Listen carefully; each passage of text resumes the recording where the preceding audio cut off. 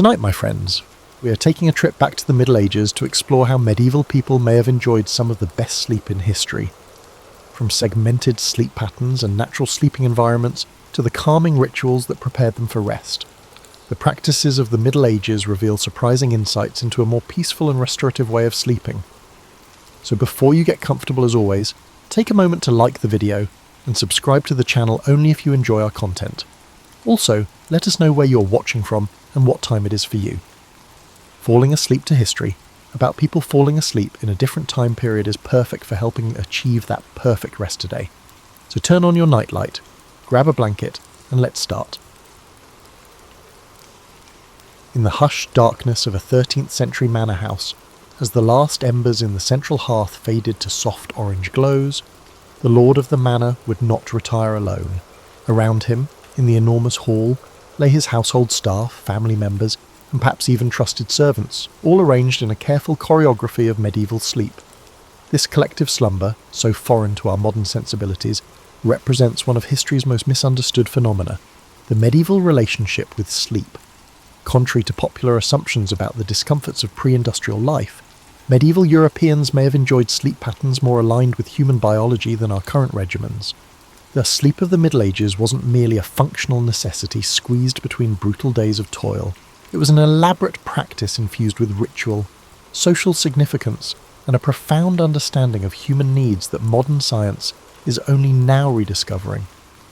The medieval night began not with the flick of a light switch, but with the gradual recession of daylight. As twilight descended across Europe's countryside and burgs, a natural wind-down period commenced. Without the harsh blue light of electronic devices to disrupt melatonin production, medieval bodies responded naturally to environmental cues. The dimming of the day triggered sleep hormones in perfect synchronicity with the body's circadian rhythm. Evidence from medieval household accounts, monastic records, and medical manuscripts reveals that medieval people practiced what sleep researchers now call sleep hygiene, not through scientific understanding, but through customs evolved over centuries. Families would gather around fires in the hours before bed, engaging in what one 14th century English text called the gentle telling of tales. This storytelling tradition served multiple purposes, reinforcing community bonds, passing down cultural knowledge, and, crucially, allowing the brain to transition from the active demands of daytime to the receptive state conducive to sleep. Inventories from noble households across Europe list specialized items for sleep comfort that defy our image of medieval discomfort. While commoners might sleep on straw-filled mattresses, regularly refreshed with aromatic herbs like lavender and chamomile, natural sleep aids, the wealthy invested heavily in sleep quality. Featherbeds, documented in the 1380s household accounts of John of Gaunt, could contain up to 60 pounds of down. These were topped with linen sheets, woolen blankets in winter, and lightweight coverlets in summer, seasonal adaptations showing a sophisticated understanding of sleep temperature regulation. The medieval bed itself evolved into an architectural feature in its own right. Far from a simple platform, the bed became what historian Sasha Handley calls a micro-environment for sleep. High bedsteads kept sleepers above drafts, while bed curtains created microclimates that preserved body heat. Particularly in northern regions, these enclosed bed spaces maintained optimal sleeping temperatures through bitter winters without central heating. Perhaps most notably, medieval people organised their sleep around natural human ultradian rhythms. Medical texts from Salerno's famed medical school advise sleeping with the head slightly elevated, and on the right side initially, for proper digestion. Then turning to the left side in deep sleep, advice that echoes modern recommendations for optimizing airway positioning during sleep. Despite the absence of memory foam or adjustable bases, medieval sleepers customized their experience through ingenious means. Illuminated manuscripts show various pillow configurations, from cylindrical bolsters supporting the neck to smaller cushions tucked under elbows or knees. Personalized comfort adaptations we've rediscovered through ergonomic design. Archaeological findings from cesspits in London and York have revealed remains of medicinal herbs commonly used for sleep, including valerian root and passion flower, showing sophisticated pharmacological approaches to sleep management. The physical arrangements for sleep extended beyond beds. Manor houses and even modest dwellings were designed with sleeping areas positioned to maximize morning light exposure. An architectural feature that modern chronobiologists recognize for its importance in maintaining healthy circadian rhythms. east-facing bedchambers allowed sleepers to wake naturally with the sunrise, reinforcing their internal body clocks in ways that modern blackout curtains and alarm clocks disrupt. What truly distinguished medieval sleep, however, was its social nature. Unlike our privatised, individualised approach to sleep, medieval slumber was communal. This behaviour wasn't merely for practical reasons like shared warmth or protection, although these benefits were real, but reflected a fundamentally different conception of sleep as a vulnerable yet shared human experience. Even kings were rarely alone while sleeping, attended by trusted chamberlains who slept at the foot of the royal bed, creating a sleep culture where the boundaries between private and public were permeable in ways we might find uncomfortable, but that provided unique psychological benefits. People didn't expect to sleep all night in medieval Europe when darkness fell. The idea that people should sleep 8 hours is post-industrial. Medieval medical records, diaries, household histories, and literary sources show a quite distinct pattern. First sleep and second sleep, separated by a nighttime wakeful quiet. This biphasic sleep pattern was common throughout social strata. After going to bed at nightfall, medieval people had a 4-hour first sleep or dead sleep. After waking up naturally for 1 to 2 hours, they went back to second sleep until daybreak. Medieval folks used this midnight awakening as a natural window of consciousness, not sleeplessness. European monastery church records provide some of the best evidence of this interval. The monastic rule of St. Benedict scheduled midnight prayers, matines, during the wakeful hour to accommodate this natural sleep divide. Instead of fighting their biology to stay awake for devotions, monks synchronized their spiritual practices with human sleep architecture. The significance of midnight awakening goes beyond religion. Medical manuscripts from Salerno and Montpellier, Europe's top medical schools, show that doctors believed midnight waking was crucial for health. The 13th century physician Aldebrandon of Siena said that this wakeful period allowed the vapours of food to be properly distributed through the body, a pre-scientific knowledge of how sleep stages affect digestion and metabolism. This nightly waking gave regular households an unusual opportunity. It was common for homeowners to check on their property, bank fires for the second sleep, and examine their security. The 14th century guide for parish priests recommends middle night marital intercourse because the body is rested but the mind clear. The recommendation implies a profound awareness of how restful sleep influences mood and physical receptivity. Interestingly, this wakeful interlude produced various types of consciousness that current neuroscience has only recently learned to detect. Neurologists call the state between first and second sleep hypnopompic consciousness, which boosts creativity, imagery, and emotional processing. Medieval folks innately understood and practiced this distinct mental condition. Court records and diaries show how midnight wakers considered legal issues. A 15th century Ghent judge said he made his toughest decisions after consulting his thoughts in the watch between sleeps, believing it provided deeper moral insight than daylight deliberation. Craftspeople conceived new designs, farmers planned seasonal rotations, and merchants planned business initiatives during this contemplative period. Wakefulness had emotional and social benefits. Larger medieval households described night talking, intimate chats during midnight waking. These nighttime conversations allowed for exceptional emotional honesty, unlike daytime contacts confined by societal hierarchy and public presentation. A 14th century English noblewoman's diary says she learned her husband's innermost worries only in the watch between sleeps, when souls speak more truly.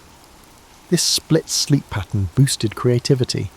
Chaucer writes poetry during his watching times, and illuminated manuscripts often state they were written in the midnight thinking time. Medieval dream interpretation guides distinguished between dreams during first sleep, processing daily events, and those during second sleep, prophetic or insight-bearing, due to the quality of thoughts during this period. Archaeology confirms this practice's prevalence. Medieval home excavations sometimes reveal little oil lamps for nighttime activities.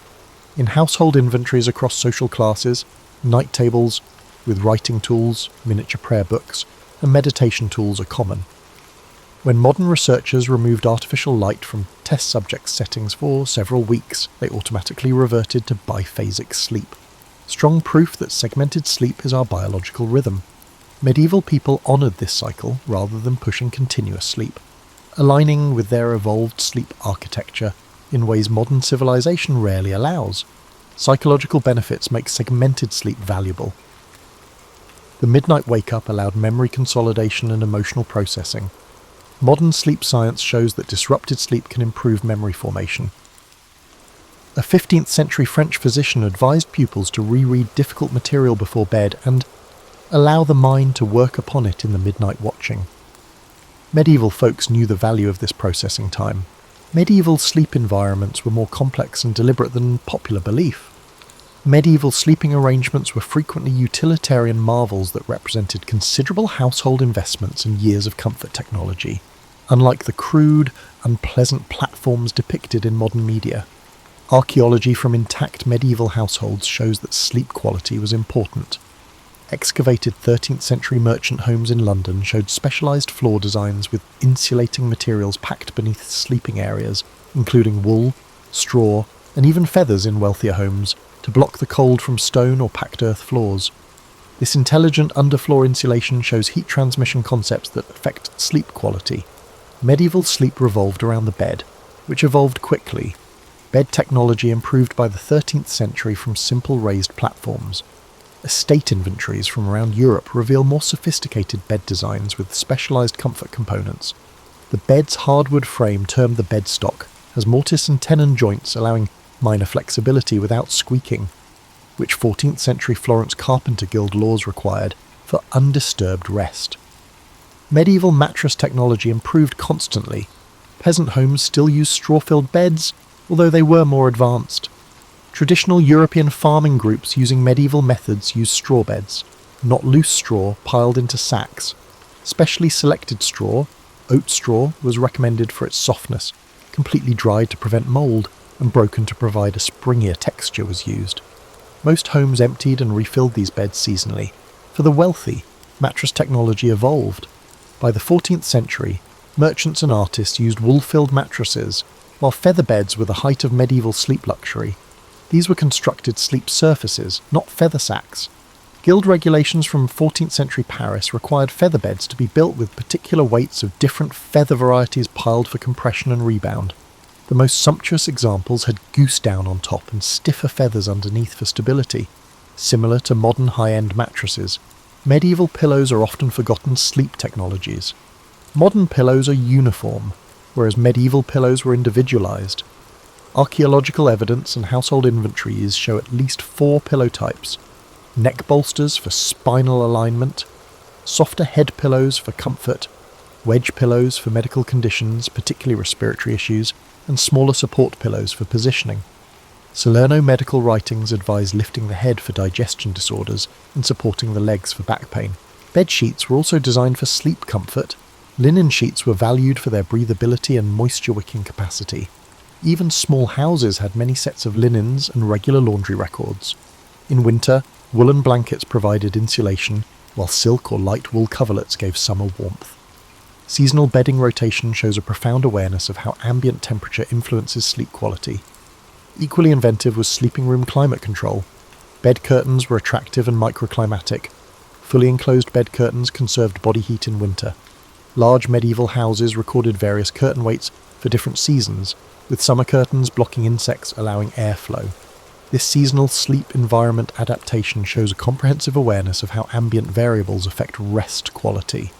Medieval dwellings also showed excellent sleep management.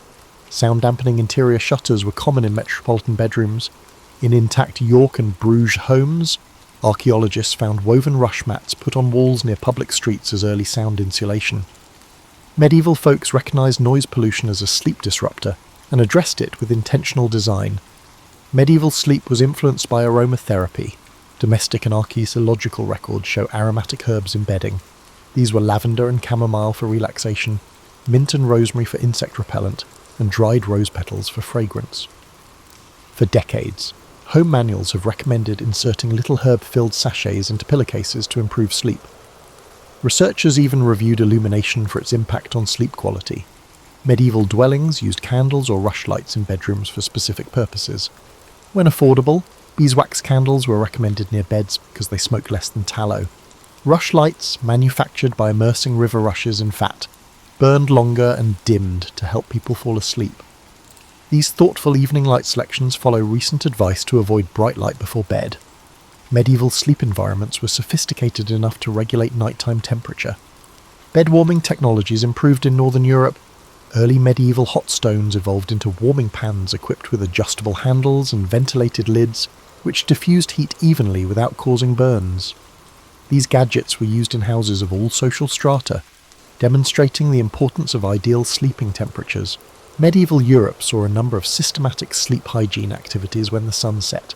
These were centuries-old practices that prepared body and mind for repose. The intricacy of these pre-sleep practices undermines the idea that scientific sleep optimization is new. The transition to night began with day-shutting rituals that separated waking and sleeping. Closing shutters or drawing curtains were symbolic thresholds.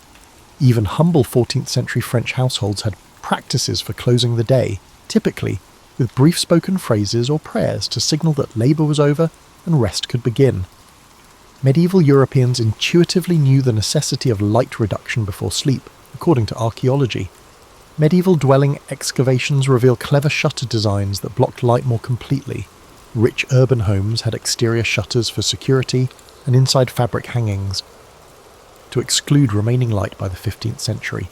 These dark generation investments showed how much society valued sleep. Staged light reduction was notable in medieval times. As darkness approached, homes switched from brilliant central fireplaces to dim lights. Church and monastic records show that different candle types were used for different evening activities, leading to rush dips at bedtime. Our modern abrupt shifts from brightness to darkness impede melatonin production, but this progressive dimming naturally signalled sleep. Evening meals were part of sleep preparation. Despite expectations about primitive medieval diets, household records and medical writings show sophisticated sleep nutrition. Evening meals were eaten at least 2 hours before bed to allow for partial digestion. In the evening, Salerno medical books advise lighter diets like lettuce, almonds, and warm dairy liquids mixed with mildly sedative spices to promote sleep. Physical sleep preparation was also deliberate. Cleaning before bed highlighted psychological shifts as well as cleanliness. Even in simple families without bathing facilities, people washed their hands, face, and feet before bed and for its relaxing benefits, according to housekeeping manuals. Some 15th century manor buildings had evening bathing chambers next to bedrooms for more extensive pre-sleep bathing procedures. Medieval sleep habits for stress reduction and brain clearing were unique. Monastic and household texts suggested evening reflection and concern control that mirrors modern mindfulness. 14th century merchant advice advocated examining the day's transactions and resolving mental issues before bed, since unresolved matters will otherwise disturb rest. The early observation that cognitive stimulation reduces sleep quality is extraordinary psychological insight. Bedtime prayer sequences were both spiritual practice and sleep induction. These were systematic mental activities that diverted attention from daily worries, not just religious observances. Popular nighttime prayers alternated between simple, repetitive elements, relaxing, and brief narrative segments, focusing the attention. This advanced structure naturally induced tiredness from active thought. Even bed-making was ritualized, according to household sources. Medieval folks of all classes made beds each night. It was common to shake and turn mattresses to rejuvenate their loft, arrange bedding for best warmth distribution, and sweep the area around the bed to remove dirt and symbolically clear the space for rest. Social interactions were manipulated to aid sleep transitions. Manorial records required quiet time in the evening. Sleep preparation began with specific phrases or little customs in some households. For quieter, more introspective conversation, a 15th century housekeeping manual encouraged the head of the home to say, "The day is now put away." Most notably, medieval sleep rituals addressed sleep onset insomnia. Medical manuscripts provide advanced sleep treatments. They comprise mental tracing of patterns, rhythmic breathing, and progressive muscle relaxation expressed in language that resembles modern approaches. A 14th century Montpellier medical treatise discusses body scan meditation, similar to that taught in sleep clinics. Medieval sleep literature emphasized posture. Medical texts outlined ideal sleep postures for different body types and health issues. Modern understanding of how body position influences digestive processes during sleep suggests commencing sleep on the right side to help digestion before turning to the left. This was not common wisdom, but scientific observation of sleep quality. Auditory practices helped wakefulness transition. Night watch calls the hours in villages and cities, providing temporal grounding. These repetitive sound patterns may have helped maintain sleep rather than disrupt it. People say the familiar calls comforted and oriented them during brief overnight awakenings without disturbing sleep architecture. The social structure of sleep may be the biggest distinction between medieval and modern sleep. Medieval sleep was a shared, vulnerable state entrenched in well-arranged social ties that offered distinct psychological benefits not found in modern, isolated sleep. European household archaeology shows sleep arrangements that challenge privacy notions. From humble farmhouses to royal palaces, medieval sleeping places were shared. This sharing wasn't just for economic reasons, it represented attitudes about sleep vulnerability and communal protection. It started in childhood. Medieval children slept with family, unlike modern Westerners. Household inventories and architectural evidence demonstrate that wealthy people rarely had separate nurseries until the late medieval period. Young children usually slept on communal beds near parents or caregivers.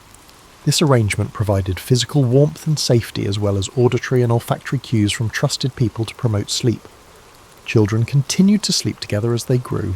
Household and guild records show service children, apprentices, and biological children sleeping together by age. Young people slept 2 or 3 to a bed, clustered by gender and age, establishing sleep communities, groups that share sleep vulnerability and build sleep standards. The psychological benefits of these arrangements were significant. Medieval medical literature says youngsters who sleep together have fewer night terrors and sleep disturbance. Medieval folks intuitively knew that trusted persons' sensory awareness triggers parasympathetic nerve system reactions that deepen sleep. Modern sleep science has just lately recognised this. Adults slept together beyond family. Medieval residences had a central hall where servants, apprentices, and extended family slept. This setup gave psychological security rather than disrupting sleep.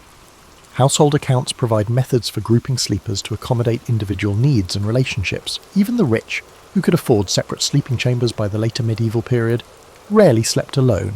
Noble household chamber accounts show that servants lay on pallets at the foot of the bed with their masters.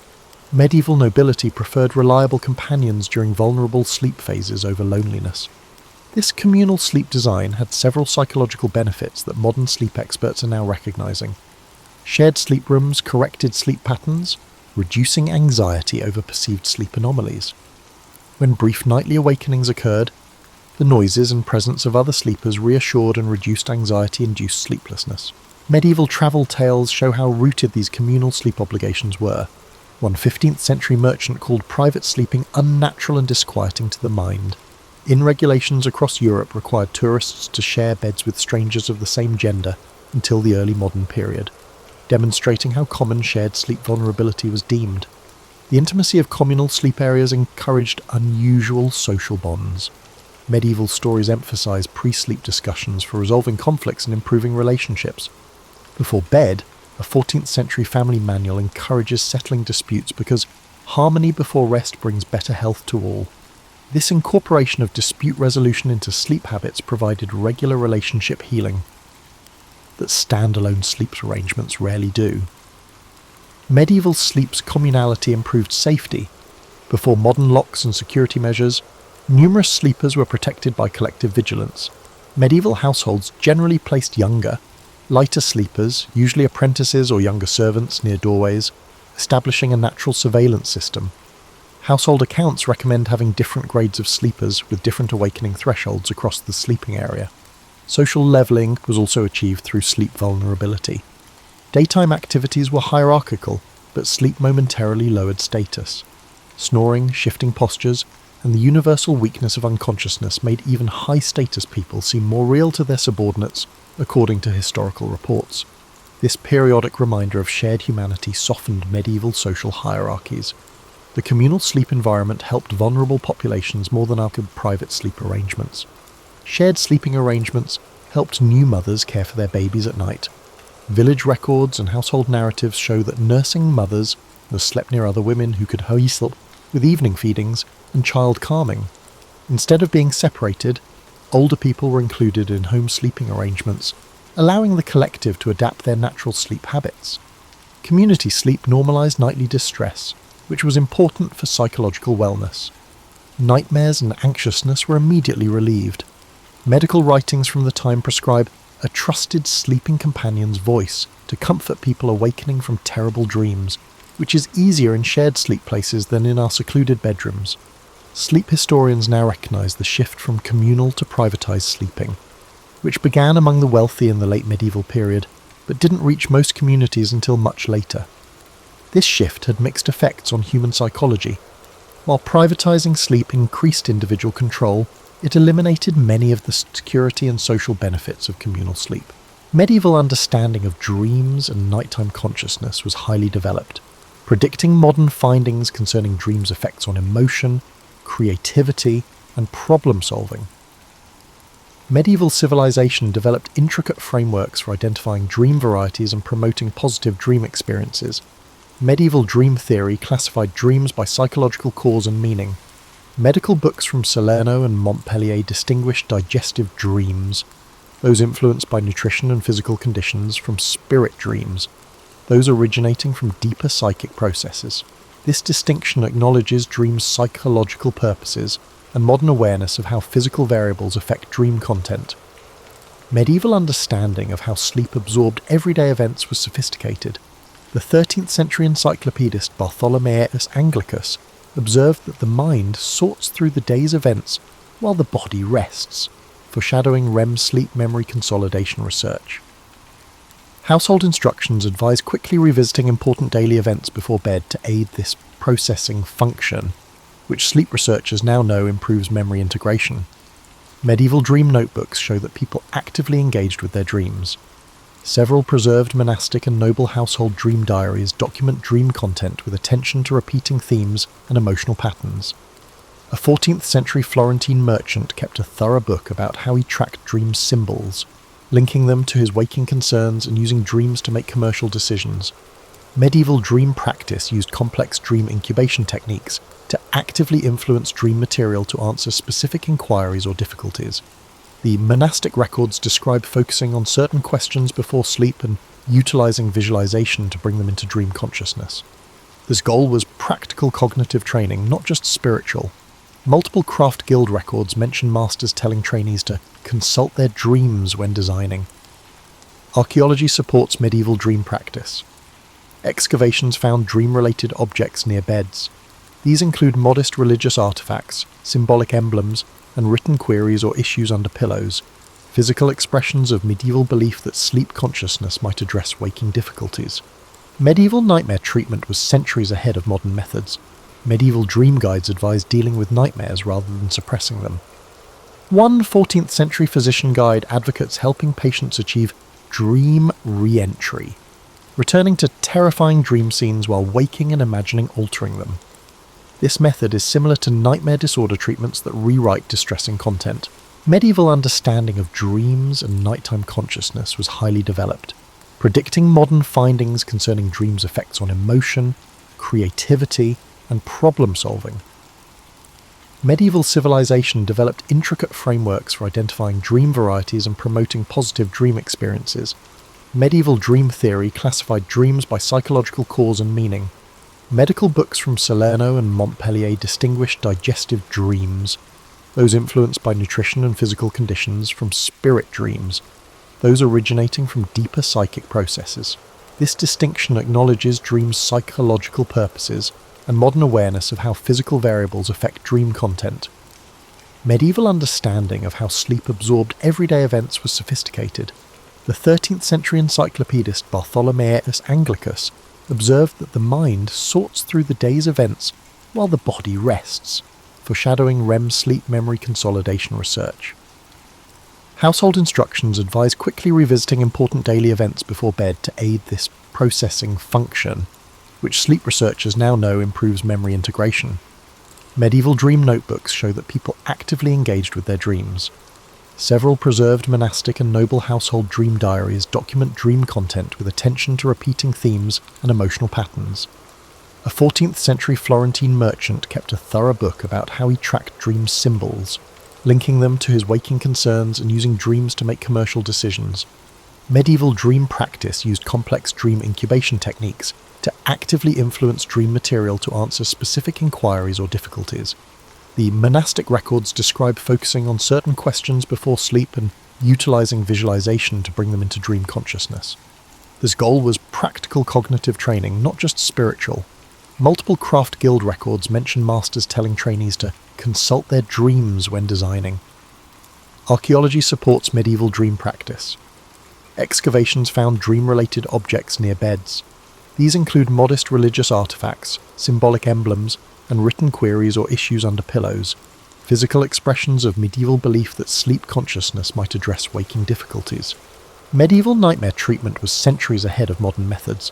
Medieval dream guides advised dealing with nightmares rather than suppressing them. One 14th century physician guide advocates helping patients achieve dream re-entry, returning to terrifying dream scenes while waking and imagining altering them. This method is similar to nightmare disorder treatments that rewrite distressing content. Due to historical changes in sleep interactions, medieval Europeans' excellent sleep quality slowly declined. Understanding this decline helps us apply medieval sleep advice today. Late medieval European towns installed public mechanical clocks, changing sleep patterns. Early watches didn't affect sleep, but they did change the attention from environmental cues to time. Town records from the 15th century show the gradual adoption of clock time instead of sunrise and sunset as daily reference points, the first step toward divorcing human timetables from natural light cycles. Archaeology shows this window design change. Later medieval homes prioritized privacy and heat retention over natural light, although early medieval bedrooms contained windows that let in morning light. This architectural change devalues sleep-natural light alignment, which is increasingly critical for circadian rhythms. Industrialization and artificial lighting most affected medieval sleep. Although early 19th century gas illumination extended productive hours into the evening, industry schedules demanded standardized waking times unaffected by seasonal light. Early industrial society documents reveal plant owners fighting inefficient sleep patterns. In 1883, a factory manual warned against workers' persistent habit of night waking between sleep phases due to industrial schedules eliminating biphasic sleep. Sleep conditions changed. The 18th and 19th centuries saw single-family residences and individual beds replace medieval communal slumber. The architectural change increased solitude but removed shared sleep's social security and closeness. Medical records from this transitional era show rising claims of sleep difficulties due to unusual solitude at night from the new sleeping arrangements. Changes in labour habits eroded medieval notions of sleep as a transition. Natural cycles and moderate activity shifts characterised pre-industrial work. Industrial time discipline destroyed the natural wind-down time of medieval sleep patterns. Industrial and office timetables created guillotine waking, sharp alarm-driven transitions. Many found sleep uncomfortable during this change. Early mass production homogenized sleeping surfaces without regard for comfort. Yet medieval people of all classes had devised sophisticated bedding systems that met bodily demands. Historical records indicate that workshop dwellings had crude beds, unlike medieval peasants. Over centuries, sleep comfort technologies would improve. These changes lead to consolidated sleep culture, the idea that normal sleep is a single, unbroken period rather than the centuries-old biphasic pattern. Medical texts of the late 19th century pathologized nocturnal waking as a disorder. This medical reinterpretation replaced medieval sleep wisdom with modern norms. This historical transformation goes beyond discomfort. Medieval sleep practice was physically and psychologically advantageous, according to modern studies. With unprecedented rates of insomnia, sleep-disordered breathing, and circadian rhythm issues, sleep professionals call the global sleep crisis caused by suppression of natural sleep patterns. The loss of medieval sleep's midnight waking period is notable. A normal sleep break was essential biologically and psychologically. Neurological research found this interval had brainwave patterns that supported creativity and emotional processing. Industrial and post-industrial sleep practices eliminated this cognitive state by requiring continuous sleep. Medieval slumber societies offered psychological stability that modern ones lack. Modern sleep experts have established that trusted people reduce sleep delay and stress hormones.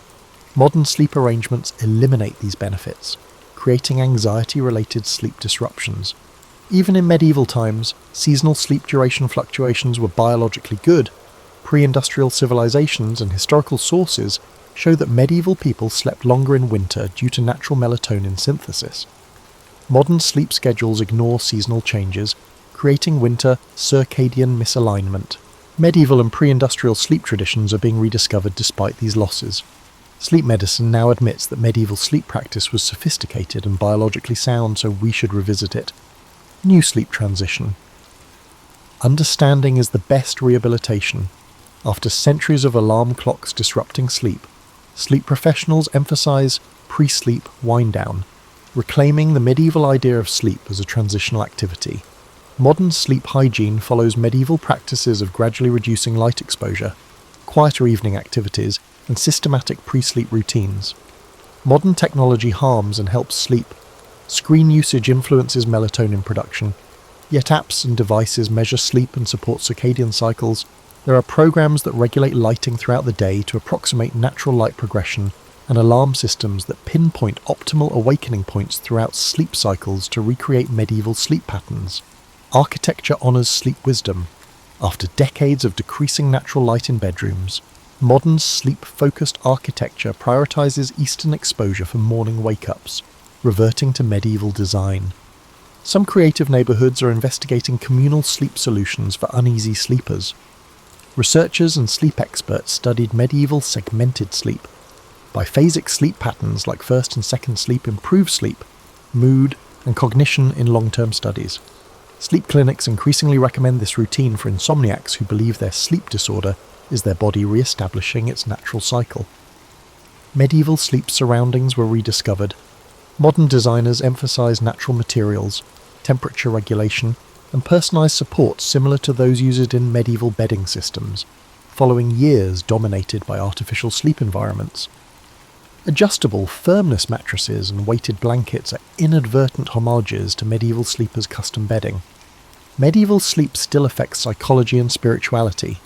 Sleep experts recommend medieval home evening contemplation style mindfulness. Increasing interest in dream work and creative dream engagement rediscovers medieval ideas of dreams as valuable sources of knowledge and creativity. The rising recognition that sleep is a cultural habit motivated by societal values and goals is positive. Medieval people valued sleep quality and built social norms to protect it, unlike modern production cultures.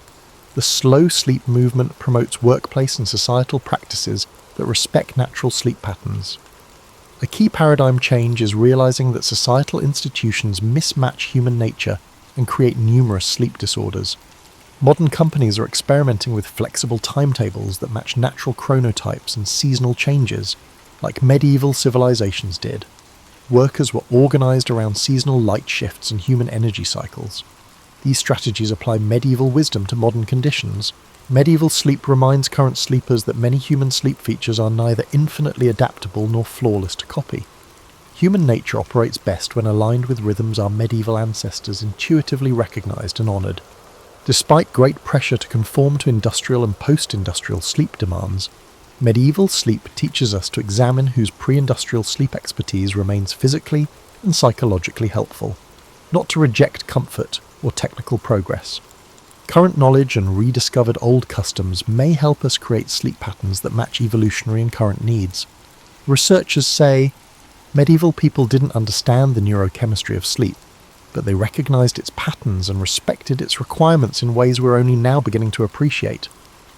That appreciation can solve our sleep crisis without drugs or technology by restoring decades of pre-industrial sleep practice. Medieval sleep advice is more than just history. It offers ways to sleep better and honour our natural heritage. As research validates medieval sleep patterns and practices, we may find that rediscovering our ancestors' centuries-old knowledge of natural sleep is the best sleep advancement. So as we close the chapter on how medieval people had the best sleep in history, we should be thanking them because without them, who knows how sleep would be interpreted today? Obviously, you would acknowledge that only if your insomnia is holding you captive like a plague from the Middle Ages. The good news is that if this method doesn't work for you, we have more content available to help you fall asleep peacefully. No worries though, because sometimes we need a little bit more relaxation than we realise, so learning some history may help with that. Sweet dreams, my sleepy heads. I'll be back tomorrow as always to soothe your minds. Good night. Picture an early morning in the ancient kingdom of Macedon. A hazy dawn light creeping over the rolling hills and illuminating the stone walls of Pella. The capital, in the courtyard of the royal palace, a young prince takes measured steps across smooth flagstones still cool from the chill of night. He is Alexander, son of King Philip II, already restless with ambition. He stands no taller than any normal youth, yet there's a quiet intensity in his gaze. Local gossip suggests he asks questions no child his age should, ones about life, death, and the boundaries of human capability. It's whispered that from the day he first saw the world, he's been driven by the desire to surpass it. Philip himself is not a particularly sentimental father. He loves Alexander in his own way, yet the kingdom demands more attention than his son. Under King Philip, Macedon has become stronger, more organised and more dangerous to neighbouring lands. Philip sees in Alexander the potential to carry on and expand his work. He pushes the boy to study with the best tutors in all of Greece, ensuring a potent blend of martial and intellectual preparation. Aristotle is one among many teachers, but uniquely revered. He nurtures Alexander's fascination with science, philosophy, and the fringes of knowledge. Lessons aren't rote memorization, but dialogues, full of debates that test logic and stoke curiosity. This mental discipline shapes Alexander's sense of strategy and cunning. The climate in the palace is complex. Every corner can hold a potential spy, and each dusty corridor might echo with rumours of betrayals and alliances. People talk in low tones about the tension between Philip and his wives. Alexander's mother, Olympias, is as formidable in her own right as any soldier. Devout worshipper of the god Dionysus, she's rumoured to participate in midnight rituals involving serpents, drums, and an ecstatic communion with the divine. Some say she is cunning, even a dangerous influence on Alexander. Yet to him, she is not the mysterious priestess, but the unwavering pillar of maternal warmth. Between Philip's stern discipline and Olympias's intense devotion, Alexander is shaped by a certain duality, logic wedded to the mystical, ambition guided by tradition but emboldened by dreams of grandeur. From an early age, Alexander's thirst for the glory finds its first real test in the stables of his father. Legend has it that when he encounters a spirited black stallion named Bucephalus, the horse refuses to be tamed by any of Philip's most capable men. They try, they fail, and the beast is ready to be dismissed. But young Alexander notices the animal's fear of its own shadow. Patiently, he coaxes Bucephalus to face the sun, away from the silhouette that spooked him. In minutes, the horse is calm, and Alexander rides him without protest. Observers watch, stunned, as the boy demonstrates a combination of empathy and ingenuity that even seasoned horsemen lack. From that moment, Bucephalus becomes a living extension of Alexander, a half-wild mirror to his own fierce spirit. In the Macedonian court, no virtue stands above the ability to wage war, an art requiring both brilliance and brute strength. Alexander's basic training begins, filled with the typical rigours, sprinting uphill, wrestling in dusty arenas, and drilling with weapons under the unrelenting heat of the summer sun. Yet his father insists he also master oratory. The skill to sway hearts with words is as valuable in forging alliances as a sharpened spear is in battle. Philip knows that to conquer new lands, you need to win people's faith or kindle their fear. Alexander, even as a teenager, shows promise in both realms. Before he ever lifts a sword in earnest combat, he has already convinced many of his peers he is destined for greatness. At night, after the strenuous training and political chatter, Alexander retreats to the palace library. He pores over scrolls describing the achievements of legendary heroes, Achilles most of all. When Alexander reads these stories, he doesn't see them as dusty relics, but as signposts of what is possible. Every triumph of Achilles, every cunning manoeuvre of Odysseus, becomes a clue to his own destiny. Yet he's not content to just mirror these heroes. He wants to eclipse them, to inscribe his own feats into the tapestry of myths. In his private moments, he contemplates the ephemeral nature of life. He wonders how many will remember him after centuries have passed. His conclusion is always the same: only through extraordinary deeds can one transcend mortality. So, from the vantage point of Pella's palace, we see the formative years of a conqueror in the making. The forces shaping Alexander's character are as varied as the lands he will one day traverse. The unwavering discipline from King Philip, the fierce spiritual intensity from Olympius, the philosophical grounding from Aristotle, and the burning ambition stoked by legends of warriors past. Already, he's begun forging a path that few in the Greek world, indeed, the entire known world, can envision. He's not simply an heir to a throne. He sees himself as the living manifestation of a myth destined to break the boundaries of what Macedon, or any kingdom, believes is possible. Life in Macedon, even for a prince, is precarious. The hallways of the palace buzz with potential treachery, assassins lurking in the shadows, and cunning allies who are only as loyal as their opportunities demand. Every so often, tensions flare between Philip and the aristocracy. Some resent the king's bold military reforms, believing he is gradually dismantling old tribal structures that once defined Macedonian life. Others fear that while building alliances with Greek city-states, Philip risks losing the distinct identity of Macedon itself.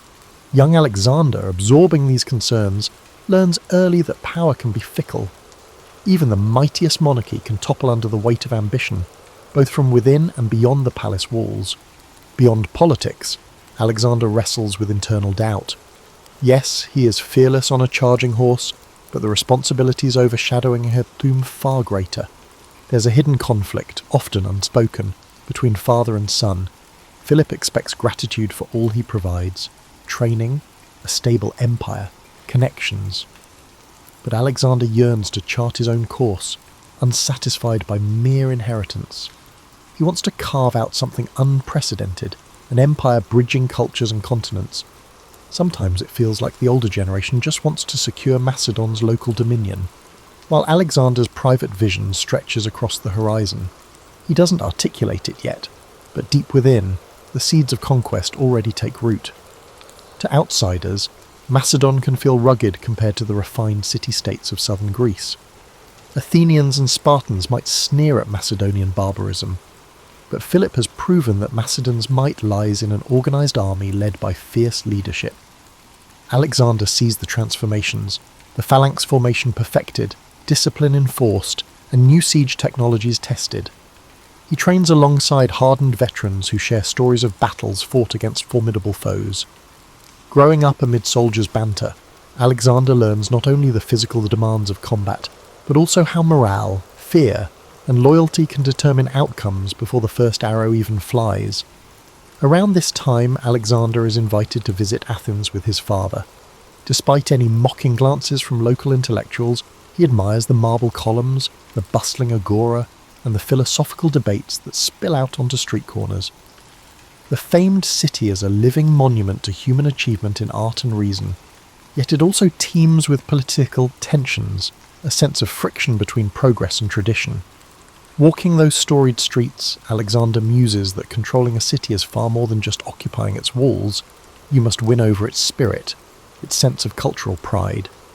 He keeps that insight close, suspecting he'll one day need it. Yet tragedy and strife soon converge, as they so often do in the ancient world. Word spreads of plots against Philip. Some revolve around former allies who feel slighted by the king's conquests or suspect he's grown too bold. Alexander stands on the periphery, uncertain whether he should intervene, afraid that any misstep might implicate him as a conspirator. The tension boils over during a grand ceremony, one that should have been a pinnacle of Philip's prestige. In a sudden and shocking moment, an assassin plunges a blade into the king. The crowd gasps. The king of Macedon, unstoppable in battle, falls victim to a single thrust in the confusion of the celebration. Chaos erupts, with bystanders scattering and guards rushing forward. Within minutes, the assassin lies dead, but the damage is done. Philip's lifeblood seeps into the dirt, and Macedon stands at a precipice. Alexander is thrust into an unexpected, yet almost inevitable, position. At age 20, with the kingdom newly crowned upon his head, he must stabilise his realm. Some friends rejoice, convinced this is his destiny. Others wait in tense anticipation, unsure if the fledgling monarch can hold the reins. Fractious lords sense an opening for independence. Rival city-states begin murmuring about retaking lost territory. Even within Macedon, old grudges resurface. all eyes fix on the new king, who must assert control with the same decisiveness as his father, or face disintegration of all that has been built. One of his first orders is brutal and direct, subdue any potential revolts. In a swift campaign, Alexander and his loyal companions quell insurrections, sometimes responding with shocking severity. Towns that challenge him learn the cost of defiance as he razes structures and exacts harsh penalties. These measures, while seemingly cruel, do confirm a crucial fact: the throne is not vacant. Alexander wields power with an iron determination that matches, and at times surpasses, Philip's. Yet behind the stern facade, there's a flicker of deeper purpose. Alexander doesn't want to be the typical monarch who rules merely out of fear. He yearns to unite, to be recognised not just as a conqueror, but as a visionary leader who can guide disparate peoples towards something grander. In the midst of stamping out rebellions, Alexander turns his eyes back to the Greek city-states. Many think him too young to command their respect, until he arrives at Thebes. The city had rebelled, perhaps assuming the new king was inexperienced. In an audacious move, Alexander's troops storm Thebes quickly, unleashing severe punishment. While horrific to watch, it cements a realization across Greece. This is no malleable successor. If Alexander is tested, he will respond forcefully. The punishment also sends a cautionary note to Athens and others tempted to break alliances. Diplomacy, Alexander understands, can be built on intimidation as well as flattery. By the time the dust settles, the name Alexander already rings with fear across rebellious enclaves and resonates with respect among loyal allies. In fewer than 2 years, he consolidates Macedonia's hold over Greece, earning recognition as the de facto hegemon of the region. Yet rather than rest on these laurels, Alexander looks east, where the vast Persian Empire sprawls. The memory of previous Greek-Persian conflicts looms large, but Alexander imagines more than a retaliatory strike. Rumours swirl that he sees an empire beyond the horizon, a chance to bring Greek culture into a new world, if he can muster the daring to seize it. And so, in the hush of late evening, he prepares to set in motion one of the most extraordinary military campaigns recorded in the annals of history. The war drums beat in the hearts of those who follow Alexander eastward. It's more than just ambition or revenge for past Persian aggression. For many, it feels like a holy cause to punish the empire that once threatened Greek freedom. But Alexander's goals surpass mere retribution. Standing at the Hellespont's edge, where Europe meets Asia, he performs symbolic rituals before crossing. Tossing a spear onto the Asian shore, he allegedly proclaims the land to be won by the spear. It's a blend of theatre and conviction, carefully calculated to unite his troops with the sense that destiny itself beckons them forward. The Persian Empire, stretching from the Aegean Sea to the Indus Valley, has wealth beyond imagination. Its roads, like lifelines, connect distant provinces governed by satraps. Alexander's army, though battle-hardened, pales in sheer numbers compared to the Persian forces, but he counts on something intangible, the belief that each Macedonian soldier is part of a historical quest. Logistics become the silent partner of this ambition. He organises supply lines, secures local alliances where possible, and ensures his men remain disciplined, rewarded, and mindful of the stakes. A loosely knit coalition of Greek allies joins him, some out of genuine admiration, others out of fear of retribution should they refuse. The first major engagement, a confrontation at the Granicus River, tests Alexander's mettle against Persian satraps. Cavalry charges, spears glinting in the sun, churn the muddy banks on the battlefield. Alexander fights at the forefront, disregarding the protective distance that many generals maintain. He trusts in his skill and the loyalty of the men around him. Though pinned down at one point, he narrowly escapes a fatal blow thanks to a timely intervention by a commander. The Macedonians push forward, turning the tide. The Persians, momentarily disorganized, retreat. Their swift defeat rattles the empire's western flank. The rumour spreads that Alexander's boldness on the battlefield is as fearsome as his father's had been in the realm of politics. Victories follow in rapid succession. Alexander's strategy is not merely about smashing through defences, but also about presenting himself as a liberator to Greek cities under Persian rule. He spares those willing to cooperate, displaying a surprising level of mercy towards some towns. This balanced approach undercuts Persian authority and encourages local populations to accept his leadership with fewer rebellions. It also cultivates a sense of moral justification among his troops. They aren't mere invaders, they are freeing these territories. At least that's the story told in Macedonian campfires and official proclamations. Still, there are instances of calculated cruelty. When a city defies him, he doesn't hesitate to unleash the terror of siege warfare, employing advanced siege engines learned from Philip's campaigns. Walls crumble, families flee. If the defenders still refuse to surrender, the aftermath is dire. The memory of Thebes resonates. Disobedience to Alexander carries a dire cost. Yet what emerges is a pattern of caution among local rulers, and increasingly they weigh submission as the safer path. While forging ahead, Alexander exemplifies a curious mind. Local environments, flora and fauna fascinate him. He consults with his retinue of scholars, describing new animal species in letters to Aristotle. His bond with Bucephalus remains strong, the horse galloping across unfamiliar plains, as though both man and beast are discovering their destinies together. And as the army advances, forging new roads, bridging ravines, setting up supply depots, Alexander ensures each step is methodically prepared for the next confrontation with Persian might. The turning point looms in an expansive plain near the city of Issus. Here, Darius III, the Persian king of kings, personally leads a massive force. The disparity in numbers is staggering. Alexander must rely on the disciplined Macedonian phalanx and cunning cavalry maneuvers. Before the battle, tension grips his soldiers. They face an emperor whose domain and army dwarf their own. Alexander, never missing an opportunity for theatre, walks through his camp, greeting individual soldiers, sharing a brief word of confidence. He underscores that they fight not just for Macedon, but for Greece and for a place in the annals of glory. Morale soars. It's said that a single warrior burning with faith in victory can fight like three, and Alexander aims to ensure that each soldier feels that hot flame. Once the horns signal the charge, dust clouds envelop the plain. Javelins fly, swords clash, and war cries mix with the clamour of shields. Alexander targets the heart of the Persian line, seeking to unnerve Darius himself. Rumour has it that during the most critical moments, Alexander and Darius lock eyes across the chaos. Darius, seeing the relentless approach, loses his nerve and flees the battlefield. Suddenly, the king's personal guard disperses, and the Persian ranks crumble. Victory belongs to Alexander, who captures not only the field, but also the family of Darius, his mother, wife, and children. Remarkably, he treats them with respect, a calculated move to demonstrate both magnanimity and his sense of kingship. If he is to succeed in ruling Persian lands, he must show that he can protect as well as conquer.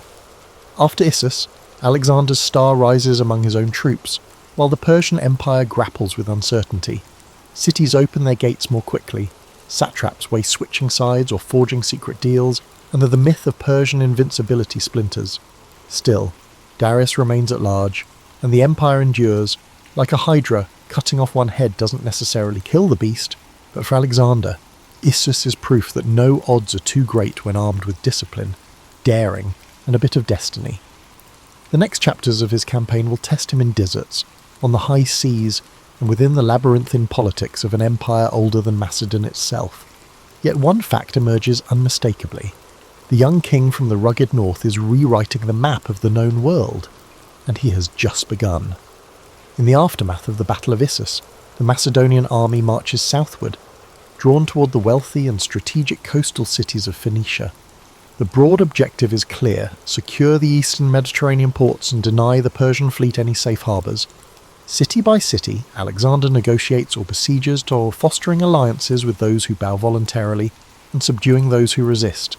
At the city of Tyre, perched on an island with towering walls, Alexander meets one of his most formidable sieges yet. Tyre's defenders mock the Macedonians, convinced that their fortress is impregnable, protected by the shimmering blue waters around it.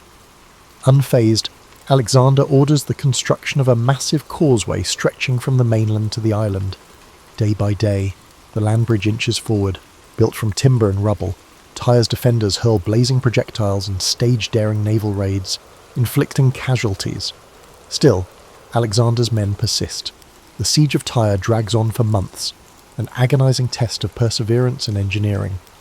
To motivate his frustrated troops, Alexander personally joins them at the construction, shoulders loaded with materials as though he were an ordinary labourer, sweat mingling with dust on his brow. This spectacle of shared hardship stiffens their resolve, forging a deeper bond. Eventually, Macedonian siege engines batter Tyre's walls. The city falls, unleashing a bloody aftermath that once again underscores Alexander's ruthless approach when denied a swift victory. The causeway, left behind in the sea, stands as a testament to his unbending will to succeed. From Tyre, Alexander's gaze shifts to Egypt. The Egyptians, long subjugated by Persia, see an opening in the young conqueror's approach. Upon arrival, Alexander is greeted less as an invader and more as a liberator, welcomed with processions and offerings. The famed city of Memphis opens its gates, and Alexander visits its temples. He's fascinated by the age-old rituals, the colossal statues of the gods, and the labyrinthine lore. For some, his admiration might seem an act, another shrewd political ploy to win hearts. But Alexander truly finds wonder in the cultural richness he encounters. Sensing the importance of Egyptian beliefs, he visits the oracle of Amun at Siwa, traversing desert expanses. Legend suggests that in the hush of the sanctuary, the oracle addresses him as the son of a god. The exact words remain hidden in the desert silence, but from that day on, Alexander's conviction in his divine destiny intensifies. Seizing this momentum, he founds the city of Alexandria on Egypt's Mediterranean coast, his future capital in the region. Alexander envisions it as a bustling hub for trade, culture, and philosophy. He consults architects on layout and design, ensuring broad avenues to catch the sea breeze and grand public spaces that might rival Athens. Even in the midst of conquest, his mind is drawn to city planning, forging new centres of learning and commerce. For him, building an empire isn't merely about claiming land, it's about shaping the fabric of civilization. He leaves behind administrators and soldiers to cement Macedonian authority, ensuring that the nascent city will flourish once he has moved on. Returning to the broader campaign, Alexander heads back north and east to chase Darius into the heart of Persia. The next great confrontation comes at Gaugamela, a dusty plain where the Persian king assembles a massive army bolstered by the scythes, chariots and war elephants. The sight intimidates, an ocean of Persian soldiers swirling with countless banners. Yet Alexander employs cunning tactics, encouraging his cavalry to feign retreats, luring enemy chariots into positions where they are easily targeted, and orchestrating the phalanx to hold firm against waves of attackers. Again, Darius flees. The Persian king's departure sends shockwaves through his ranks, inciting panic. Alexander's victory at Gaugamela effectively shatters the core of Persian military might. It's a triumph so decisive that historians later mark it as the downfall of the Achaemenid Empire. With no organised Persian resistance left, Alexander moves eastward into Babylon, a city of legendary splendour. Gold-laden temples, lush hanging gardens, and the labyrinth of ancient streets leave Alexander in awe. Babylon's populace yields to him without significant conflict, and he enters the city like a triumphant hero. Symbolic gestures follow. Alexander orders that the local temples be restored, presenting himself as a patron of Babylonian religion and traditions. Each region he conquers, he strives to affirm its culture and worship, forging an image of himself as a unifier rather than a mere plunderer. Beneath the spectacle, though, is a shrewd realization. To rule lands as vast as Persia, intimidation alone won't suffice. Understanding and respecting local customs will secure loyalty far more effectively than perpetuating fear. As he journeys further into Persia's heartland, Alexander takes possession of the Persian capital cities, Susa and Persepolis among them. At Persepolis, the seat of Achaemenid power, an iconic event unfolds. During a drunken revel, some Macedonian soldiers, possibly incited by Alexander or by a woman's vengeful suggestion, set fire to the royal palace. Flames dance across priceless reliefs and echo through the columns that once bore testament to Persian might. The devastation stands out as a moment of fiery revenge, avenging centuries of Persian aggression against Greece. Yet, as the embers fade, Alexander reportedly regrets the destruction of such a magnificent sight. Legend holds that the next day, he wanders the charred remains in sombre reflection, perhaps realizing that in a single night of triumphal fury, an irretrievable piece of human heritage was incinerated. By now, Alexander has all but dethroned Darius, who flees east with a few loyalists, yet the empire's total subjugation remains incomplete. Vast territories in Central Asia remain unconquered. Rebellious satraps and local warlords refuse to acknowledge Macedonian rule. The campaign that began with dreams of bridging Europe and Asia now stretches into a sprawling pursuit across deserts, mountains and unfamiliar realms. Alexander, undeterred, pushes onward. The once modest Macedonian force has evolved into a complex, multicultural army, incorporating Persians, Egyptians, and other peoples. Still, the spirit of Macedonia endures in the discipline of its core phalanx and the leadership of Alexander himself. No rumour of a hostile warlord or a rebellious city can quell his determination. The promised land lies yet further east, beckoning him to push the boundaries of the known world. As Alexander forges deeper into Central Asia, the terrain itself becomes an adversary. The rocky highlands, unpredictable winters, and scarce water supplies challenge his army in ways the open plains never did. Gone are the easy, show-stopping battles of earlier campaigns. Instead, Alexander and his men face guerrilla warfare. Local warlords retreat into fortresses high in the mountains, from which they launch ambushes on the Macedonian columns. Supplies strain under the demands of a longer-than-anticipated pursuit, and the troops grow weary. In these hostile environments, Alexander's formidable will must serve as a kind of compass for his men. He refuses to turn back. If he can't sway local leaders with diplomacy, he methodically besieges their strongholds, using a combination of siege towers, specialised climbers, and cavalry blockades. The Macedonians gradually wear down resistance. It's slow and gruelling, a war of attrition in which Alexander's famed speed and decisiveness are tested to the limit. Occasionally, entire communities vow loyalty, some out of awe, others out of exhaustion at resisting.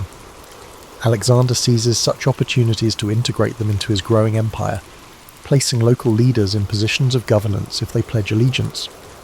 He's discovered that a balanced approach of magnanimity and unrelenting force can be potent. Central Asia also introduces him to new customs and cultures. The region's vibrant tapestries, horse-breeding traditions, and local myths intrigue him. Even the architecture, mud brick fortresses perched on precipitous cliffs, provides lessons in resourceful building methods.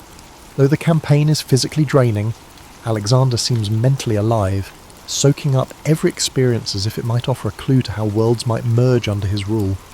As the army trudges forward, Alexander's increasingly elaborate attire, sometimes blending Persian finery with Macedonian practicality, sparks disquiet among his veteran officers.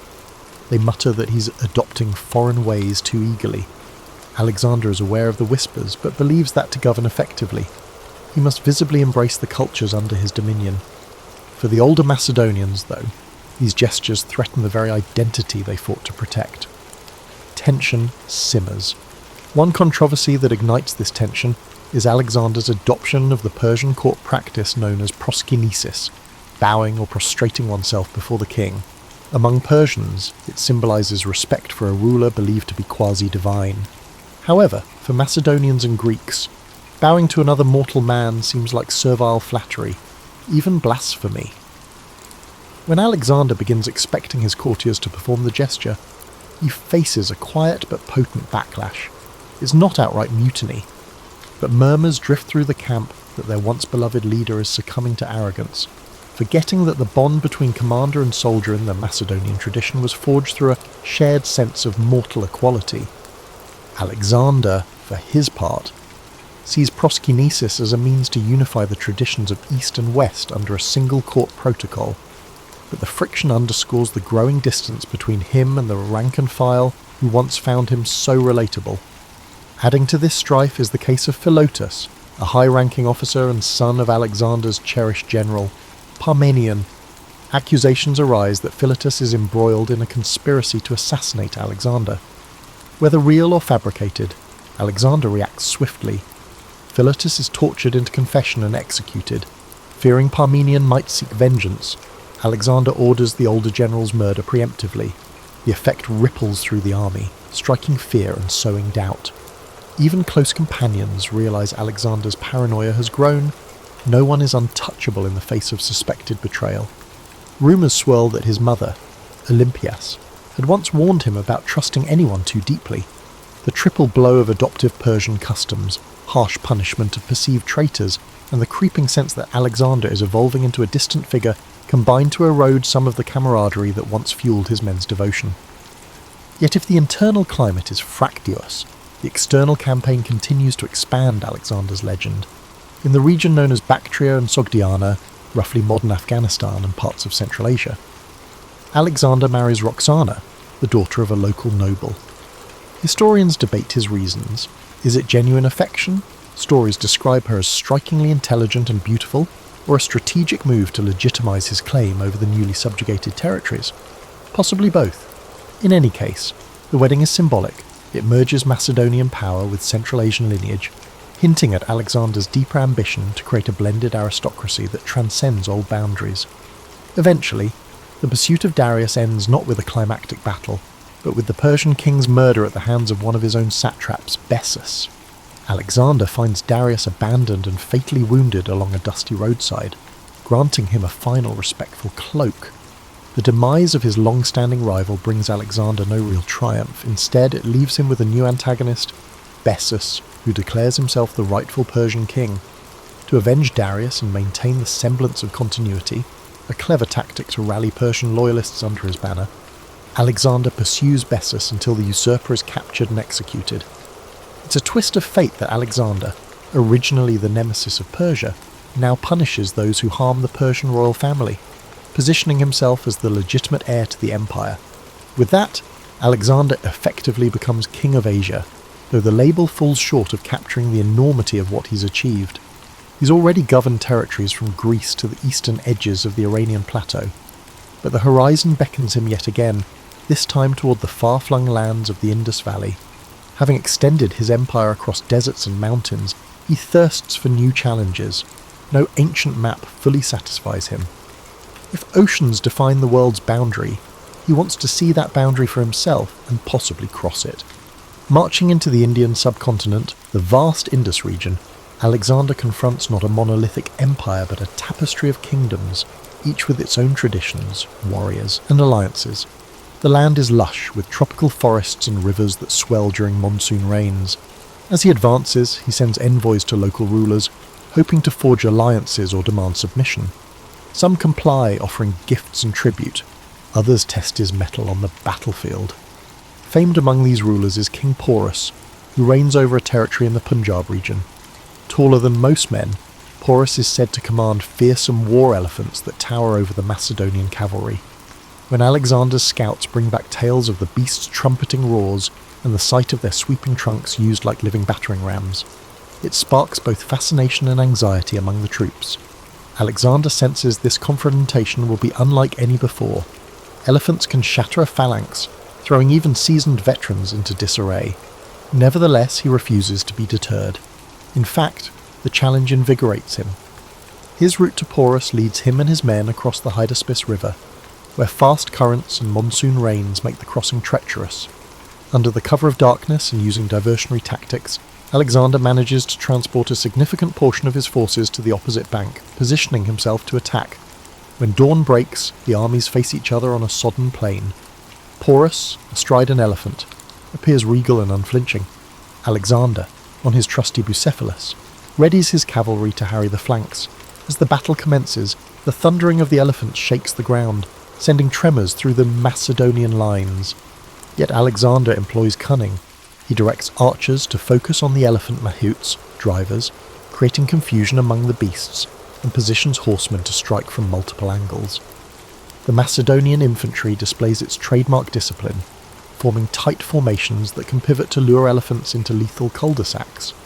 The chaos is intense, mud and blood mingle underfoot, and the roar of maddened elephants resonates across the battlefield. Eventually, Porus's forces buckle under the unrelenting pressure. Even the mighty war elephants, wounded and panicked, turn against their own side in some cases.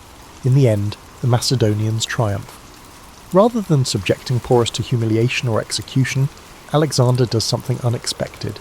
Impressed by Porus's bravery, he restores him to his throne as a subordinate ruler. extending a policy of pragmatic statesmanship.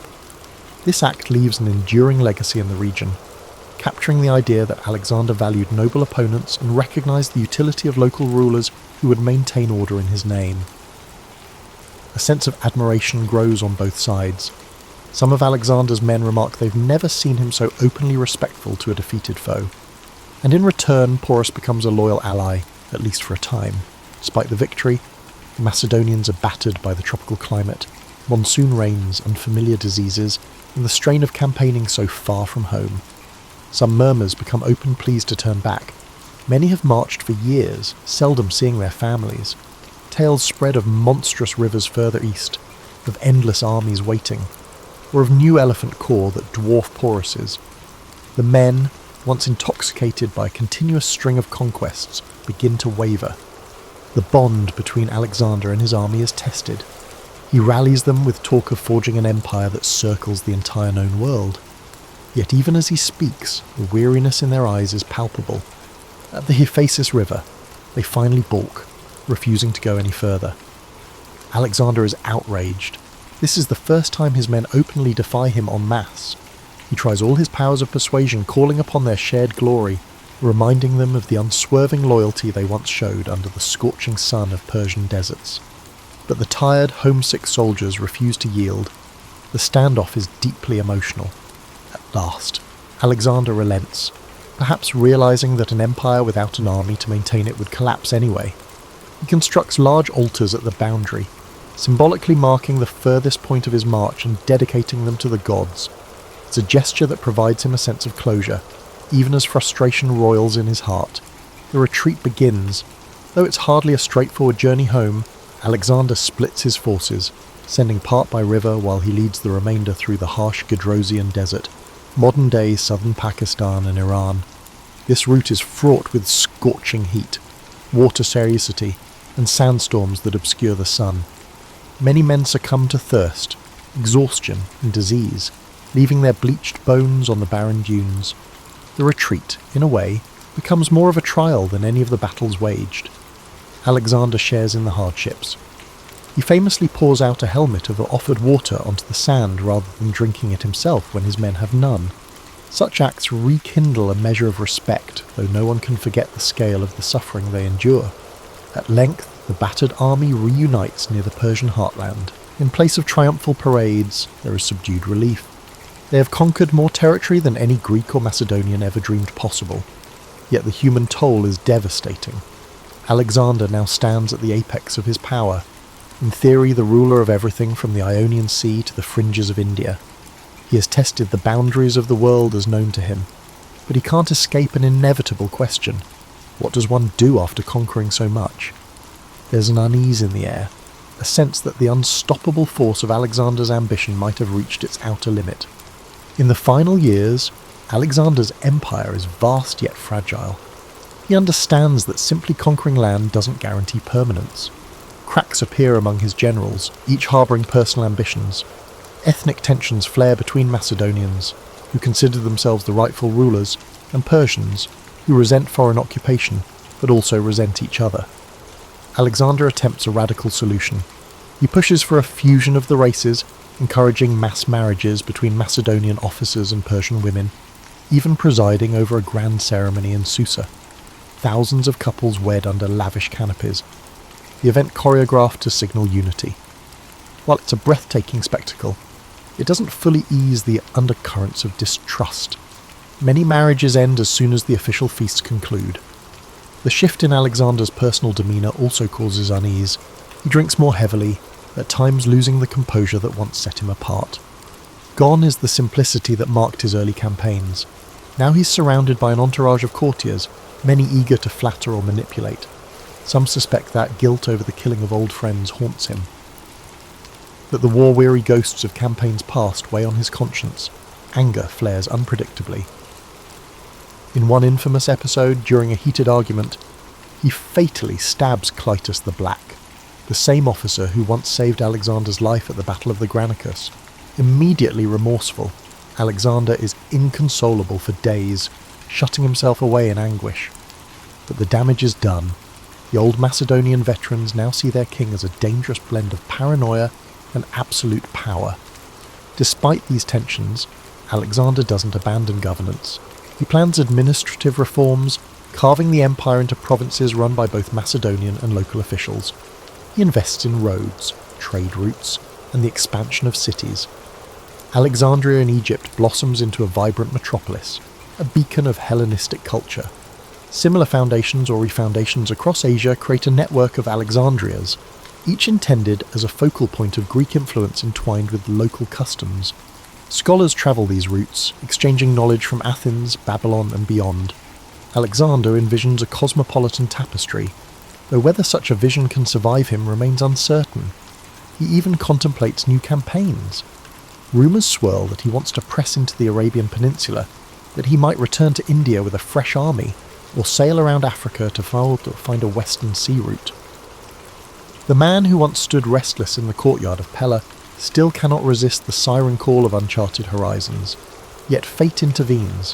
While residing in Babylon, his chosen administrative centre, Alexander falls ill after a prolonged banquet. High fever grips him. Some whisper it's the result of poisoning. Others claim it's malaria, typhoid, or complications from old battle wounds.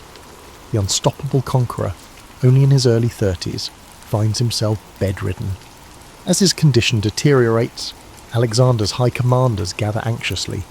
Each wonders who will inherit an empire so colossal that it defies any single heir. Roxana is pregnant, but an unborn child can't rule a realm in chaos. On his deathbed, voice rasping, Alexander is said to murmur cryptic statements about leaving his empire to the strongest. Or maybe he names no successor at all. The records vary, reflecting the swirling confusion of that moment. He offers his signet ring to a trusted general, but the gesture's meaning is ambiguous. Was it a personal bequest or a declaration of succession? In the humid Babylonian nights, the mighty conqueror succumbs. Soldiers gather outside the palace gates, refusing to believe the rumours. They beg to see him one last time. Legend says the dying Alexander is carried to an antechamber, where he silently acknowledges his troops with his eyes. Too weak to speak, sorrow envelops them. The man who led them across oceans, deserts, and countless battlefields is now leaving them, with no clear directive for tomorrow. With Alexander's death, the empire he created trembles on the brink of fragmentation. Generals, later called the Diadochi, will carve the territories into separate kingdoms, forging their own dynasties in Egypt, Asia Minor, and beyond. Many of the cities Alexander founded remain, cultural crossroads that spin out new fusions of art, philosophy, and religion. Hellenistic influence spreads further than any purely Greek city-state ever could have imagined, shaping centuries of development in lands as far as the Indus Valley. And what of Alexander's legacy? For some, he is a brilliant strategist who rewrote the art of warfare, a king who integrated peoples and stoked the fires of cross-cultural exchange. To others, he is a figure of tragic hubris, dragging thousands into a long, bloody march fueled by personal ambition.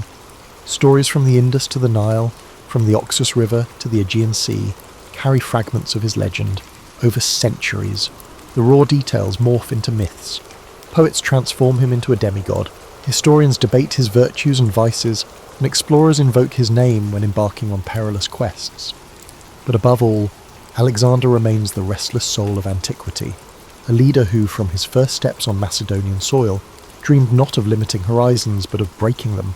His life stands as a testament to the sheer, and sometimes terrifying, force of will, forever leaving questions about how one man's drive can alter the course of nations for good or ill.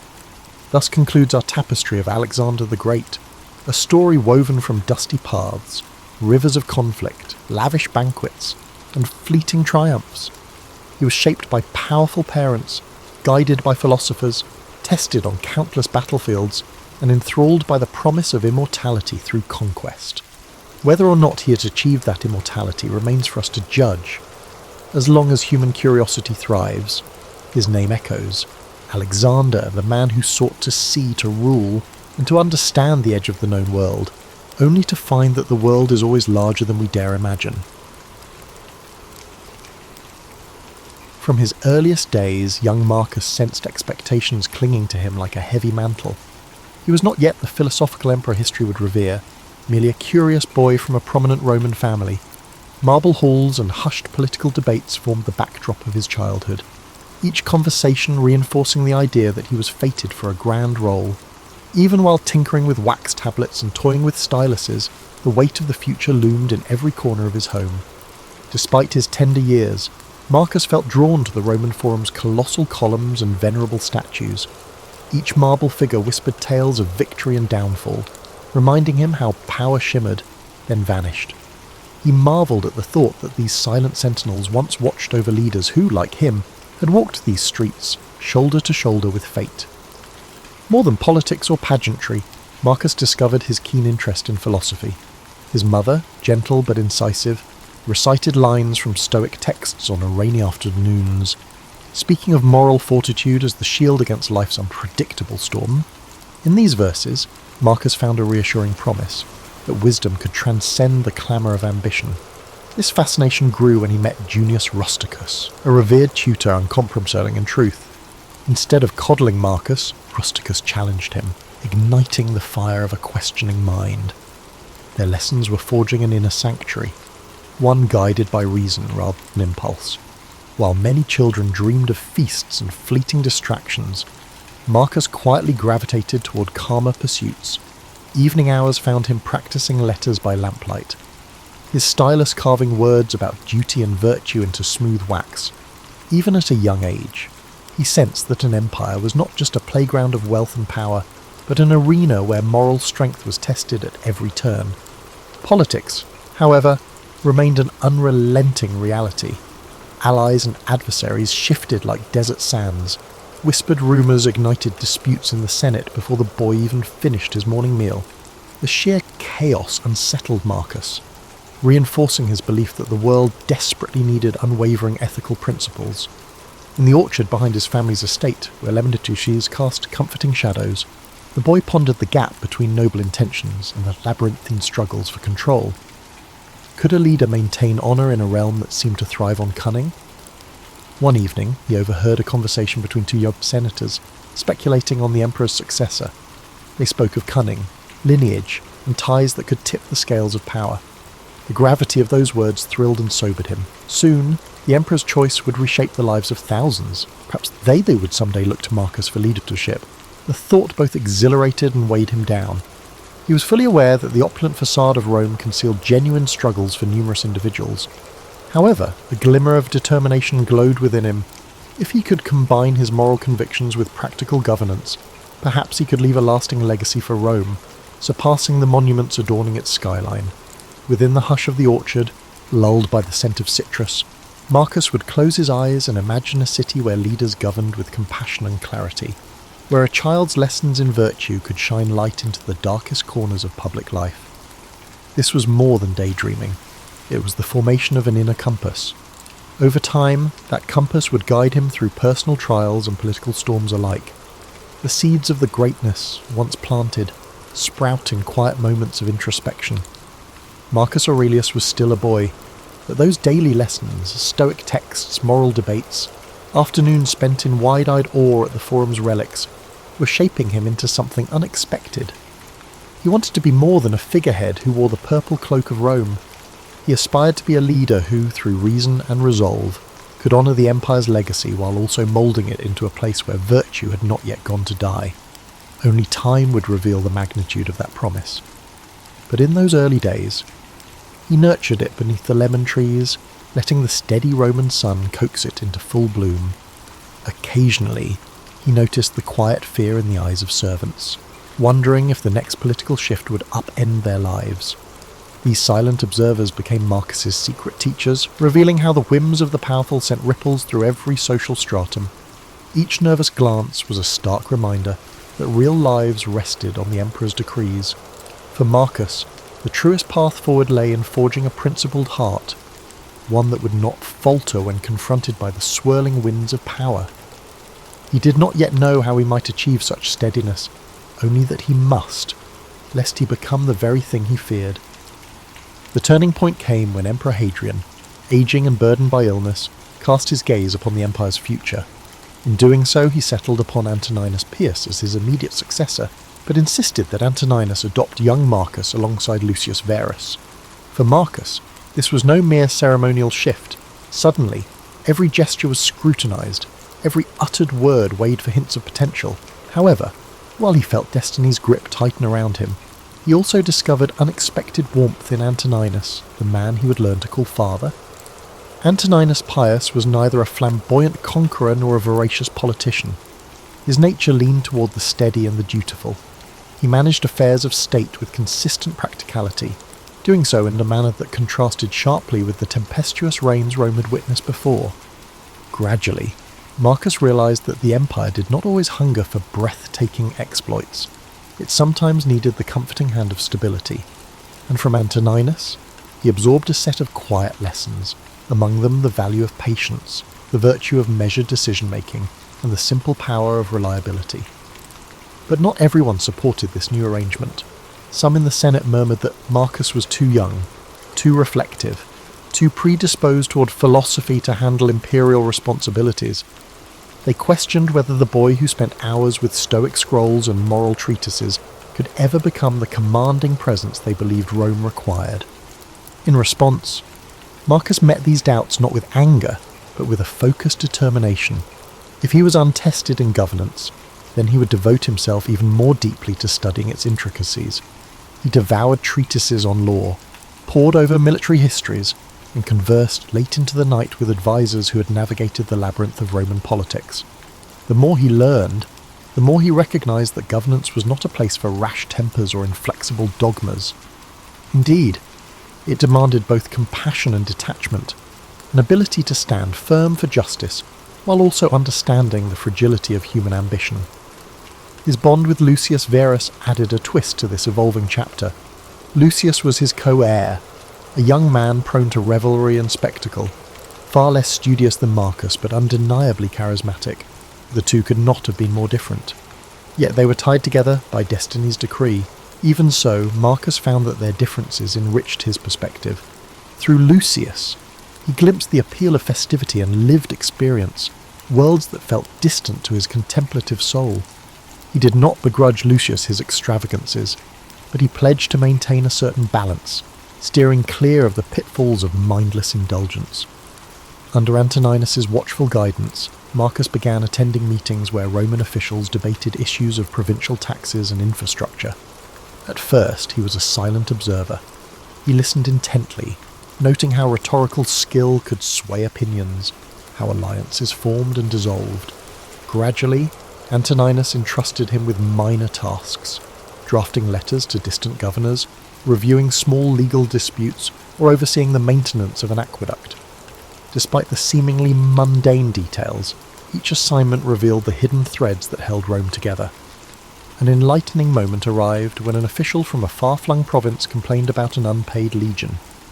Though it seemed a trivial matter, an administrative oversight threatened the morale of hundreds of soldiers, men tasked with safeguarding Roman borders.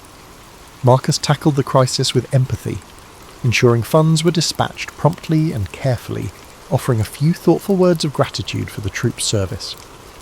The gesture, though modest, resonated widely.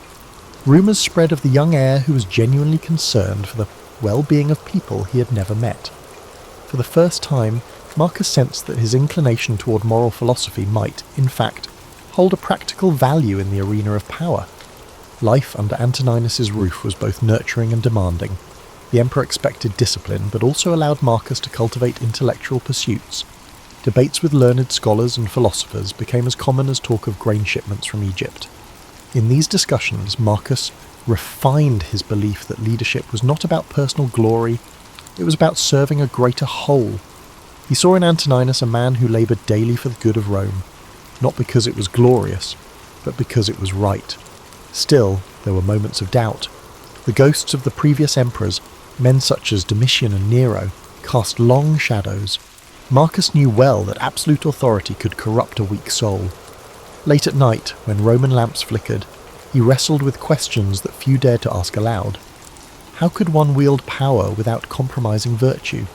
Was it possible to harmonise the Stoic ideals he revered with the demands of realpolitik? The path ahead was a precarious one, lined with expectations both from the Senate and the people.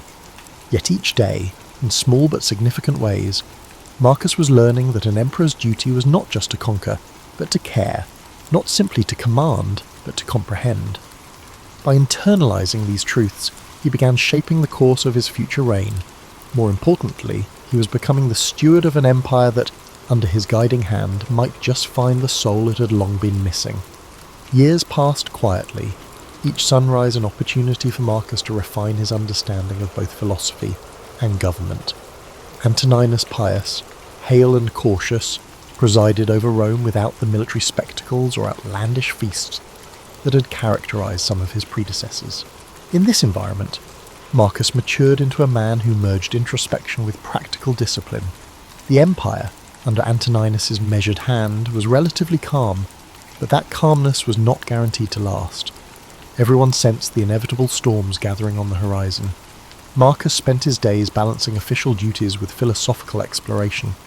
When he was not poring over scrolls of legislation or meeting envoys from distant provinces, he would lose himself in the works of Epictetus and Seneca. Far from an abstract exercise, these writings felt like maps, guiding him through the moral intricacies of leadership. He scribbled notes in the margins, pondering how to remain true to himself even when thrust into decisions affecting thousands of lives. Although he now enjoyed a status second only to Antoninus, Marcus remained approachable. He developed a habit of conversing with those at the fringes of power. Interpreters who facilitated talks with foreign delegations, stewards who oversaw the daily distribution of grain, even the librarians who cared for Rome's repositories of knowledge.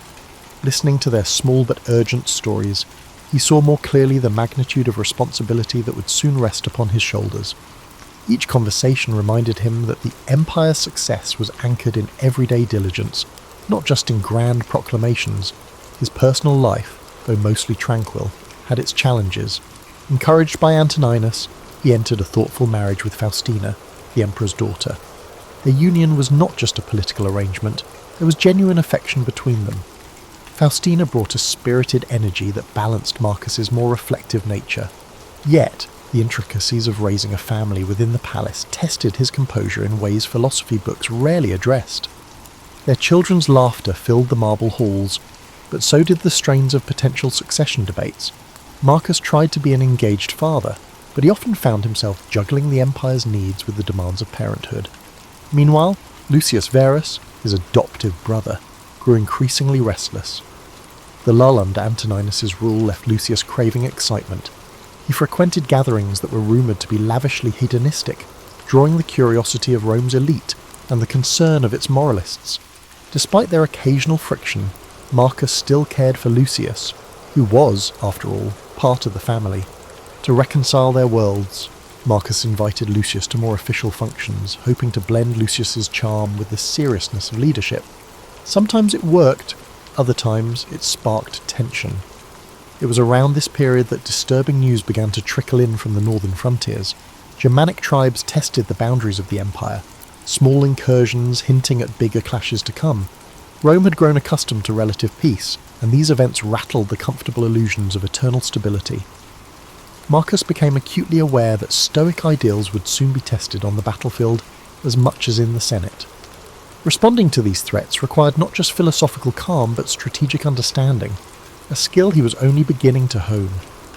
In the midst of these concerns, Antoninus's health began its slow decline. The once vigorous emperor found it harder to manage day-to-day affairs. His breath grew laboured, and he often complained of fatigue. Though he did his best to hide this weakness from the public, it was clear that the reins of power would soon pass to Marcus. The Senate, aware of Antoninus's frailty, started looking to Marcus for guidance. The time of apprenticeship was ending. A new chapter beckoned. As the final months of Antoninus's life slipped away, Rome braced for another transition. Advisors, supplicants, and petitioners flocked to Marcus, seeking to gauge how he would wield authority. Their probing questions highlighted the complexity of the imperial mantle. He would have to be judge, general, administrator, and guardian of moral order. While Marcus's Stoic studies had long taught him to just detach from anxiety, he found it increasingly hard to remain unaffected by these growing burdens. In private moments, he confided in Faustina, admitting fears about war, about the intrigues lurking beneath Rome's placid surface, and about the simple possibility of failing those who depended on him. She, in turn, reminded him of his capacity for empathy and reason. Though the role of emperor seemed impossibly grand, Marcus had spent his entire life preparing, in subtle ways, for the very challenges that now loomed ahead. Finally, Antoninus Pius passed, gently and without drama, surrounded by those he loved. The city let out a measured sigh of sorrow, acknowledging the passing of an era defined by stability. However, beneath that grief lay a cautious optimism that Marcus Aurelius, thoughtful, unassuming, and thoroughly steeped in the empire's workings, might guide Rome with both virtue and pragmatism. Many whispered that a new golden age could be on the horizon. Others, recalling the cycles of history, reserved judgment until events proved the substance of Marcus's character. With the emperor's seat now vacant, all eyes turned to Marcus. The hush that settled over the city was brief but profound. A quiet vow formed in his mind. He would carry forth the Stoic torch, letting reason define his reign and compassion temper his decisions. Unknown trials awaited him, from barbarian incursions to political betrayals, but he would meet them as a man dedicated to something greater than personal gain. Rome was poised to discover if a philosopher king could truly exist, a leader who could blend moral wisdom with the realities of ruling an empire that, though splendid, was also vulnerable and flawed. In the wake of Antoninus's passing, Marcus Aurelius ascended to the throne with a mixture of solemnity and resolve. By tradition, he shared authority with Lucius Verus, fulfilling the adoption arrangements that Hadrian had set in motion years before. It was a decision that simultaneously solidified Rome's governance and tested Marcus's patience. Despite their differing temperaments, one philosophical and measured, the other spirited and convivial, they now united in leadership. Their first challenge appeared swiftly. The Parthian Empire seized upon the perceived vulnerability of a transitioning Rome, threatening key eastern provinces. Roman legions prepared for battle, and Lucius Verus rushed to oversee military operations. Marcus stayed behind in the capital to manage the rest of the empire. Letters from the front revealed victories peppered with Lucius's flamboyant account of triumphs. Yet Marcus also sensed the strain on the troops. In addition to the clashing of swords, war also presented logistical challenges such as supply lines, desert conditions, and the imminent threat of disease. As if on cue, a devastating plague emerged, travelling with the legions back from the eastern campaigns. Called the Antonine Plague by future historians, it spread like wildfire, leaving panic in its wake. Citizens fled the densely populated quarters while rumours circulated that the gods were punishing Rome for its arrogance. In the midst of this horror, Marcus clung to his Stoic roots, advocating calm, reason, and measured steps to contain the devastation. Hospitals were organised, rations allocated. Despite scepticism from some corners, the emperor led by example, supporting sanitation measures and funding the medical efforts of Galen, the famed physician of the time. Yet the costs were severe. Cities grew somnant from the high death toll, farmland lay untended, and the empire's morale dipped to a new low. The plague's merciless reach sharpened Marcus's sense of empathy. He realised that no matter one's station in life, suffering belonged to all. He worked tirelessly with local leaders to provide relief, draining personal funds to feed and heal those most affected. While some criticised these expenses as unsustainable, Marcus saw them as a moral imperative. An emperor, he believed, was beholden to the welfare of his subjects, not the other way around. Over time, the plague receded, though the scars it left on Rome, both physical and psychological, would linger for years. The war front also stabilised under Lucius's oversight, enabling the generals to secure treaties. Eventually, Lucius returned to the capital, bringing with him ornate spoils of victory. Yet Marcus noticed a new gravity in his brother's demeanour. The conflict and subsequent plague seemed to have tempered Lucius's thirst for diversions, at least for a while. For the time being, they presented a cohesive front, but the empire had little time for respite. Almost as soon as the eastern threat subsided, word arrived of renewed aggressions along the Danube. Germanic tribes, emboldened by Rome's vulnerabilities, pushed southward. This new confrontation demanded a robust military response. Rome prepared legions to defend its territory, and Marcus himself resolved to lead them. Though it was not typical for a philosopher to don military garb, He understood that a hands-on approach would galvanize soldiers and reassure a fearful populace. Packing up his scrolls and leaving behind the marble halls of the palace, Marcus journeyed north. Stationed in military camps, he observed firsthand the stark realities of war. There were no polite Senate debates here, only the raw tension of men preparing for battle. Surrounded by tents and the clang of metal, he composed sections of what would later be known as his meditations, journaling thoughts on duty, mortality, and the interplay between fate and free will. This writing served as a kind of mental fortress, shielding him from the cynicism and despair that often accompanied the brutality of war. In these harsh environs, Marcus discovered a facet of leadership seldom addressed in philosophical texts, the delicate balance between mercy and force. When tribunes asked how to handle captured enemy combatants or how to deal with the defiant provinces, Marcus weighed each decision with painstaking care. He believed that any punishment must be morally justified, not simply enacted for vengeance or as a show of might. Yet he also knew Rome had to maintain its authority, or risk inviting further rebellions. Back in Rome, Faustina managed the household and represented the imperial family in public ceremonies. She wrote supportive letters to Marcus, sharing updates about domestic affairs. Their bond, forged in quieter times, proved resilient through these challenges. Despite the stress of separation, they found solace in one another's determination to keep Rome functioning and hopeful. Night after night, Marcus read letters from the capital, reflecting on how ephemeral life could be, how swiftly fortunes changed. He reminded himself that an emperor's responsibility was to act as a steward, not a despot, and that each decision would reverberate through the empire long after he was gone. And so he pressed on, consulting with generals, negotiating with tribal leaders, and continuing to record his private reflections about human nature. As war raged, the empire watched with a mixture of dread and admiration. Here was a ruler who seemed less concerned with personal glory and more intent on preserving Rome's values and stability. Veteran soldiers, once sceptical of a philosopher-emperor, fought with a renewed fervour, encouraged by his willingness to share their burdens. In those windswept camps along the Danube, Marcus Aurelius began shaping a legacy unlike any other, one rooted in the conviction that wisdom and compassion, far from being weaknesses, were the empire's strongest defence. The savage winters on the Danubian frontier tested Rome's legions in ways few had anticipated. Snow whipped through the encampments, layering tents in white drifts. Horses whinnied at the bitter chill, and the men huddled around makeshift fires. Marcus Aurelius, never one to shield himself from hardship, felt the sting of frozen air each morning. For all the stoic counsel he'd absorbed, he still found it an unrelenting challenge to rise at dawn and address the concerns of his commanders.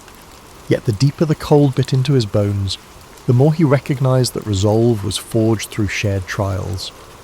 Messages arrived from Rome, some filled with trivialities of court life, others warning that the imperial treasury was dwindling under the twin demands of plague recovery and war expenses. Food prices rose, merchants hoarded grain, and unrest simmered in urban districts. In response, Marcus intensified efforts to maintain supply lines, ensuring that shipments of grain and other essentials could reach both the front line and the capital. It was a delicate balance, requiring deals with regional governors and the occasional stern reminder of imperial authority. Amid the logistics and strategizing, he found an unlikely companion in Claudius Pompeianus, a seasoned general known for his sharp wit. While Pompeianus thrived on military prowess, he was also open to philosophical musings. Many evenings, the two men would talk over steaming bowls of spelt porridge about the nature of fate and whether a just war could exist. These conversations, though brief, allowed Marcus moments of intellectual clarity. He saw in Pompeianus a fellow seeker, albeit one who channeled his convictions into martial discipline rather than written reflection. Though the war's burden weighed heavily, Marcus's popularity among the soldiers soared.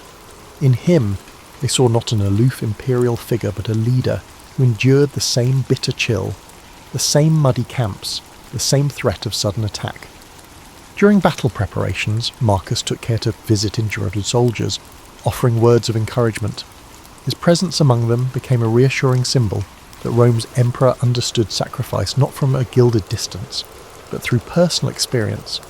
Yet the frontier's dangers were manifold. Rumours circulated of potential betrayal among allied tribes, and infiltration by spies working for the Germanic chieftains. Skirmishes erupted unexpectedly. Sometimes a wave of arrows would descend at night, leaving the camp reeling. Through it all, Marcus refused to let paranoia corrode his judgment. He tightened security, yes, but also dispatched diplomats to negotiate terms. If a measure of peace could be attained through reason rather than bloodshed, he was determined to find it. Back in Rome, Faustina managed the empire's public face as best she could.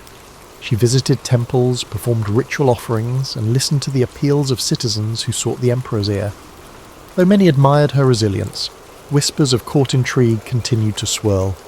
Some criticized Faustina for her independent demeanor, while others, eager for influence, tried to align themselves with her. She navigated these politics deftly, sending regular dispatches to Marcus so he was never uninformed. Letters also arrived from Lucius Verus, who split his time between the capital and lesser conflicts simmering in other territories. His initial flamboyance had softened, replaced by a pragmatic acceptance of imperial duty. Together, albeit from a distance, Marcus and Lucius worked to present a united front. They knew Rome's foes would seize upon any sign of discord. As the war stretched on, Marcus felt the strain in every facet of his life. He was the philosopher emperor, yet he frequently ordered troop movements that ended in bloodshed. At night, when the cold wind rattled the tent flaps, he wrestled with guilt. He reminded himself that stoicism was not about denying emotion, but understanding it. Power, he realized, did not give him the luxury of clean hands. Leaders often had to act in ways that chafed against their deeper ideals. Still, there were small mercies, brief truces brokered, a day of sunshine to melt the ice, a messenger bringing news that a troubled province had stabilized. In these fleeting moments, Marcus remembered why he had taken up this struggle in the first place, to safeguard a realm that, for all its imperfections, still held the potential for virtue.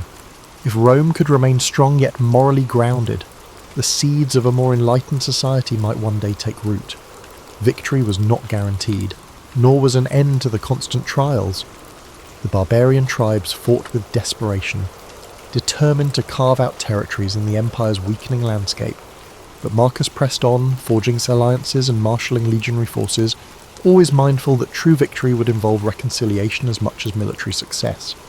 His body bore the signs of fatigue, and a creeping illness sometimes left him feverish, but he maintained the outward composure expected of an emperor. As the harshest winter months receded, there glimmered the faint promise of progress. More tribes showed willingness to negotiate, to accept treaties that allowed them limited settlement in exchange for peace. Though some Roman senators were outraged by the concessions, Marcus stood firm. He believed that clinging to old illusions of absolute dominion would only compound the cycle of violence. Compassion, guided by chivalrous reason, was his guiding star, even in the theatre of war. After countless skirmishes and negotiations, the tide slowly began to turn in Rome's favour. Marcus Aurelius, weathered and weary, found himself overseeing a series of settlements that cautiously stabilised the Danubian frontier. Tribes once considered mortal enemies now sought peaceful coexistence, albeit with complex agreements involving tribute, migration rights, and mutual defence pacts. Some senators bemoaned the dilution of Roman purity, but Marcus saw a different future, a broader, more interconnected empire that could adapt and thrive. His determination to incorporate foreign peoples instead of vanquishing them outraged traditionalists. However, the emperor deemed it imprudent to presume that the empire's initial borders were unchangeable. Like a living organism, Rome had to evolve or wither. He recalled his stoic maxims: all things change, and one must move in harmony with the nature's flow. For Marcus, that included welcoming new voices into the Roman fold, even if it defied entrenched notions of superiority. Physically, the years of hardship had taken a toll. The relentless cold of the frontier, the stress of command, and the sporadic fevers that plagued him during extended campaigns left Marcus frailer than before. Long days spent riding between outposts led to frequent aches, and a persistent cough hinted at something more serious. Nonetheless, he pushed forward, guided by a sense of duty that burned hotter than any physical ailment. The war itself was winding down, yet a fresh tragedy shook him. Word reached the emperor of Lucius Verus's sudden death from illness while returning to Rome. Marcus grieved deeply for his adoptive brother. Though they had often been at odds, Lucius's presence had been a stabilizing factor, a reminder that rulership could have more than one face. In the aftermath, Marcus bore the weight of the empire alone. Sleepless nights ensued, haunted by questions about legacy, mortality, and the shape of Rome's future. Returning to the capital, he found a society wounded, but not broken. The plague's scars remained visible in empty shops and thinner crowds, but daily life had regained some vibrancy. Senators who once criticised him with veiled scorn now offered subdued respect. Many recognised that he had led Rome through one of its darkest chapters, whether or not they agreed with every decision. Outside the Senate, artisans and farmers alike spoke of the emperor's empathy, a trait seldom celebrated in men of power. However, no sooner did Marcus settle back into Roman affairs than fresh rumours emerged. Whispers accused Faustina of conspiring against him, suggesting she had grown too close to certain members of the court. Marcus, pained by this gossip, tried to separate baseless slander from legitimate concern. He had learned from his years of governance that rumours often sprang from envy or manipulation. Still, the seeds of doubt were difficult to eradicate entirely. Faustina dismissed the accusations, and Marcus, trusting her loyalty, did not pursue them further.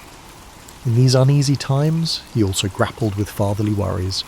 His son, Commodus, was approaching manhood, eager to mould him into a successor who could uphold Rome's evolving ideals. Marcus introduced him to generals, legal experts, and philosophers. Yet Commodus seemed indifferent to the stoic virtues that had guided his father. He exhibited flashes of arrogance, a taste for spectacle, and a hunger for the luxuries of court life. Marcus prayed that exposure to genuine responsibility would temper those impulses, but he could not silence the disquiet that churned within him.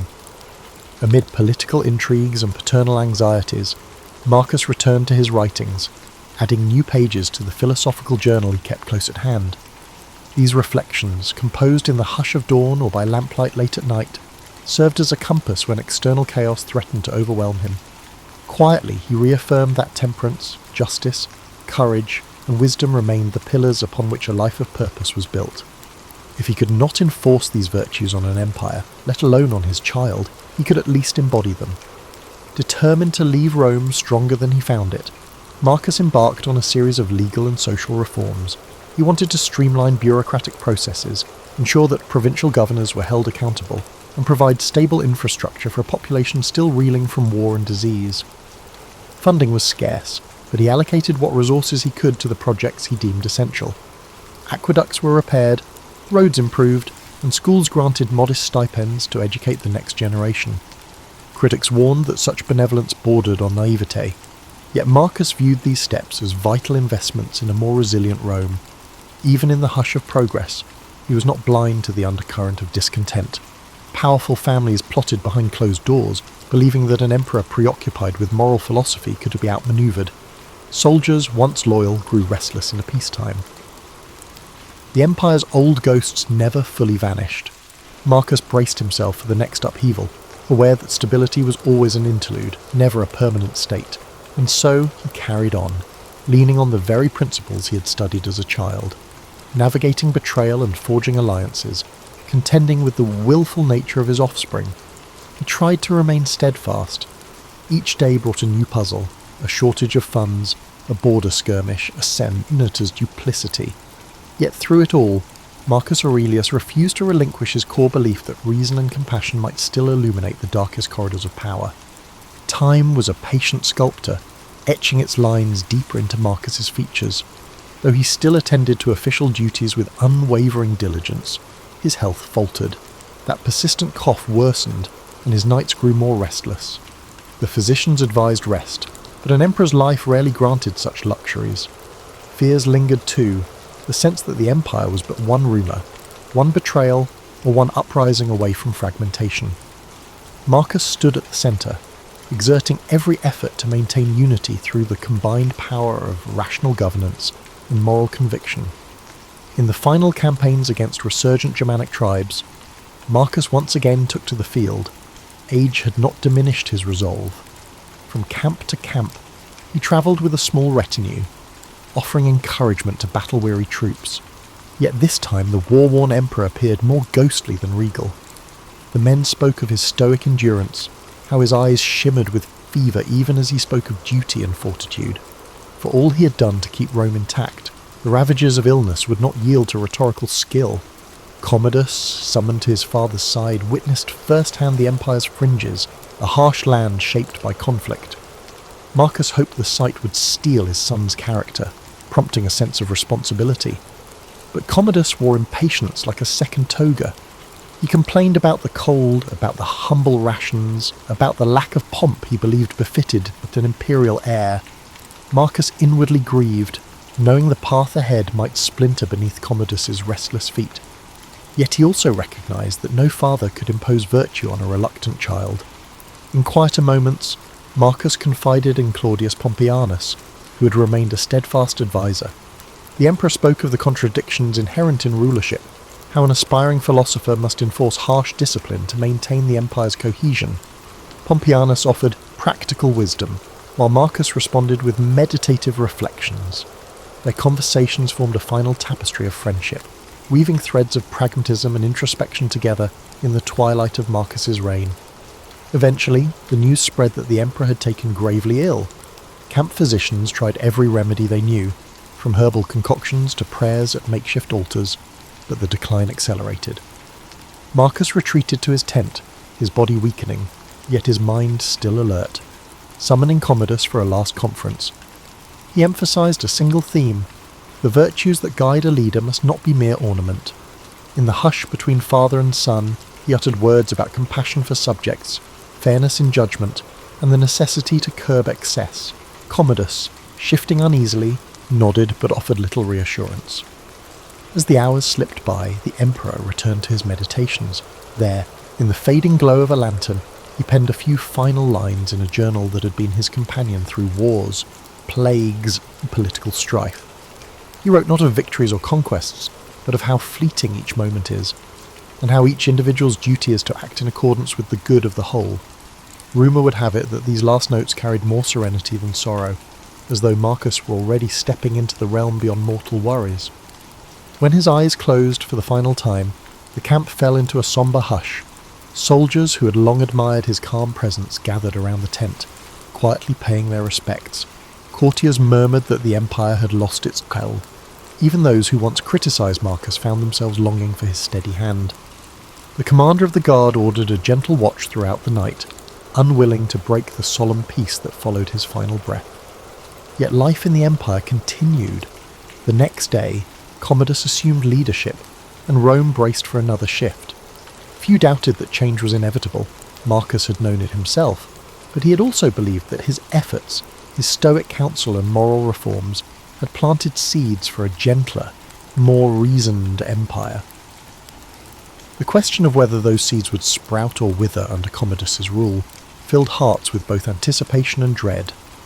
In the days following his death, the body of Marcus Aurelius was prepared for a reverent return to Rome.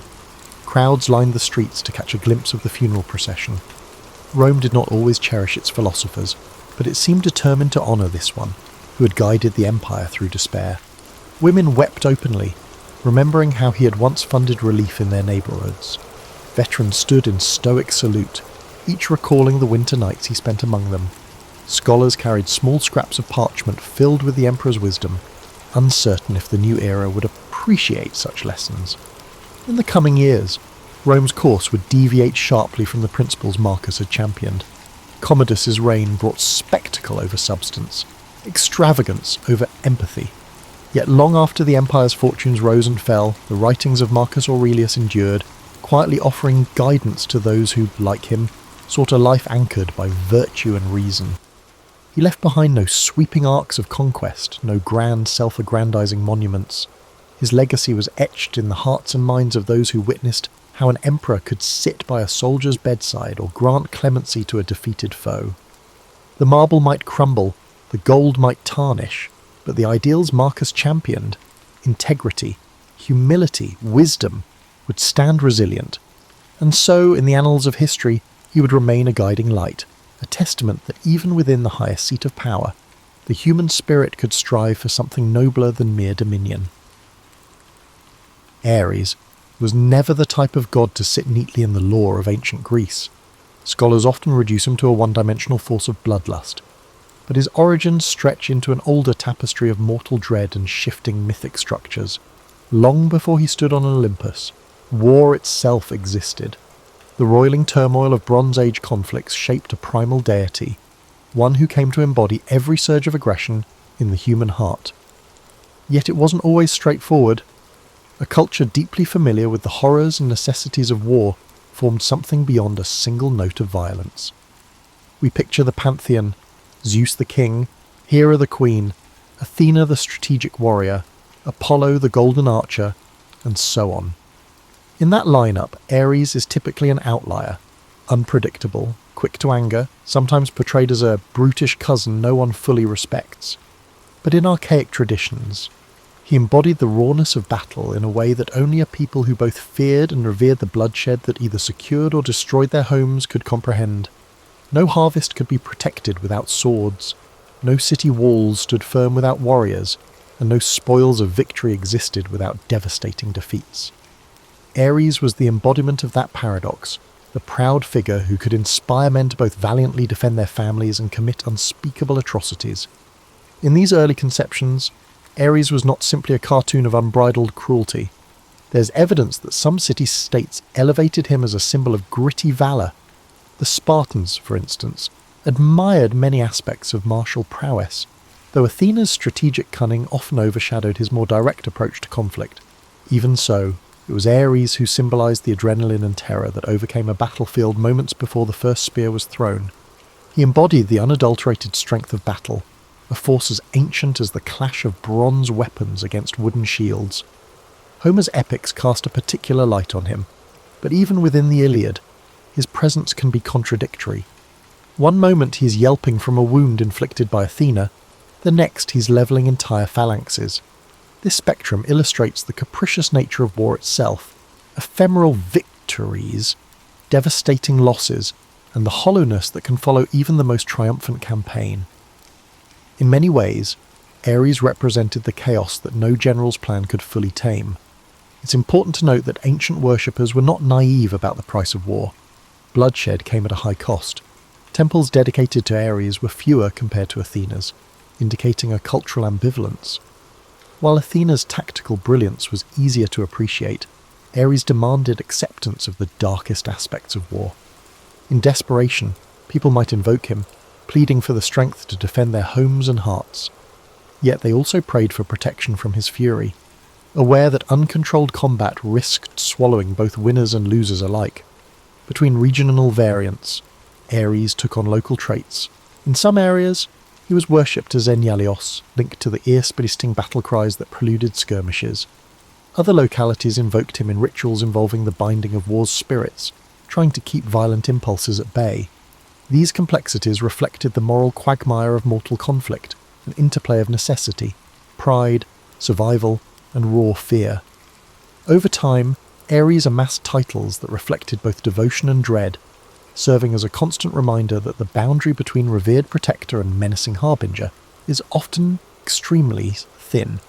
While modern retellings often trivialize him, archaic hymns and fragments reveal a god that mirrored the complicated psyche of a society dependent on war for expansion and survival. He wasn't a demon lurking at the edge of campfires, nor was he a glorious knight in shining armour. Instead, he occupied a realm of grey, where instincts of rage and honour coexisted. This realm, while brutal, was also strangely human. Conflict was embedded in daily life, raids, clan feuds, territorial disputes, and Ares was that small. Primal voice urging men onward when reason wavered. By the time classical myths fully evolved, that primal energy was fitted, somewhat uneasily, into the regal halls of Olympus. Surrounded by cunning gods and goddesses who valued wit, he became something of a misfit, the most mortal-like deity in his raw passions. In adopting him, the Greeks enshrined war within their divine family. They recognized that violence, while abhorrent, was also integral to how their worlds spun. Ares stood there as a living testament to the fact that civilization is built on the bones of the conquered. Those earliest conceptions set a tone that would reverberate through every subsequent portrayal. Ares, the unstoppable engine of conflict, simultaneously revered, feared, and occasionally pitied for a destiny bound to endless strife. If Ares embodied the screaming crescendo of conflict, then one might wonder how he behaved among gods celebrated for wily intelligence, justice, or cultural refinement. The image of the Greek pantheon at council, Zeus presiding, Apollo offering measured insight, Athena speaking with calculated reason, clashes with the idea of Ares pacing impatiently, eager for action. Indeed, many myths depict him as too headstrong for delicate planning, too impatient to grasp the subtle arts of negotiation. Yet this portrayal, while not wholly inaccurate, might obscure deeper textures to his mythic personality. Consider his kinship dynamics. He was the son of Zeus and Hera, both formidable in their own right. That heritage alone should grant him respect, yet the myths consistently show an Ares overshadowed, especially by Athena. Where she used logic to conquer, he used sheer force. Where she favoured cunning, he favoured brute strength. It wasn't just a clash of personalities, it reflected the Greeks' internal tension between strategy and aggression. Athena's popularity soared because her mode of warfare aligned with a sense of honourable wisdom. Ares, however, reminded the Greeks of war's uglier truths that still demanded acknowledgement. At times, these sibling confrontations bordered on comic. Homer describes Ares bellowing in pain when struck by Athena's spear, his pride wounded as much as his flesh. Yet beneath the humour lay a sobering reality. No matter how often cunning triumphs, there remains a force that neither wit nor reason can fully placate. In the cosmic scheme, Ares symbolised the unstoppable wave of violence that occasionally crashed through even the most fortified cities. He might lose a battle here or there, but conflict itself never truly vanished. Gods like Apollo or Hermes approached him carefully. They perceived him as a ferocious storm, both beneficial and hazardous to provoke. Hera, equally temperamental, maintained a complicated relationship with her son, alternating between chastisement and support, depending on her shifting alliances.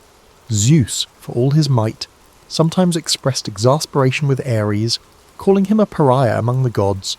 The Thunderer accepted war as part of the cosmic order, even though it resented Olympus's civilized ambitions. In some accounts, Ares' relationships extended beyond family feuds. His union with Aphrodite remains one of the more intriguing pairings in mythology. The goddess of love, entwined with the god of war, often appears as a paradox. How can tenderness and aggression coexist? Yet their mythic affair echoes a universal truth. Passion and conflict can be intertwined aspects of human experience. War spurs impulses of possession, protection, and desire, while love can incite jealousies fierce enough to spark conflict.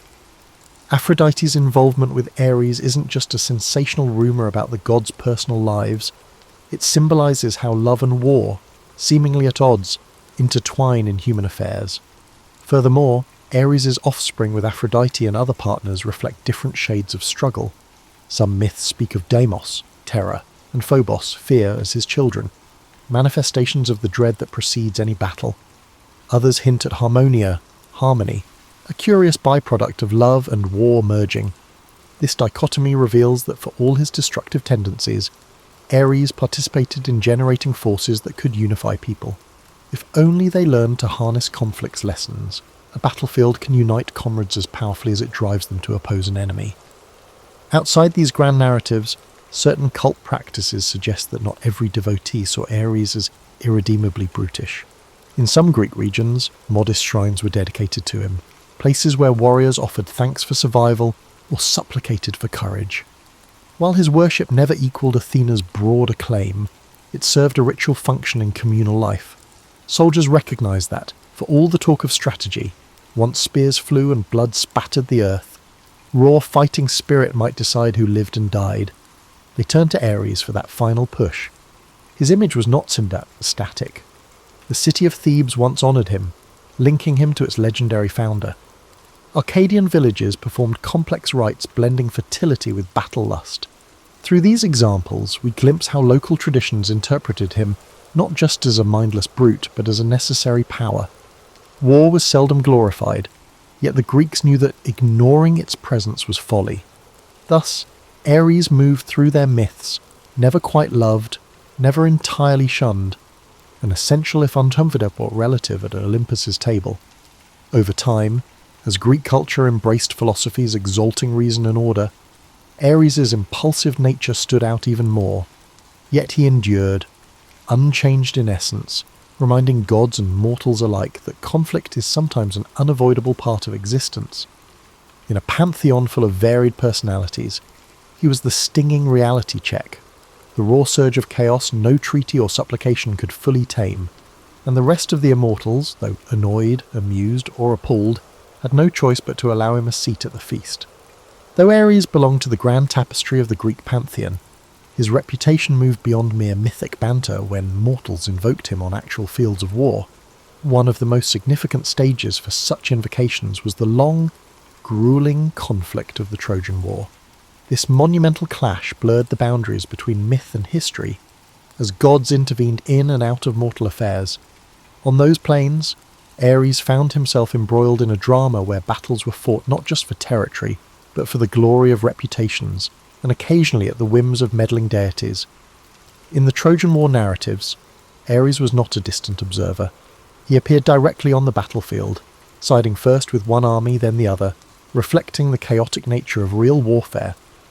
Mortals pray for advantage, but war itself can pivot on a random arrow or a single emotional outburst. Ares represented that fickle momentum. One moment, he'd empower Trojan warriors. The next, he'd be seen clashing fiercely against them if the cosmic tides shifted.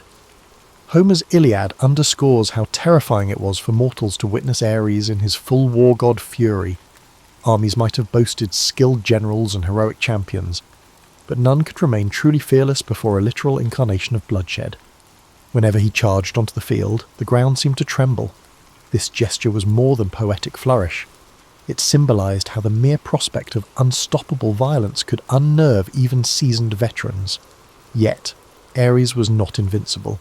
The Iliad records moments where Athena tricked or outmanoeuvred him. She caused him to take a spear to the side, leading him to howl in pain and retreat to Olympus for healing. Such scenes reveal an essential dichotomy. War can be overwhelming, but cunning can wound brute force. In that sense, Ares embodied war's brutality, while Athena stood for strategy's triumph. The Trojan War's shifting alliances laid bare the uneasy truth that raw power alone doesn't guarantee victory. The war also highlighted that Ares was not universally beloved. Even his father, Zeus, scolded him for reckless meddling. Trojans and Achaeans alike found themselves cautious about calling on him. Indeed, his influence could be significant, yet his participation carried a cost. Unbridled violence has no favourites. It consumes everything in its path. In focusing on the Trojan War, we see that Ares' presence on the battlefield, while potent, came with a sense of looming catastrophe. Some Trojan War side stories cast Ares in more personal conflicts. Legend says that he intervened when one of his mortal sons joined the fray, or that he shed tears of rage when certain Trojan champions fell. These smaller tales highlight a surprising capacity for paternal grief, though overshadowed by his broader persona of carnage. They remind us that he was not an indifferent cosmic machine, but a god shaped by relationships, pride, and the complexities that come from seeing mortals engage in the art of killing, an art he himself personified. Conversely, certain Greek heroes believed that if they fought valiantly enough, Ares would grant them a special ferocity. A handful of them, hopped up on the adrenaline of battle, claimed to feel him surging in their veins. Yet in the Iliad's bigger picture, such touches were fleeting, overshadowed by the stories of how Athena guided heroes to more lasting triumph. In these tales, Ares remained a paradoxical force, both unstoppable and vulnerable to setbacks when faced with cunning or divine retribution. Outside the epic's main narrative, later poets added layers, some praising Ares for upholding an aspect of heroic masculinity, while others condemned him as the root of humanity's darkest impulses. The Trojan War amplified both those perspectives. On one hand, it needed his presence to stir armies and keep the frenzy alive. On the other, it was a testament to war's destructive nature, leaving a trail of burned cities, grieving widows and shattered dynasties.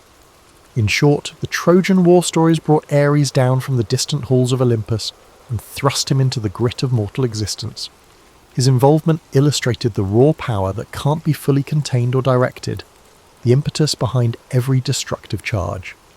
As watchers and participants, ancient audiences saw that war was not just a concept but a living presence.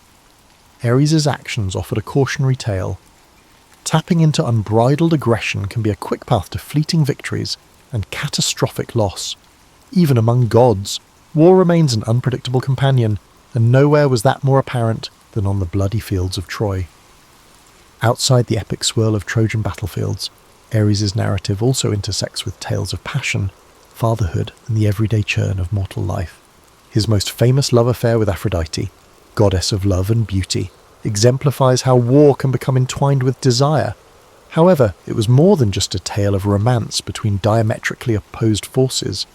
The childlike notion that love and war are opposites misses how deeply they interact. Ares and Aphrodite's bond revealed how conflict and attraction both simmer under mortal consciousness, driving individuals toward acts of devotion or destruction. Their liaison birthed multiple offspring, each embodying a particular face of war's emotional heft. Deimos, terror, and Phobos, fear, are the most famous, personifying the dread that grips soldiers before a charge.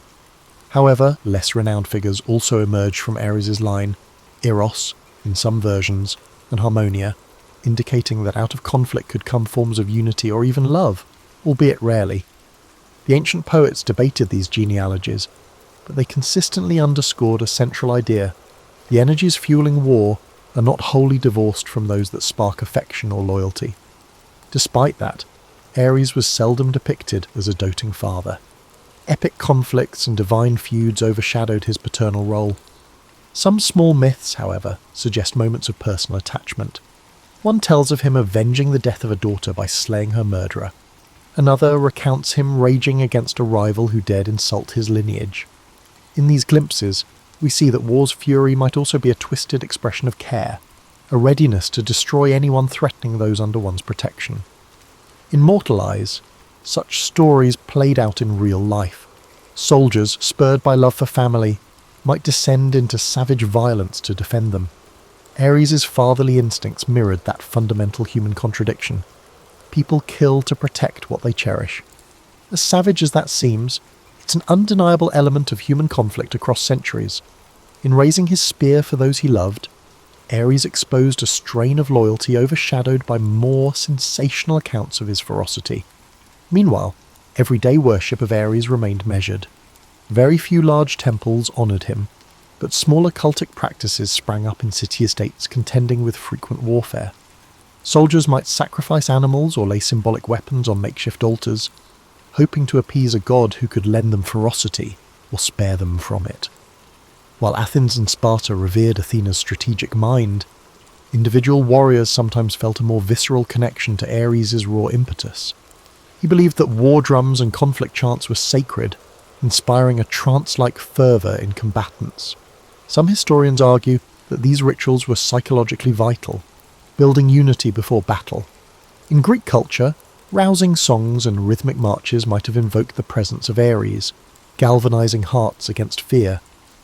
This communal invocation was less about praising wanton destruction and more about anchoring courage in a face-off where hesitation could spell defeat. Beyond these rites, travellers' tales claimed that some remote villages honoured Ares with festivals combining martial contests with solemn remembrance of the dead. Rather than glorifying conquest, they recognised the dual face of war, victory and devastation. One tradition described men wearing battered helmets as they recited the names of lost warriors, a ritual to keep war's toll visible. Ares, as the core deity of combat, stood in the midst of these ceremonies, a reminder that behind each triumph lay the heartbreak of mourning families. Mythic genealogies also link Ares to fearsome beasts, a reflection of how war unleashes primal instincts. Wolves, vultures, and other scavengers were said to be under his domain, just as they often feasted on battlefields. In some stories, he even assumed the form of a monstrous boar or a phantom huntsman, intent on causing chaos. These metamorphoses illustrated how conflict can reduce humanity to a pack of territorial predators, fighting over resources and pride. Thus, while popular imagination frames Ares as a brute lusting for carnage, the fuller tapestry is more nuanced. He intersects with love, stands as a father, fosters communal rituals, and even emerges as a punisher of injustice when it aligns with his personal vendettas. Yet none of this fully negates his central nature. a living representation of war's capacity to enthrall, unite, destroy and protect. The contradictions run deep, reflecting the human psyche's capacity for both nurturing affection and ruthless violence. Therefore, Ares' story not only depicts ancient conflicts, but also represents every heart that has ever been torn between the embrace of love and the call of aggression. When Greek culture eventually interfaced with Rome, many gods found themselves reinterpreted under new names and contexts. Ares became Mars, but the Romans gave this war deity a different flavour, less of the raw carnage and more of the disciplined soldier. Despite the transformation, echoes of the original Ares persisted, reflecting the ways in which mythic figures adapt to the cultural needs of conquering powers. Mars became a city protector for Romans due to his power and order. Rome's legions prided themselves on strategy, discipline, and loyalty to the state. This emphasis on structure contrasted with the more chaotic Greek view of Ares. Yet behind the Roman veneer of organisation, the essence of warfare remained the same. Swords still drew blood, conquest still spawned grief, and fear soared as armies marched. In adopting Mars, Rome validated the necessity of war in building an empire, turning it into a civilizing force rather than a purely destructive one. Still, aspects of Ares bled through. Roman temples to Mars, while more prominent than Greek shrines to Ares, included rituals acknowledging the grim realities of combat. Soldiers prayed for victory but also recognized the sacrifice demanded by war. Boot camp drills, strict codes of behaviour, and elaborate triumphs for victorious generals illustrated the discipline that Rome grafted onto the older Greek model of conflict. Ares might have found it strange to see war so rigidly choreographed, but the underlying violence would feel familiar. Interestingly, Roman myth weaves Mars into the founding tale of Romulus and Remus, the city's legendary twin founders. This paternal link underscores how war, in Roman eyes, could also create worlds, not just destroy them. Ares' Greek narratives included fatherhood as well, but the Romans were bolder in presenting Mars as a generative force behind empire building. The maniacal edge was toned down, the fervour to conquer remained. Over time, Roman expansion carried Mars' worship from the British Isles to the deserts of Africa. Armies marched under his banner, carrying an icon that blended Ares' ancient fury with Roman efficiency. In legion camps, shrines to Mars often appeared near training grounds, reinforcing the close bond between the soldier's routine and the deity's domain. It was a stark reminder that no matter how advanced Roman engineering or governance became, it still relied on the martial spirit to maintain its vast territory. Nevertheless, the more civilized Mars, while overshadowing Ares in official propaganda, still harboured that kernel of merciless aggression. Soldiers who faced barbarian raids or harsh frontier wars sometimes abandoned the polished veneer of discipline. Accounts exist of punitive massacres and scorched earth tactics, revealing that beneath the Roman sense of order lay the same primal savagery known to the Greeks. Ares' original unpredictability surfaced whenever the flames of war grew uncontainable. Cultural shifts during the late Empire period further complicated these distinctions. As Christianity spread, official reverence for the old pantheon waned. Mars' temples fell into the partial disuse or were rebranded, and the empire itself began to crack under external pressures. Conflicts raged along borders, revealing that even centuries of martial tradition could not stave off decline. Wars that once served expansion became desperate acts of defence, draining the treasury and morale. The figure of Mars receded, but the essence of war endured, echoing Ares' timeless reality that bloodshed never truly fades from human affairs. Later historians and scholars drew connections between Ares and Mars, picking apart how the latter was nobler. But at heart they remained facets of the same concept, conflict personified. Roman society placed a practical gloss on it, but could not mask the brutality embedded in conquest. The war gods soared high in ceremonies, while legionaries spilled blood on the distant fields. This duality, ritual homage and raw violence, kept the flame of Ares' Greek essence alive beneath Roman steel. In modern scholarship, some paint Mars as a sanitized reflection of Ares, while others insist that the difference is cosmetic. Both deities represent a fundamental recognition that order and chaos collide whenever armies meet. Both speak to humankind's ongoing entanglement with aggression, pride, and territorial ambition. The shift from Greek to Roman worship might highlight style over substance, but war's nature endures. Ares, in whichever name or uniform, remains a haunting reminder that power and discipline cannot fully tame the beast within the battlefield's heart.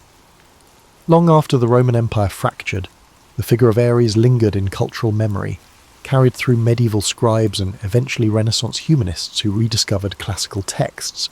In each retelling, Ares transformed yet again, sometimes demonized by Christian writers who equated him with the sins of violence and wrath, other times romanticized by revivalists seeking to channel ancient virtues. Throughout these shifts, Ares remained a cipher for humanity's conflicted relationship with war. During the medieval period, chivalric ideals placed a veneer of nobility over combat. Knights fought for honour, weaving in Christian piety. In that environment, Ares found little direct worship, but the ethos of battle still carried echoes of his domain. When crusaders marched, the fervour that gripped them had parallels to his ancient mania, albeit cloaked in religious justification. Chronicles might not mention Ares by name, yet the spirit of relentless aggression was alive in siege engines and cavalry charges. With the Renaissance came a resurgence of interest in Greek and Roman lore, spurring new discussions on classical deities. Ares appeared in treatises contrasting him with Mars, analysing the moral dimensions of warfare. Scholars debated, did the ancients see war as a necessary evil or an exalted path to glory? Ares' stories were passed for symbolic meaning, and his coarse passions seemed jarring against the Renaissance's admiration for harmony and proportion. Still, war raged across Europe in conflicts like the 30 Years' War, demonstrating that refined philosophies did not necessarily curb the reality of bloodshed. Meanwhile, artists and poets began portraying Ares in fresher contexts. Paintings of Ares and Aphrodite multiplied, each capturing the volatile mix of seduction and violence. Some Baroque composers wrote pieces referencing the spear of Ares, turning destructive force into musical allegory. In these works, the god of war became an aesthetic symbol rather than a religious figure, serving to dramatise the tension between unrestrained might and cultivated grace. As modernity emerged, nationalism took hold, forging new rationales for conflict. Ares drifted away from religious or even moral interpretations, recast as a mythic emblem for militaristic pride. Nations invoked him indirectly, boasting of unstoppable armies.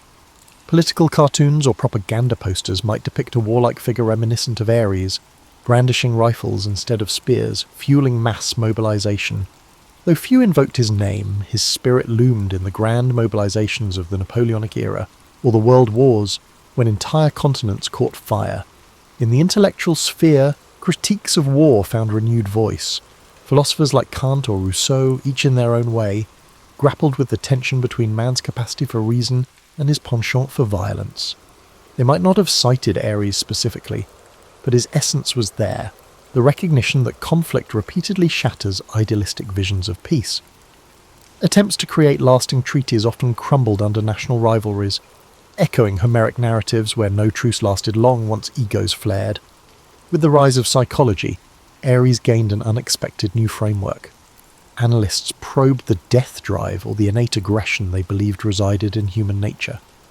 In that context, Ares became a metaphor for primal impulses buried deep within the psyche. Archetypal theorists labelled him an enduring symbol of the warrior within, an ancient blueprint for aggression that civilization struggles to contain.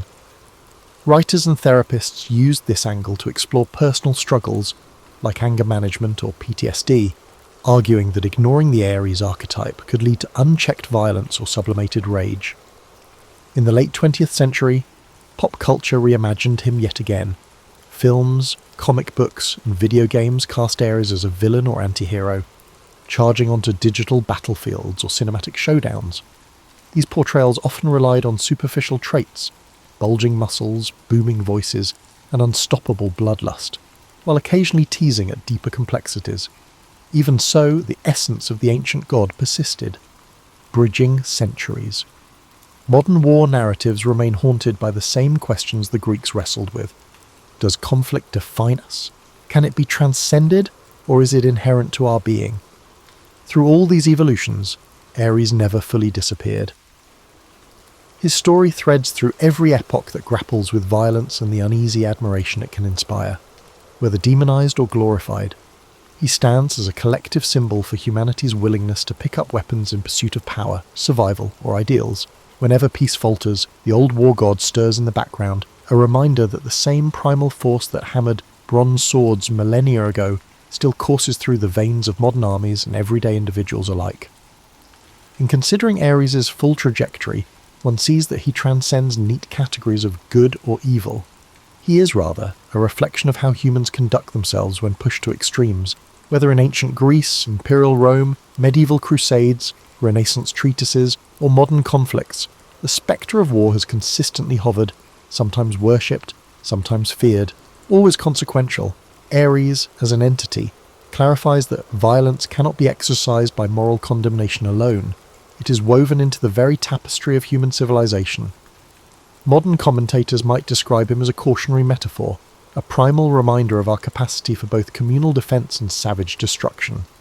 Yet the older Greeks saw more than mere caution. They recognized war as a fundamental element of fate, unstoppable and often necessary. Armies marched not out of love for bloodshed, but because survival or ambition demanded it. Ares thus appeared both monstrous and essential, an uncomfortable contradiction that still resonates whenever diplomatic efforts fail. In the Pantheon's grand drama, Ares never fully fits. Athena, goddess of calculated tactics, earned widespread reverence. Apollo, with his luminous artistry, commanded spiritual devotion. Even Dionysus, the wild reveller, offered ecstatic release that could be twisted into mania. But Ares was war unvarnished, immediate, brutal, reeking of sweat and metal. The ancients lacked illusions about the cost of violence, but acknowledged its presence in forging empires and defending homes. A temple to Ares might be smaller, overshadowed by other deities, yet when swords were drawn, prayers to him rose with urgent fervour. From a cosmic standpoint, Ares is arguably the most human-like deity, subject to rage, prone to heartbreak, swayed by familial attachments, and all too familiar with the destructive impulses that swirl in mortal hearts. He fights, fails, and fights again. Myths like the Trojan War underscore that even divine power cannot bring about clean victories. War is messy. So is Ares. Time after time he rushes into conflict, battered by contending gods or turned aside by fate, yet never extinguished. The cycle continues, reflecting the unstoppable continuity of human violence across ages. Yet amid the cruelty, traces of compassion surface. Myths telling of Ares avenging or protecting someone dear reveal a twisted sense of care. Perhaps the moral puzzle lies in the fact that war and love are not diametrically opposite, but rather two extremes of human passion. Ares' famous liaison with Aphrodite stands as a mythic testament to how destructive impulses can tangle with desires for union, each fueling the other. Far from being a cheap storyline of taboo romance, it exemplifies the contradictory ways passion manifests in our world. In examining Ares' modern legacy, one sees that we still wrestle with the same archetype. Soldiers sacrifice themselves out of fierce loyalty to country, tribe, or cause. Leaders might vow peace, yet mobilize armies when threatened. People decry warfare's horrors, yet remain enthralled by the tales of valor and the adrenaline of conflict. Some even argue that competition, if not outright conflict, drives innovation and progress. Thus, the war god remains relevant, not because society idolizes mayhem, but because it struggles to escape it. Perhaps the true lesson Ares offers is about grappling with humanity's inner contradictions. We crave harmony, but prepare for battle. We condemn violence, yet permit it under certain rules. We honour heroes who defend the helpless, yet question the morality of conquest. Ares doesn't solve these contradictions, he illuminates them. By stepping into his realm, we confront the unstoppable surge that can erupt within any of us, individually or collectively, under fear, anger, or ambition. And that confrontation is neither gentle nor purely savage. It is human.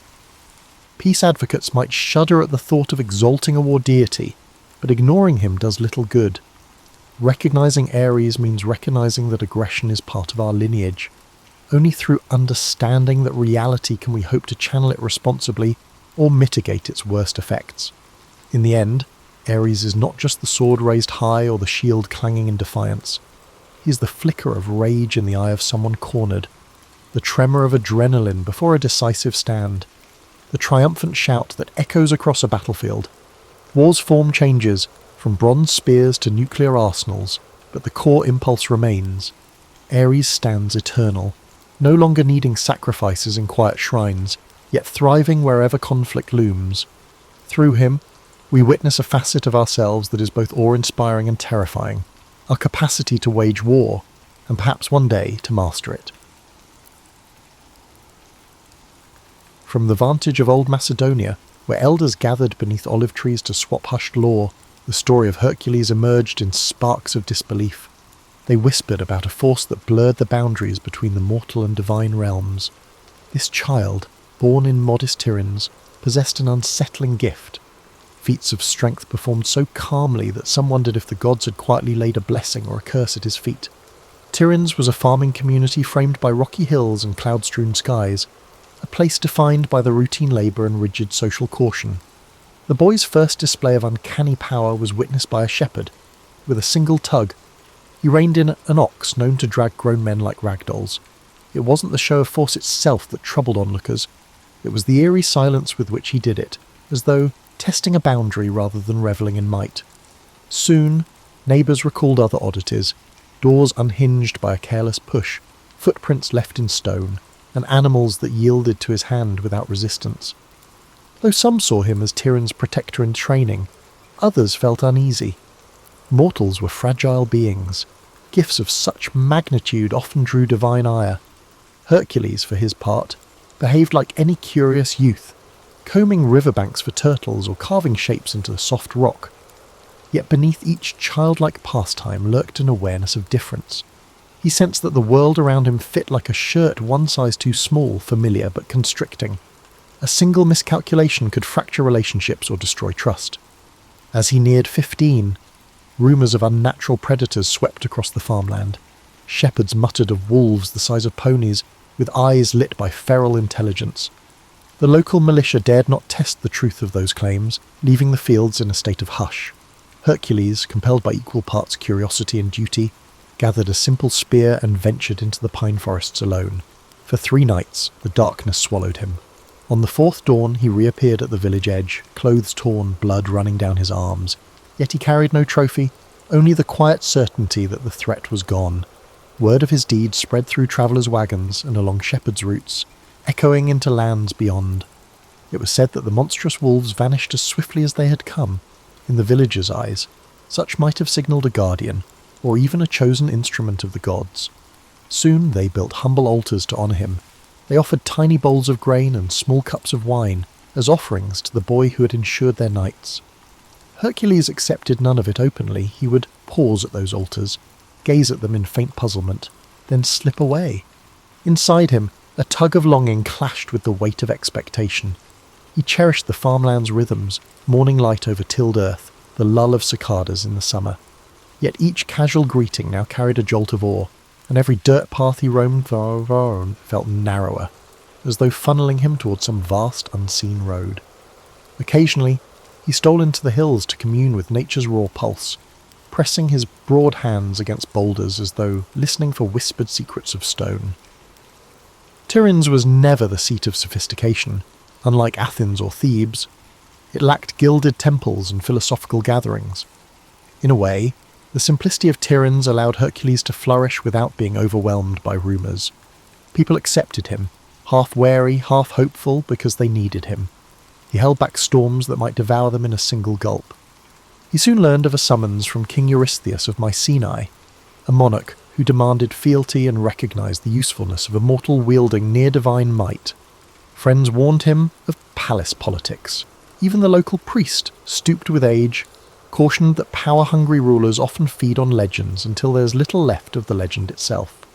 However, Hercules sensed an unspoken reminder that a simple shepherd's life would never be his. Gathering sparse belongings, he took one last look at the farmland, the lopsided fences, the distant bleating of goats that once filled his childhood mornings. Then, as dawn's first gleam touched the horizon, he set out for Mycenae. Those who witnessed his departure claimed a hush fell upon Tiryns, like the land itself held its breath, waiting. The path he walked would lead to triumph and sorrow, forging a destiny both luminous and shattering. In his heart, Hercules hoped to find a way back to quiet fields someday, but deep down, he suspected the gods had other plans entirely. The road to Mycenae stretched through rolling plains dotted with olive groves and jagged hillsides. Hercules travelled quietly, observing the land more than pondering the future. Yet he couldn't ignore the murmur that followed him, a hum of anticipation carried by traders, roadside shepherds, and vagrant bards. Upon arrival at the fortified city, he faced a spectacle: drummers at the gates, banners hoisted high, and crowds craning to see if a rumour exceeded reality. King Eurystheus' palace gleamed atop a rise of white stone. Once inside, Hercules found himself before a ruler whose thin lips twitched at each mention of his name. Despite grandiose surroundings, Eurystheus exuded an air of self-importance, undermined by a hint of anxiety. In the hushed court, courtiers eyed Hercules with an odd mix of curiosity and caution. They had heard the rumours of unstoppable strength. Now they assessed the man himself, broad-shouldered, wind-beaten, eyes calm as still water. Eurystheus wasted no time. "Word of your deeds has travelled far," he said, feigning warmth. "To prove your loyalty, you shall fulfil labours for the glory of Mycenae. And the gods, of course." Applause followed from courtiers, though it felt forced. Hercules bowed, not out of fear, but recognising that refusal would brand him an enemy of a kingdom that seemed both powerful and petty. Besides, he sensed destiny's nudge again, that intangible force hinting these labours might shape his future. His first assignment, the Nemean lion.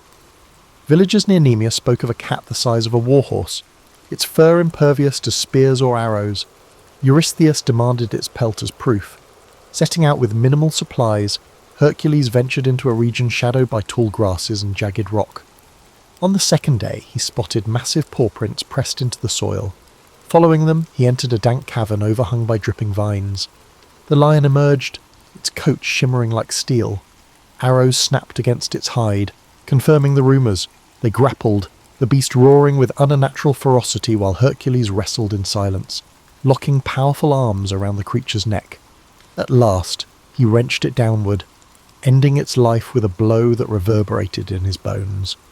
No victory cry escaped his lips, only relief. He skinned the lion with its claws and then draped the pelt over his shoulder. When he returned, Eurystheus balked at the sight of that massive trophy. Commanding the city gates shut, he insisted Hercules remain outside, duties at displaying future conquests from a distance. Thus began a curious ritual. Each time Hercules completed a labour, the king would peer down from the safety of high walls, making excuses to avoid direct contact. The champion, calm in compliance, never argued. He found no pride in forcing an audience. Fulfilling duty was enough. Shortly after, he faced the Lernaean Hydra, a serpent with 9 heads that regrew if cut. Hercules approached the swamp of Lerna, its murky waters stinking of rot. He attacked, but each severed head sprouted 2 more, only with the help of his nephew Iolaus, who cauterized each stump with torchlight. Did Hercules triumph? Lifting the central head, still hissing in death, he returned to Mycenae. The king, peering over parapets, dismissed the victory. "You had help," he sneered. Yet the people watching from afar marvelled. Labourers mounted. The Cyrenaian hind, sacred to Artemis, tested his finesse. He chased it for a year across forests and streams before cornering the golden-antlered creature. Rather than slay it, he merely captured and displayed it, then set it free, earning grudging respect from the goddess. He subdued the Erymanthian boar, bringing it back alive. After each feat, Eurystheus found reasons to belittle it. Still, word spread, forging Hercules' name into a legend that outgrew even the king's attempts to contain it. Hercules tasked with cleaning the Augean stables, an impossible mass of filth left for decades. Diverted 2 rivers in a single day, washing away the grime and exposing the stable's owner, Augeas, for his dishonesty. Along the way, the hero recognised these tasks weren't simply chores from a cowardly king, they served as rites of passage. Each labour illuminated facets of responsibility, cunning and mercy. Yet Hercules also sensed a growing gulf between himself and normal life. Day by day, the realm saw him less as a man and more as a living weapon. Behind the feats and rumours loomed an unspoken shadow. Stories hinted he was atoning for a private tragedy caused by a divine curse. He carried that burden silently, forging ahead on a path paved by others' demands. In fulfilling each new labour, Hercules grew ever more certain that his real battle lay within, a test to see whether monstrous foes or guilt from a past soaked in blood would claim him first. Over time, Eurystheus' list of labours seemed an endless well of peril. Some missions exuded a sense of malice, as if the king aimed to eliminate Hercules by challenging him to confront real-life nightmares. Yet it wasn't the magnitude of tasks that hollowed Hercules' spirit. It was the sense that each success fueled the king's resentment. Mycenae now revered a champion who strode in only to drop proof of another victory before vanishing again. At dawn one day, a messenger gasping for breath approached Hercules outside the city walls.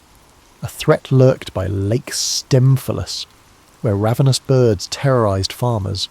Their iron-like feathers cut flesh, and the beating of their wings filled the sky with a menacing clang. Stymphalian birds were rumoured to be spawn of an ancient curse, feasting on anyone who strayed near the marsh. Eurystheus' decree was terse: exterminate them. Travelling to the lake, Hercules found the marshland choked with tall reeds and stagnant water. At dusk, he glimpsed shadowy shapes perched in twisted trees. Arrows alone wouldn't suffice. For every creature he felled, others scattered into the gloom.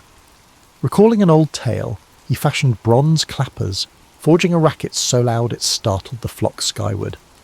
As they took flight, he shot them down systematically. Their carcasses drifted into reeds, painting the swamp red under the waning sun. The few that escaped took the legend of this unstoppable archer with them. More labour followed. Fetching the Cretan bull, a massive beast rumoured to breathe fire, brought him face to face with an animal maddened by captivity. Rather than slay it, he subdued it and brought it to Mycenae, only to watch Eurystheus cower behind the gate. Later, capturing the mares of Diomedes required wrestling savage horses bred for violence. Some say Hercules fed Diomedes to his mares in a moment of grim poetic justice, ending their thirst for human flesh. Yet it was an act that left Hercules uneasy. Dispatching a tyrant solved one evil, but the memory haunted him. What lines separated righteous punishment from barbarity? In these wanderings, he discovered people who welcomed him as a living legend, yet recognised his underlying melancholy. Children peered around corners, hoping to see the giant who wrestled monsters. Old men offered wine, praising him as champion of the downtrodden. Occasionally, Hercules paused to help build a wall or fix a broken roof, acts of normalcy that anchored him to everyday life. But the moment always came when a new labour call or a rumour of a monstrous threat demanded his presence. At night, he grappled with nightmares. The unwritten story behind his forced servitude gnawed at him, a rumour that he'd once been driven crazed by Hera's wrath, causing him to commit unspeakable deeds against those he loved. Although few dared mention it aloud, the weight of that guilt never left his eyes. Even the unstoppable Hercules could not outrun sorrow that sprang from within. Eventually, Eurystheus delivered yet another test, to steal the girdle of Hippolyta, queen of the warrior women known as Amazons. In a land beyond the Aegean, Hercules came upon a culture of disciplined fighters who lived independent of typical patriarchal laws. Initially, Hippolyta welcomed dialogue, impressed by rumours of a hero who balanced power with compassion. She considered granting him the girdle as a diplomatic gesture, but Hera, ever meddlesome, spread deceit among the Amazons, whispering that Hercules planned to abduct their queen. In the ensuing chaos, swords clashed, alliances shattered, and Hippolyta fell. Dying, she handed the girdle to Hercules, her expression etched with betrayal and sorrow. He departed with the prize, cursing the gods who twisted every peaceful solution into conflict. This pattern of tragedy bled across each mission. The more he accomplished, the less solace he found. The blame was easily laid at Eurystheus' feet, but Hercules understood that the seeds of discord came from the gods themselves, and from his heart, burdened by regrets. No monstrous hydra or invulnerable lion caused him as much pain as the memories he couldn't erase. Each labour, though celebrated by others, felt like an extension of penance. Still Hercules pressed on, partially out of duty and partially from an instinct that stopping might let darker forces run rampant. He was no politician, no orator, but people believed in him, and in their belief, he found a reason to shoulder his tortured past. So he continued, forging alliances with honest souls, meeting cunning foes in remote lands, and slaying nightmares so ordinary folk could rest at night. Through scorching deserts and perilous seas, Hercules roamed like a wandering guardian, his reputation derived more from his deeds than his words. Even so, a question circled endlessly in his mind. Would saving the world ever wash away the blood on his conscience, or was he doomed to carry his haunted legacy until the end? As the labours approached their conclusion, Hercules observed a change in the political landscape. Mycenae's commoners adored him, weaving new songs about his might, but the court seethed with jealousy. King Eurystheus, cornered by his decree, pressed onward with increasingly brazen demands. He ordered Hercules to journey to the far edges of the known world. Some suspected the king hoped the hero would never return, sparing him the embarrassment of living in another man's shadow.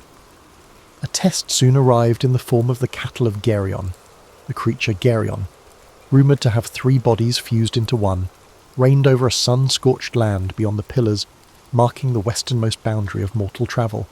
The prize, a herd of crimson cattle prized by gods and kings alike. Hercules set off, crossing mountain passes, scorching deserts, and nameless seas. He famously split a landmass to create a strait, some said in a moment of frustration, others as a statement of power, raising what would later be called the Pillars of Hercules. He eventually arrived at Geryon's domain, where a monstrous hound guarded the cattle. Battling Geryon demanded strategy, for each torso wielded a different weapon. Hercules exploited the confusion, striking while the giant struggled to coordinate his 3 minds. With Geryon slain, he herded the cattle through hostile territories, clashing with thieves and hostile kings along the way. His triumphant return to Mycenae, driving those surreal red-hided animals, caused a stir of both admiration and dread. Yet Eurystheus welcomed him only from a safe distance. Soldiers corralled the cattle, sacrificing many on Eurystheus's orders.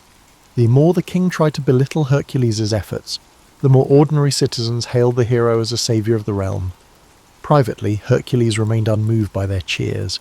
Each new conquest carried echoes of moral conflict, as if he were a blade used by manipulative hands.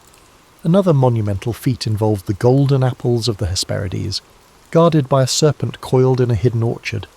Tales said the apples conferred immortality, though most mortals never reached the far-flung garden. Hercules travelled for months, uncertain if such a place truly existed.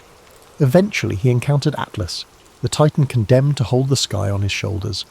Seizing an opportunity, Hercules offered to take that cosmic burden temporarily if Atlas would fetch the apples. Atlas retrieved them, but then tried to abandon Hercules, hoping to free himself from eternal torment. Through a cunning ploy, Hercules tricked Atlas into reclaiming the heavens, walking off with the fabled fruit. When he presented the golden apples to Eurystheus, the king had no idea what to do with them. Legend says Athena herself intervened, returning the apples to their rightful place. In that moment, Hercules glimpsed the gods' casual involvement. They toyed with mortal affairs, granting fleeting favours or curses, shaping destinies as one might shuffle coins. He realised that each labour was less about Eurystheus' commands and more about the gods' inscrutable agenda, and his path of atonement. Only one task remained, descending into the underworld to capture Cerberus, the 3-headed hound of Hades. This final labour surpassed mortal limits, for no living soul dared approach that dismal realm without invitation. Hercules ventured down the dark corridors of the earth, guided by wailing spirits and the unrelenting pull of cosmic gloom. Before the throne of Hades, he offered to wrestle Cerberus bare-handed if permitted to bring the beast to the surface. The god of the dead consented, more amused than alarmed. Their struggle was fierce. Each of Cerberus's heads snapped and snarled, snake-like tails lashing in fury. Yet the hero subdued the beast, hauling it above ground to Mycenae's gates. When Eurystheus saw the snarling hound of death, he hid, trembling behind his walls. Hercules, mission done, gently returned Cerberus to Hades. With all labours completed, Hercules stood outside Mycenae's walls, eyes on the fortress that had dominated his life. He expected neither thanks nor release. for he understood his service wasn't to Eurystheus but to something deeper. Turning from the city, he felt both emptiness and freedom. He had conquered beasts and braved terrors unknown to mortal men. Now, the question loomed, could he conquer the shadows that clung to his heart? He walked away, the crowds uncertain whether to weep at his departure or celebrate their king's deliverance from jealousy. Quietly, Hercules carried with him the echoes of every monstrous roar, every anguished cry, forging a destiny severed from royal commands but still bound by the gods' inscrutable design. Released from Eurystheus's demands, Hercules drifted. Some claimed he roamed until he found a remote valley, building a modest home beside a sparkling brook. There, he tried to cultivate olives and vine crops, as though seeking normalcy. Villagers in the vicinity grew accustomed to spotting a giant figure mending fences or hauling timber. For the first time, he blended into daily life, if only briefly. Yet tranquility proved elusive. Strangers arrived, testing the legend. Some wanted to measure strength against the famed demigod, brandishing swords or arrogant boasts. Others offered alliances steeped in hidden agendas. Hercules repelled them, but each confrontation frayed the delicate peace. Rumours circulated about a new champion who might best him, and with each rumour came another challenger. Tiring of this drama, Hercules took to the road, relinquishing the valley to preserve its calm. He wandered from city to city, forging a reputation as a roving problem solver. In Attica, he drove away raiders who preyed on vulnerable farms. In Aetolia, he mediated disputes among tribal leaders too proud to seek peace themselves.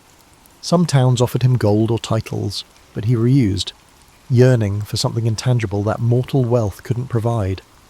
Whispers of his identity preceded him. Children recited his labours as bedtime stories. Local bars named beverages after him, and travelling minstrels twisted details for dramatic flair.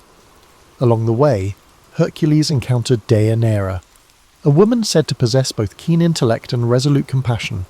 She saw through the aura of legend, urging him to confront the guilt that shadowed him. Her strength of spirit matched his physical might, and their bond blossomed into love. For a while, he believed he might carve out a life of shared purpose, perhaps leading a small settlement or teaching others to defend themselves without tyranny. They married, weaving fresh hopes into days that felt gentler, yet the old cycles returned. One evening, while travelling together, they encountered the centaur Nessus at a river crossing. Nessus offered to ferry Deianira across the water, but partway he revealed his intent to abduct her. Hercules, swift to act, let an arrow fly, its tip laced with hydra poison. The wounded centaur collapsed, blood soaking the shore. In his final breaths, he whispered deceit to Deianira. Should she ever fear losing Hercules' love, a garment stained with his blood would bind him to her. Moved by desperation, she gathered some of that blood, too distraught to see the trap. Life continued. Hercules continued to be a wandering force, with Deianira either by his side or anxiously waiting at home. Over time, she worried about rumours of his infidelity. Travelling the world exposed him to temptations, and his legend drew admirers of every stripe. In a moment of fragile insecurity, she recalled Nessus's final words. She treated a robe with the centaur's blood, believing it a charm that would secure Hercules' devotion. When Hercules donned it, the old poison ignited like living fire, adhering to his flesh. He tore at the fabric, but the agony only worsened, ripping his skin away.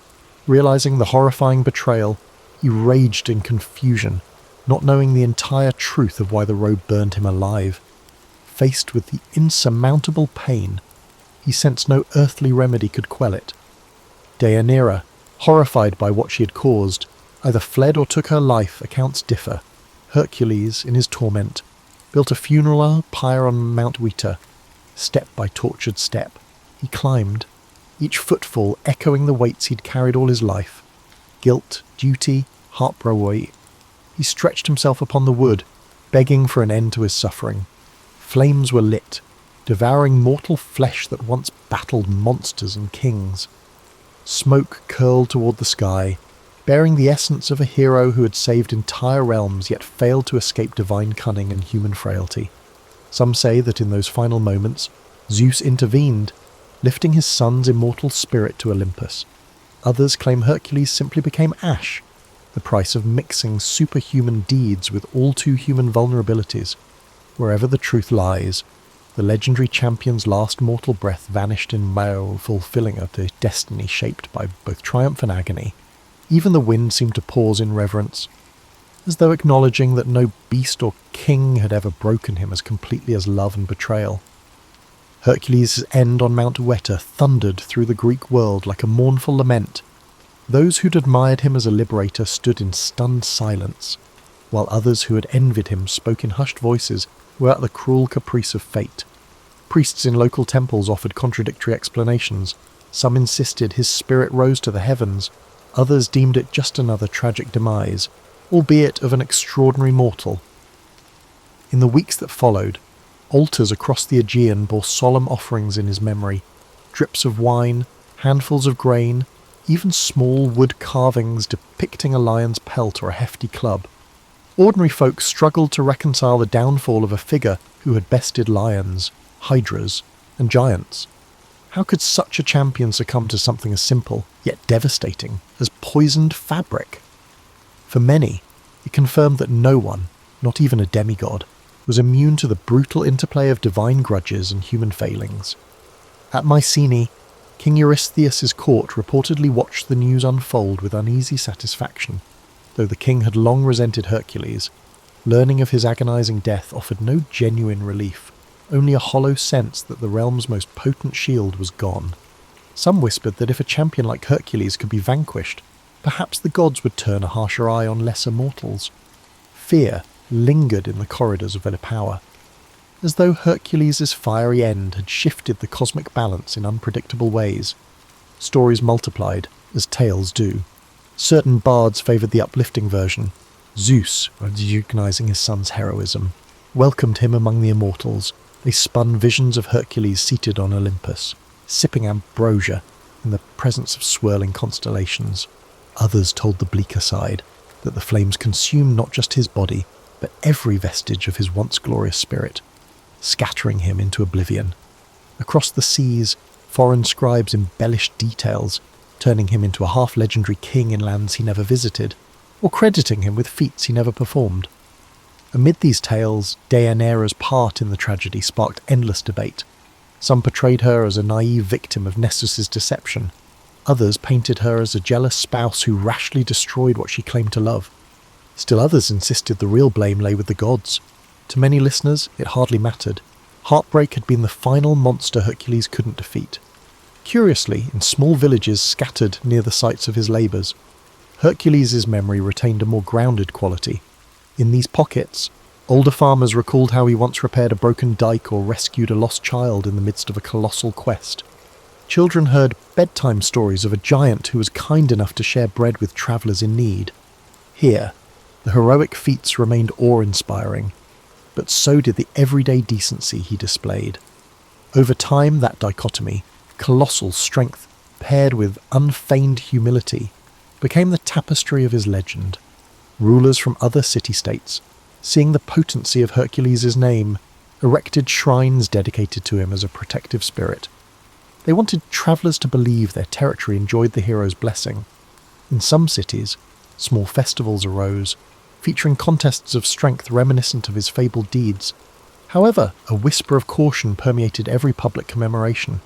Hercules had conquered monstrous beasts and overcome impossible tasks, yet a subtle sting from the mortal realm had undone him. Might alone could not outmaneuver fate or quell the complexities of love. For those who once knew him personally, warriors like Iolaus or local chiefs grateful for his help, his absence left an ache beyond description. They recalled the quiet convictions that guided him, the guilt that shadowed his eyes after each impossible feat.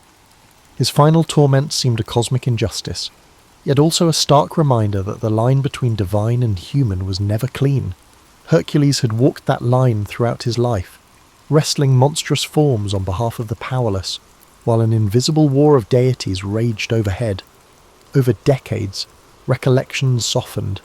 Younger generations heard only the grand arcs, the Nemean lion, the Hydra, the unstoppable hero. Details of heartbreak and moral doubt vanished in the retellings, replaced by carved statues brandishing clubs or wearing lion skins. Yet in rare corners of Greece, the full story was preserved by those who had reason to remember. A titan among men who was neither wholly god nor entirely mortal.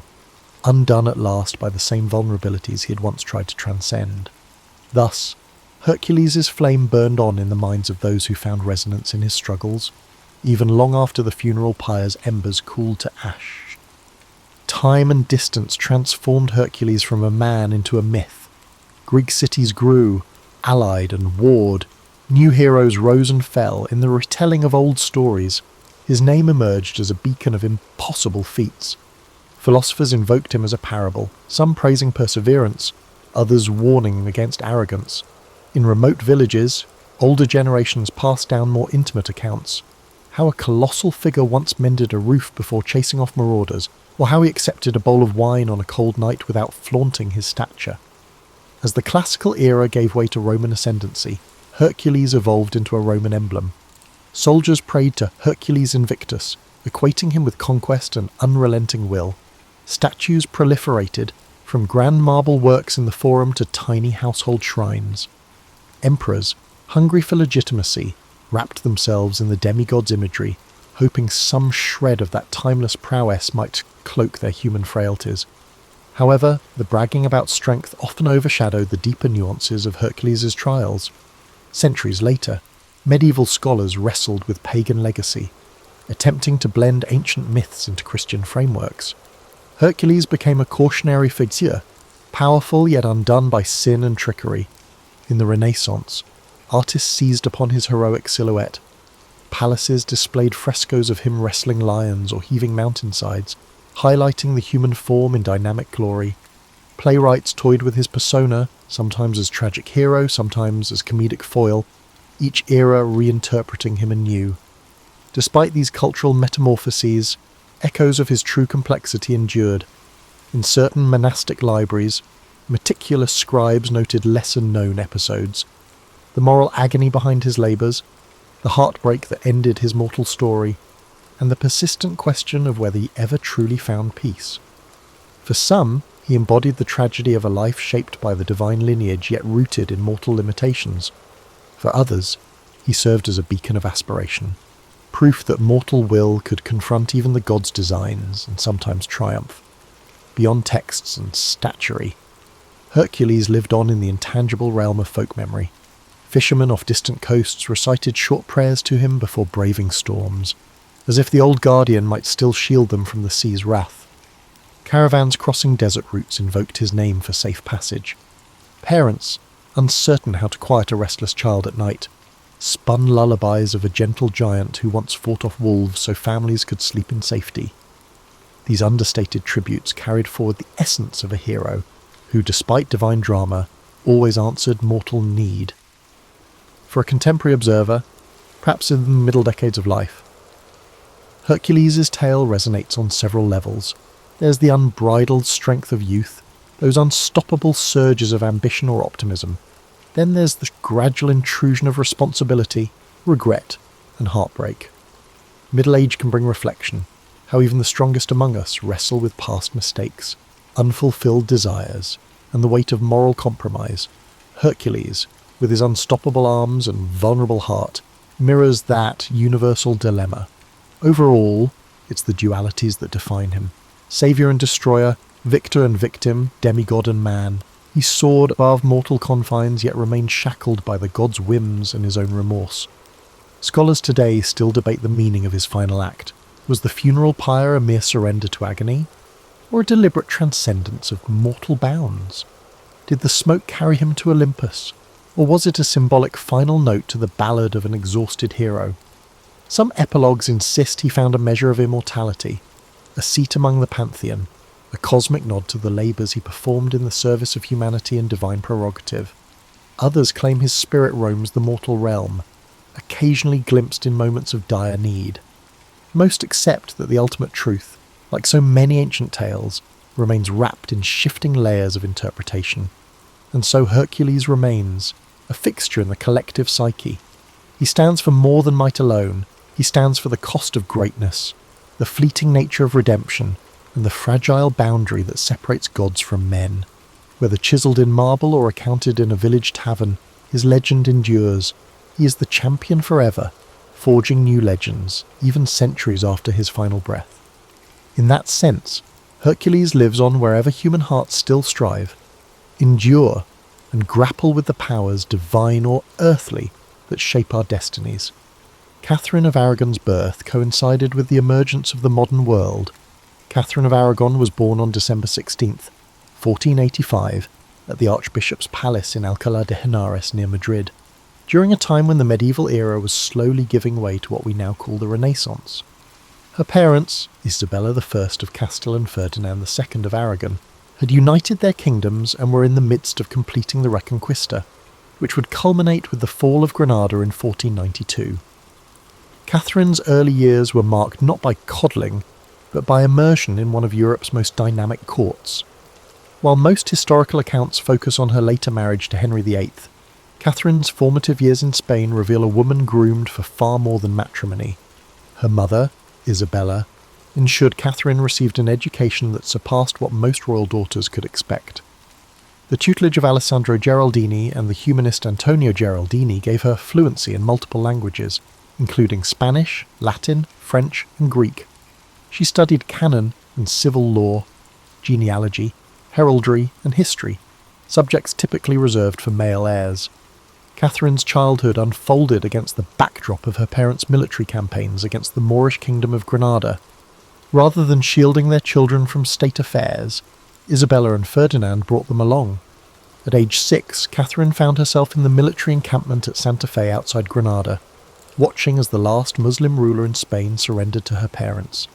The same year, a Genoese explorer named Christopher Columbus secured funding from her parents for a westward expedition that would forever change world history. What distinguished Catherine's upbringing from that of other royal daughters was her mother's insistence that she understand the mechanics of governance. Isabella of Castile was no ornamental queen, but ruled in her own right. Under her example, Catherine observed council meetings, diplomatic receptions, and looked into the delicate dance of statecraft. Her mother's confessor, the reforming Cardinal Jiménez de Cisneros, instilled in her a devout but intellectually rigorous Catholicism that emphasized personal piety alongside institutional reform. By age 15, Catherine had absorbed more practical knowledge of rulership than most royal sons twice her age. Yet the Spanish court that shaped her remained largely invisible in later English accounts, which preferred to cast her as a passive victim of Henry VIII's marital machinations rather than acknowledge the sophisticated political actor who arrived on English shores. When Catherine sailed from Spain in 1501, she brought with her not just a trousseau and dowry, but a distinctly Iberian worldview. Her household included 50 Spanish attendants, including her lady-in-waiting, Doña Elvira Manuel, who would serve as both companion and cultural bridge. These Spaniards brought with them customs and practices that would seem alien to English courtiers, different standards of personal hygiene, so Spaniards bathed more frequently than the English, different dining habits, and different musical traditions. The journey itself, frequently reduced to a footnote in historical accounts, proved harrowing. Records from her fleet commander, Admiral Don Pedro de Ayala, reveal that Catherine's ship nearly sank in a ferocious Bay of Biscay storm. For 3 days, the princess remained in her cabin praying while waves threatened to overturn the vessel. When land was finally sighted, Catherine insisted on recording her impressions of her new country. Her letters home described the English countryside as verdant but melancholy, and noted the curious custom of commoners approaching the royal party to present petitions directly, something unthinkable in the more rigid Spanish court hierarchy. What awaited her in England was not her future husband, Henry, but his brother Arthur, Prince of Wales, a slender 15-year-old whose frail health stood in stark contrast to Catherine's robust constitution. Their first meeting at Dogmersfield in Hampshire became legendary for Catherine's insistence on Spanish protocol despite English objections. When the Earl of Surrey demanded to see her face before she proceeded to London, Catherine refused, maintaining that only her betrothed would first glimpse her uncovered countenance, a stance that revealed both her adherence to Spanish custom and her early determination to assert herself in an unfamiliar land. The death of Arthur, Prince of Wales, in April of 1502 at Ludlow Castle, transformed Catherine of Aragon's trajectory in ways that conventional narratives often simplify. The 17-year-old widow faced not just grief but a political quagmire that would shape the next 7 years of her life. While history has primarily cast these as years of passive waiting, Catherine's correspondence reveals a young woman actively navigating the treacherous waters of international diplomacy. Arthur's death threw Catherine into what historians have called diplomatic purgatory. She was neither fully English nor free to return to Spain. Her father-in-law, Henry VII, refused to return her substantial dowry, 200,000 crowns, an enormous sum that would equal millions in today's currency. Meanwhile, her father, Ferdinand, was equally reluctant to fund her return home without the dowry. Catherine found herself essentially stranded in a foreign country whose language she was still mastering. During these limbo years, Catherine resided primarily at Durham House in London, where her income was progressively reduced by Henry VII's parsimony. By 1505, her situation had deteriorated to such an extent that she wrote to her father, "I am in debt in London. I am struggling to find a way out."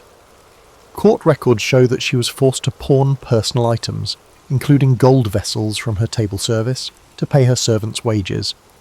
While traditional accounts paint the aftermath as a period of powerless victimhood, Catherine's letters reveal sophisticated financial strategizing as she managed to maintain a household of 30 servants despite these constraints. What's rarely discussed is that Catherine's widow years coincided with the most tumultuous period in Castilian politics since her mother's accession. When Isabella of Castile died in 1504, the kingdom descended into factional struggle between Catherine's father, Ferdinand, and her brother-in-law Philip of Burgundy, husband to her sister Joanna. Catherine found herself in the uncomfortable position of an ambassadorial hostage, with Henry VII threatening to switch matrimonial alliances to the Burgundian faction if Ferdinand didn't meet his increasingly demanding terms. These years also witnessed Catherine's transformation from sheltered infanta to hardened political operator. She essentially functioned as Spain's unofficial ambassador to England, sending coded intelligence reports to her father, while simultaneously maintaining a facade of dutiful deference to Henry VII. Court records show that she cultivated relationships with key English nobles, particularly the Howard and Stafford families, building a network that would later prove invaluable during her queenship. Most accounts overlook Catherine's intellectual development during this period. Inventories of her possessions show she acquired over 40 books between 1502 and 1509, including works by Erasmus and Thomas More. Her correspondence with the Spanish humanist Juan Luis Vives suggests she was engaged with the latest currents in Renaissance thought. Far from languishing in isolated misery, Catherine was participating in the intellectual ferment that would later characterise the early Tudor court. People have similarly misrepresented her religious life during these years. While Catherine's piety is well documented, it has often been caricatured as rigid and medieval. In reality, her spiritual practice aligned with the Devotio Moderna movement sweeping Europe, which emphasised personal, interior devotion over elaborate external rituals. Her confessor, the observant Franciscan Alessandro Barclay, introduced her to contemplative prayer practices that would later influence English spiritual writing. Catherine's relationship with the young Prince Henry, later Henry VIII, during this period deserves re-examination. Court records indicate regular contact between them, including shared musical performances and participation in court festivities. The future king, 6 years her junior, appears to have genuinely enjoyed Catherine's company, particularly her knowledge of Spanish literature and her skill at the virginals, a keyboard instrument she had mastered. When court chronicler Edward Hall later wrote that Henry had cast eyes of affection on Catherine before their marriage, he was likely recording more than propaganda. By 1507, Catherine had become adept at managing not just her reduced circumstances, but the complex diplomatic machinations swirling around her. When Henry VII attempted to create a pretext for breaking the betrothal by demanding Catherine confess whether her marriage to Arthur had been consummated, she outmanoeuvred him with a carefully worded response that satisfied Spanish honour, while preserving the possibility of marriage to the younger Henry. When Henry VIII ascended the throne in April of 1509, one of his first acts was to marry Catherine of Aragon, a decision that historical accounts have variously attributed to youthful infatuation, political expediency, or simple duty. However, contemporary sources reveal a more nuanced reality. The 18-year-old King's Council was initially divided on the match, with some favouring a French alliance instead. Henry's decision to marry Catherine represented his first significant assertion of royal will against advisory opinion, a pattern that would characterise his reign. Catherine's transformation from marginalised widow to queen consort was swift and deliberate. Their joint coronation on June 24th, 1509, broke with tradition by according Catherine equal ceremonial prominence with Henry. She insisted on wearing her hair loose, a Spanish symbol of virginity, to publicly emphasise that her first marriage was unconsummated. Londoners, treated to pageants portraying Dame Catherine as the embodiment of truth triumphing over adversity, understood the symbolism. The early years of Catherine's queenship reveal a woman whose political influence extended far beyond conventional narratives that focus exclusively on her reproductive struggles. As early as 1510, diplomatic correspondence shows Catherine serving as an informal member of the King's Council, particularly on matters relating to Spanish and imperial relations. The Venetian ambassador reported with surprise that the Queen attends all council meetings and exerts considerable influence. Perhaps Catherine's most overlooked contribution to Tudor governance came in 1513, when Henry appointed her Governor of the Realm and Captain General of the Armed Forces during his absence in France. This regency granted Catherine powers that went beyond ceremonial authority. She could sign documents with the King's authority, issue proclamations, and even raise armies. When James IV of Scotland invaded while Henry was abroad, Catherine organised the English defence with remarkable efficiency. She commissioned ships, ordered troop movements, and sent a stirring letter to the Earl of Surrey before he defeated and killed the Scottish king at Flodden Field. After the victory, Catherine sent James's bloodied coat to Henry in France as a battle trophy, writing with martial pride that she would have sent the king's body too, but English soil would not bear a traitor's burial. This action, rarely emphasised in popular accounts, demonstrates Catherine's embrace of Tudor political culture and her evolution from Spanish infanta to English queen. Catherine's domestic policy during her regency revealed priorities that would shape her later patronage. She issued orders relaxing enforcement of sumptuary laws that disproportionately punished working-class women for dressing above their station. Court records indicate she personally intervened in at least 14 cases where women faced prosecution under these statutes, arguing that female industry shouldn't be penalised by archaic restrictions. Her intellectual patronage has been similarly underappreciated. While Henry VIII is remembered for his sporadic support of humanism, Catherine maintained more consistent relationships with leading scholars. She commissioned translations of devotional texts from Spanish into English, supported Richard Hurdy's arguments for women's education, and maintained correspondence with Erasmus, who dedicated his commentary on the Gospel of Matthew to her. When Juan Luis Vives published The Education of a Christian Woman in 1523, he acknowledged Catherine's influence on his thinking about female intellectual capacity. Catherine's queenly authority extended to cultural diplomacy as well. She introduced Spanish theatrical traditions to the English court, particularly the morality plays known as autos sacramentals. Court records document her commissioning performances that blended English and Spanish performance styles, creating hybridized entertainments that historian Sidney Anglo has termed the first truly cosmopolitan court culture in English history. Even her religious patronage defies simple characterization. While Catherine's Catholicism was sincere, she advocated for church reforms that aligned with humanist critiques. She supported Cardinal Wolsey's suppression of corrupt monasteries nearly 2 decades before Henry's more famous dissolution. Edward Lee, the reformist scholar who served as her personal chaplain, delivered sermons that criticised clerical abuses while upholding orthodox doctrine, a delicate balance that mirrors Catherine's own complex religious beliefs. By 1525, before the divorce crisis erupted, Catherine had constructed a queenly identity that skillfully balanced her Spanish heritage with her adopted English role. She wore English fashions but maintained Spanish eating habits. She spoke English fluently but continued to write personal devotions in Spanish. She honoured English Sacerdotal saints while introducing Spanish religious customs like the 40-hour devotion. This cultural hybridity made her popular with both courtiers and commoners, who affectionately called her Queen Caterina, in a blend of her Spanish name and English title.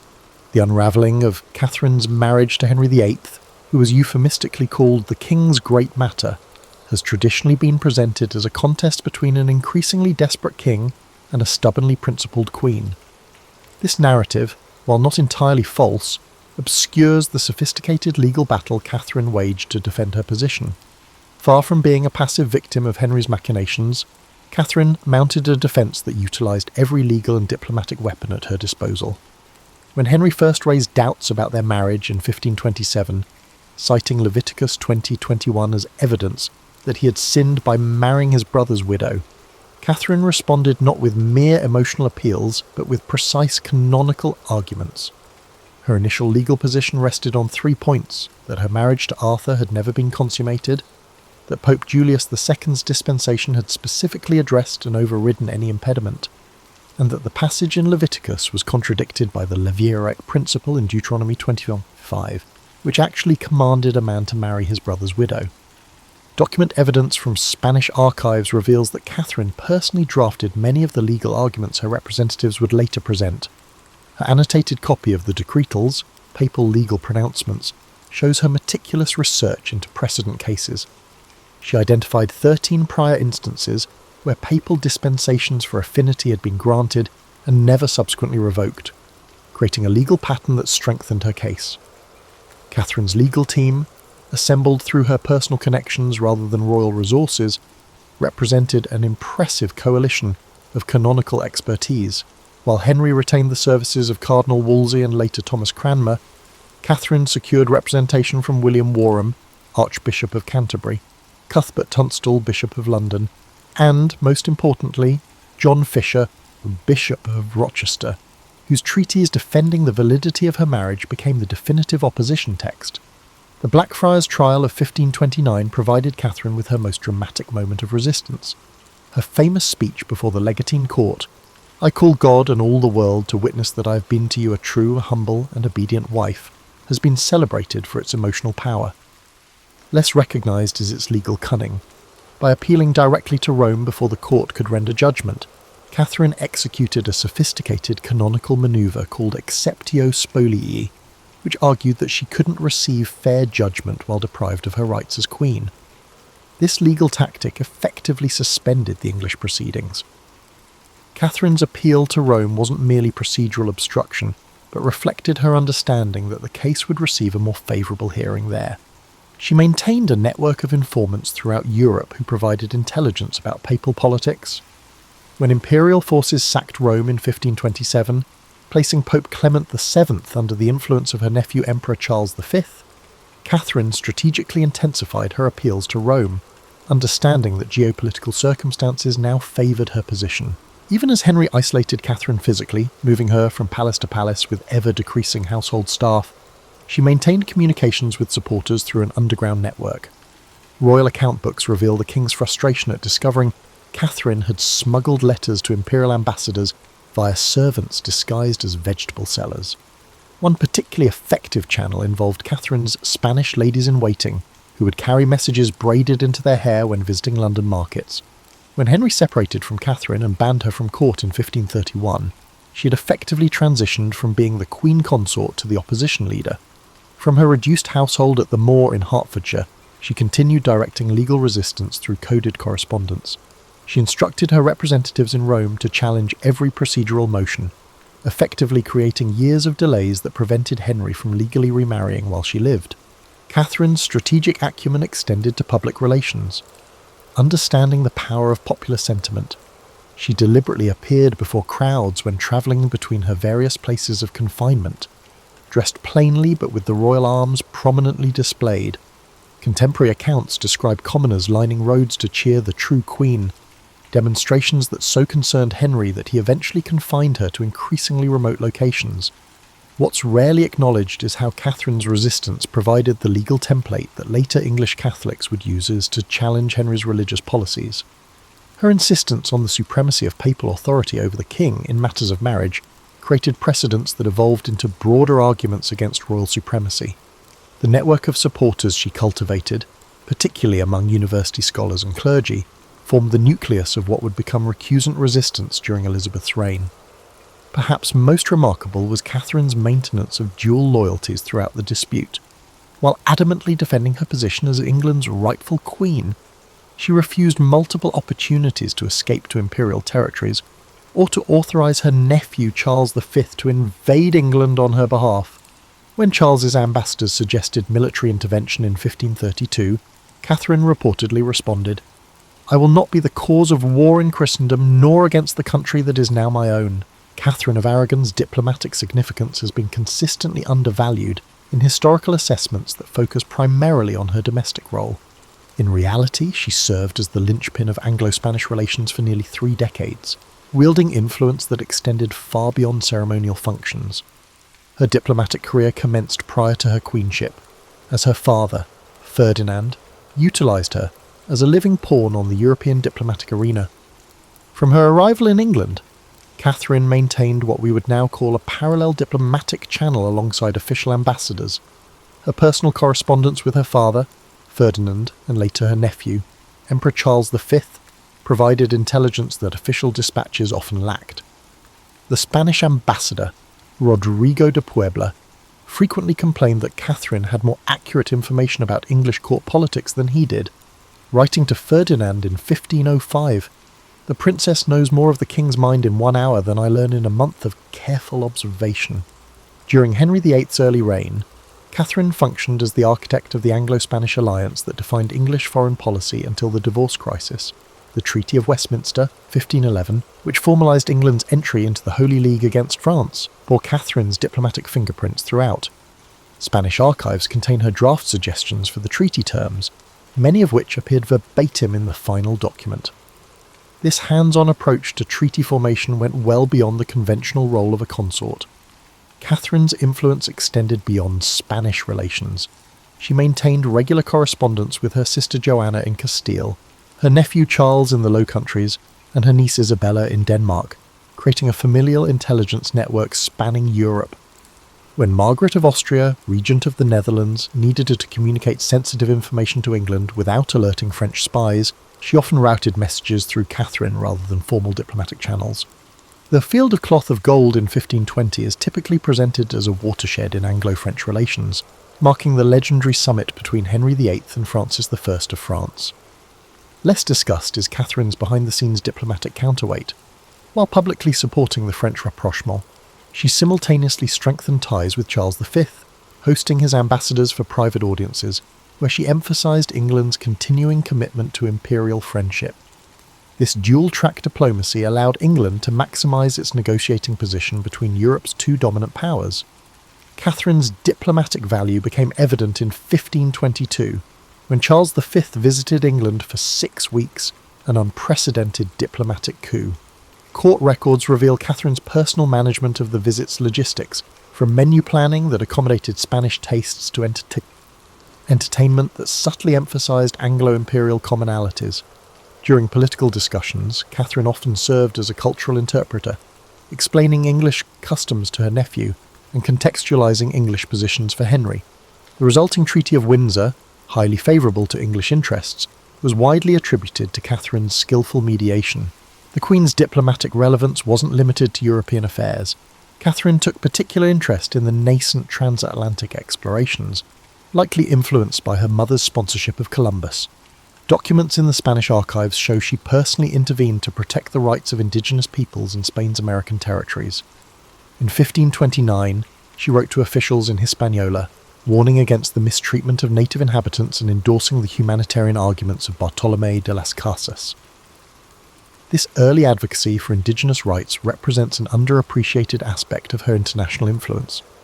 Catherine's approach to international relations was characterised by what diplomat Eustace Chapuis called her long view of dynastic interests. Unlike Henry, whose foreign policy often responded to immediate opportunities or slights, Catherine consistently advocated for policies that supported long-term strategic interests. She opposed popular but wasteful French instead. They encouraged commercial treaties that would strengthen English trade. When the Protestant Reformation began fracturing European politics, Catherine advised Henry to position England as a potential mediator rather than an entrenched partisan. Even during the divorce proceedings, Catherine maintained her diplomatic engagement, transforming her personal predicament into an international issue. Through carefully timed appeals to Rome and the imperial court, she ensured that Henry couldn't resolve the matter as a domestic concern. Her letter to Charles V in 1531, recently discovered in the Simancas archives, reveals a sophisticated understanding of European power dynamics.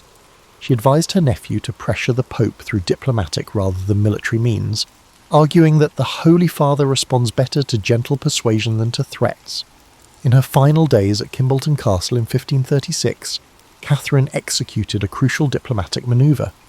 Understanding that her death would reshape Anglo-imperial relations, she dictated letters to both Henry and Charles V that emphasised reconciliation rather than recrimination.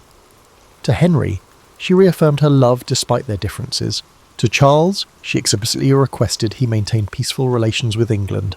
This final diplomatic act reflected her lifelong balancing of loyalties to her native and adopted countries.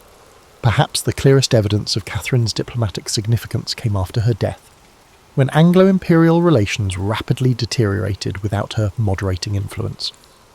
Within months, Henry faced increasing hostility from Charles V, culminating in an imperial-papal alliance that threatened England with invasion. The diplomatic architecture Catherine had maintained for decades collapsed in her absence, revealing how central she had been to England's international standing. Catherine of Aragon's cultural patronage established patterns that would define the Tudor Renaissance long after her death. Yet this aspect of her legacy remains curiously underexplored.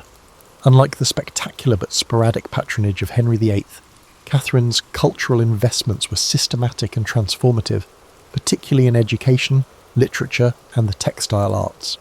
Her vision helped shift English court culture from its medieval foundations toward Renaissance humanism. Education stood at the centre of Catherine's patronage strategy. In 1523, she established the Queen's Scholarships at St John's College, Cambridge, which specifically funded students focusing on Greek and Latin classics. University records indicate that 27 scholars benefited from these grants during Catherine's lifetime, including Robert Pember, who later became a leading translator of classical texts. Unlike most contemporary patronage, Catherine's educational funding carried the unusual stipulation that recipients commit to teaching for at least 5 years after completing their studies, creating a multiplier effect for humanist learning. Catherine's commissioning of translations significantly expanded the range of texts available in English. Court payment records document her sponsorship of at least 14 translation projects, including the first English versions of Seneca's moral essays and portions of Plutarch's Lives. Her most significant literary commission came in 1516, when she engaged Juan Luis Vives to write De Institutione Feminae Christianae, on the education of a Christian woman, which argued for women's intellectual capabilities at a time when female education remained controversial. Catherine ensured the work was quickly translated into English and distributed to noble households with daughters. The education of her daughter Mary reflected Catherine's pedagogical principles. She recruited humanist scholars like Thomas Linacre and Richard Pace as tutors, developing a curriculum that mirrored those of male heirs. Mary's education included not just traditional female accomplishments, but also Greek, Latin, astronomy, architecture, and governance, subjects typically reserved for male education. This educational program became influential beyond the royal family. Inventories from noble households show increased acquisition of classical texts for daughters after Catherine established this precedent. Catherine's textile patronage transformed English decorative arts. Spanish embroidery techniques, particularly blackwork, black silk on the white linen, sometimes called Spanish work, gained prominence through Catherine's workshop. Her household accounts show she employed over 20 professional embroiderers at its peak, producing works that combined Spanish techniques with English motifs. Surviving examples in the Victoria and Albert Museum demonstrate this distinctive hybrid style, which remained influential in English decorative arts for generations. Liturgical arts received particular attention in Catherine's patronage portfolio. She commissioned illuminated manuscripts from both Spanish and English workshops, creating opportunities for cross-cultural artistic exchange. The Catherine of Aragon prayer book, now in the British Library, exemplifies this fusion, with Spanish-influenced illumination techniques applied to English devotional texts. Catherine also commissioned altar furnishings that introduced Spanish liturgical aesthetics to English churches, including embroidered antependiere, altar frontals, that incorporated pomegranate motifs, her personal emblem, into traditional English church decoration. Musical funding revealed Catherine's cosmopolitan tastes. She introduced Spanish musicians to the English court, including the composer Juan de Anchieta, whose compositions familiarized English audiences with the unique polyphonic traditions of Iberian sacred music. Court records document her commissioning of motets that blended English and Spanish musical elements. Thomas Tallis, who would later become England's preeminent composer, received his first royal appointment in Catherine's household chapel, where he was exposed to this international musical environment. Subsequent rebuilding has largely erased Catherine's architectural patronage, but account books reveal significant projects. She redesigned the Queen's apartments at Greenwich Palace to include a Spanish-style inner courtyard with a fountain, creating spaces for humanist conversation modelled on Iberian precedents. At Richmond Palace, she commissioned a library specifically designed to house her growing collection of classical and humanist texts, with innovative features like reading desks with adjustable angles, a design later copied in other noble libraries. Perhaps most significant was Catherine's patronage of female artists and intellectuals. Court records show she employed women in traditionally male artistic roles, including Anne Brown as court painter and Margaret Bryan as astronomical instrument maker. These appointments created rare professional opportunities for talented women and established precedents for female intellectual achievement. When Catherine established her daughter Mary's household at Ludlow Castle in 1525, she deliberately recruited educated women as attendants, creating what historian Maria Dowling has called the first female humanist circle in England. Catherine's cultural patronage established a distinctively English Renaissance identity that outlived her personal downfall. The educational institutions she funded continued producing scholars long after her death. The artistic styles she introduced became naturalised as traditional English forms. Even her architectural innovations influenced subsequent royal building projects. When Elizabeth I later positioned herself as a Renaissance monarch, she drew upon cultural foundations that her mother's rival had established. Catherine of Aragon died at Kimbolton Castle on January 7, 1536, officially downgrading her to Princess Dowager, despite her insistence on her royal title until the end. Traditional narratives often conclude her story here, presenting her as a tragic figure whose significance waned after Anne Boleyn's ascension. This interpretation fundamentally misunderstands Catherine's enduring influence on Tudor England and beyond. Her legacy operated through multiple channels, some obvious and others more subtle, shaping English history long after her physical presence had ended. The most immediate aspect of Catherine's legacy manifested in popular resistance to Henry's religious policies. Her steadfast defence of papal authority provided both an intellectual framework and emotional inspiration for those opposing the nascent English Reformation. The Pilgrimage of Grace, the largest uprising of Henry's reign, explicitly invoked Catherine's cause among its grievances. Northern rebels carried banners depicting her royal arms alongside traditional religious images, symbolically linking loyalty to Rome with loyalty to the displaced queen. Catherine's influence persisted through networks of scholars and clerics she had patronised. John Fisher, Bishop of Rochester and her most prominent defender, became a martyr for rejecting royal supremacy. Less-known figures like Nicholas Wilson and Richard Featherstone, both former chaplains in Catherine's household, joined the ranks of religious exiles who maintained opposition from continental havens.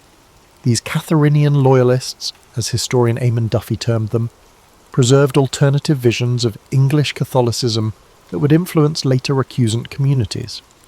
Through her daughter Mary, Catherine's political and religious values gained renewed expression during Mary's brief reign, 1553 to 1558. Mary's restoration of Catholicism represented not just personal conviction, but conscious continuation of her mother's stance. Royal proclamations during Mary's reign frequently referenced the virtuous example of our most noble mother, explicitly connecting government policies to Catherine's principles. Mary's efforts to restore diplomatic relations with Spain similarly reflected Catherine's lifelong commitment to an Anglo-Spanish alliance. Catherine's educational philosophy proved remarkably durable. The curriculum she developed for Princess Mary, emphasising classical languages, history, and governance alongside religious instruction, became influential in noble female education. Household accounts from families like the Howards, Percys, and Seymours show daughters receiving increasingly substantial educations modelled on Catherinian principles.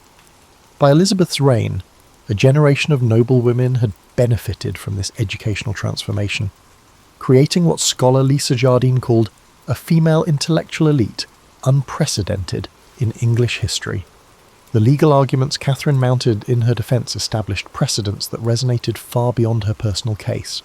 Her insistence that valid marriages could not be retroactively invalidated by royal decree established important protections for aristocratic marriages, and by extension, aristocratic property settlements. When Elizabeth I faced parliamentary pressure to clarify the succession in the 1560s, her resistance partly reflected awareness that questioning her parents' marriage would reopen the controversial legal principles Catherine had fought to uphold. Catherine's diplomatic legacy operated in complex ways. While Anglo-Spanish relations deteriorated after her death, the diplomatic networks she had cultivated provided channels for continued communication even during periods of official hostility.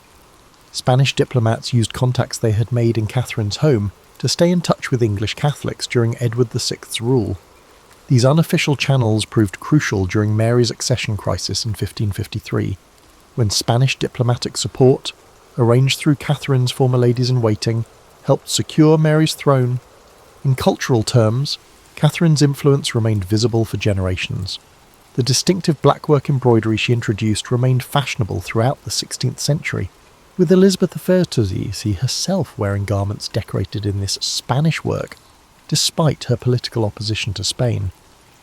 Architectural elements Catherine had introduced, particularly the enclosed private garden and the humanist study, became standard features in elite English homes. Even her innovations in court ceremony, like the Spanish-influenced reverence that replaced the medieval nebo, persisted as elements of English court protocol. Perhaps most significantly, Catherine established enduring principles of queenship that influenced subsequent royal women. Her example demonstrated that queens could exercise substantial political authority while maintaining popular affection. She proved that consorts could serve as effective diplomatic agents and cultural patrons. Even in adversity, she established that queens possessed distinct rights that could not be arbitrarily revoked. Elizabeth I, despite her complicated relationship with Catherine's memory, adopted many aspects of Catherine's queenly performance, particularly her careful balance of foreign and domestic identities. The culmination of Catherine's legacy arrived with the accession of James I in 1603, which reunited the English and Scottish crowns and restored peaceful relations with Spain. The 1604 Treaty of London, ending nearly 2 decades of Anglo-Spanish conflict, explicitly referenced Catherine's earlier diplomatic work as a model for renewed friendship. When Philip III's ambassador presented James with Catherine's portrait as the diplomatic gift, he symbolically acknowledged what historians have often overlooked, that Catherine of Aragon's vision of England's place in Europe had ultimately prevailed. Catherine's story extended far beyond the divorce crisis that dominates popular perceptions. She was not merely Henry VIII's discarded first wife, but a consequential historical figure whose influence shaped Tudor England in profound and lasting ways. Her legacy encompassed religious principles, educational innovations, diplomatic relationships, legal precedents, and cultural transformations that continued influencing English society long after her death. The true measure of Catherine's historical significance lies not in the marriage that ended, but in the many ways her life's work continued shaping the nation she had adopted as her own. The boy who would reshape continents took his first breath in the shadow of the Altai Mountains. Kublai Khan came into the world in 1215, not as the obvious heir to power, but as the fourth son of Tolui and Sorghaghtani Beki. While his grandfather Genghis Khan carved an empire with blood and thunder, young Kublai's education took a different path, one that would eventually redefine what it meant to rule the largest contiguous land empire in history. Unlike his brothers, who mastered horseback archery before they could properly speak, Kublai found his early calling in the quieter pursuits of the mind. Sorghaghtani, his Nestorian Christian mother, made a calculated decision that history would later vindicate.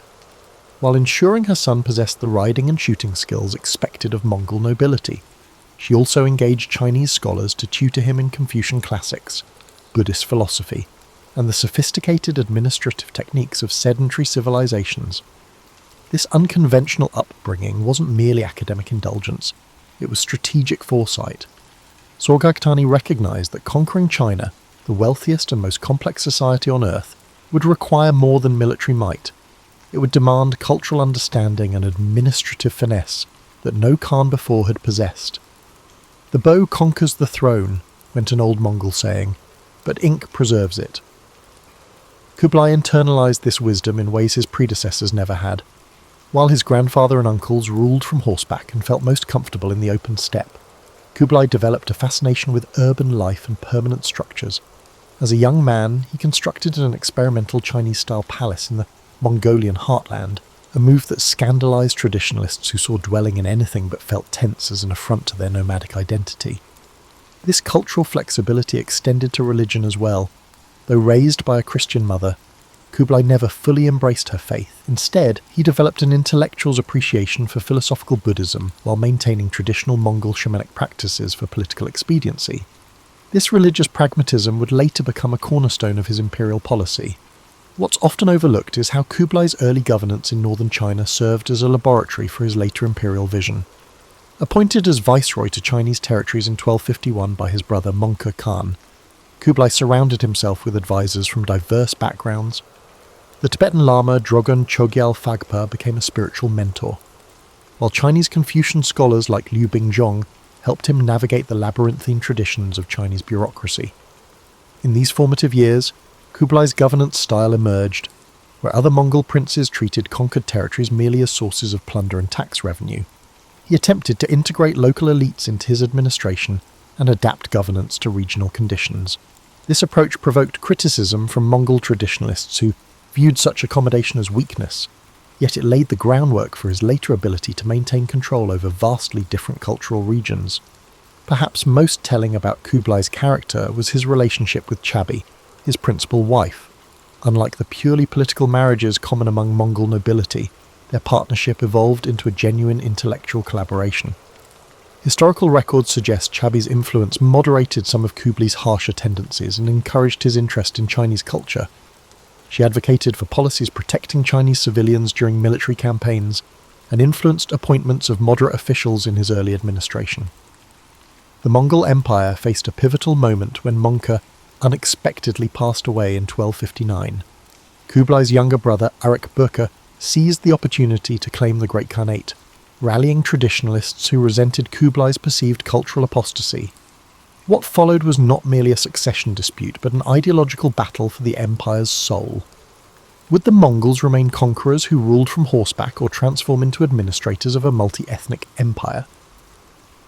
The ensuing civil war demonstrated Kublai's strategic patience. Rather than immediately marching on the Mongolian heartland, where Arik's traditionalist support was strongest, he consolidated power in northern China, securing agricultural resources and tax revenues that would eventually finance his campaign. This decision, prioritizing economic infrastructure over symbolic homelands, revealed the pragmatic ruler he was becoming. The boy who would reshape continents took his first breath in the shadow of the Altai Mountains. Kublai Khan came into the world in 1215, not as the obvious heir to power, but as the fourth son of Tolui and Sorghaghtani Beki.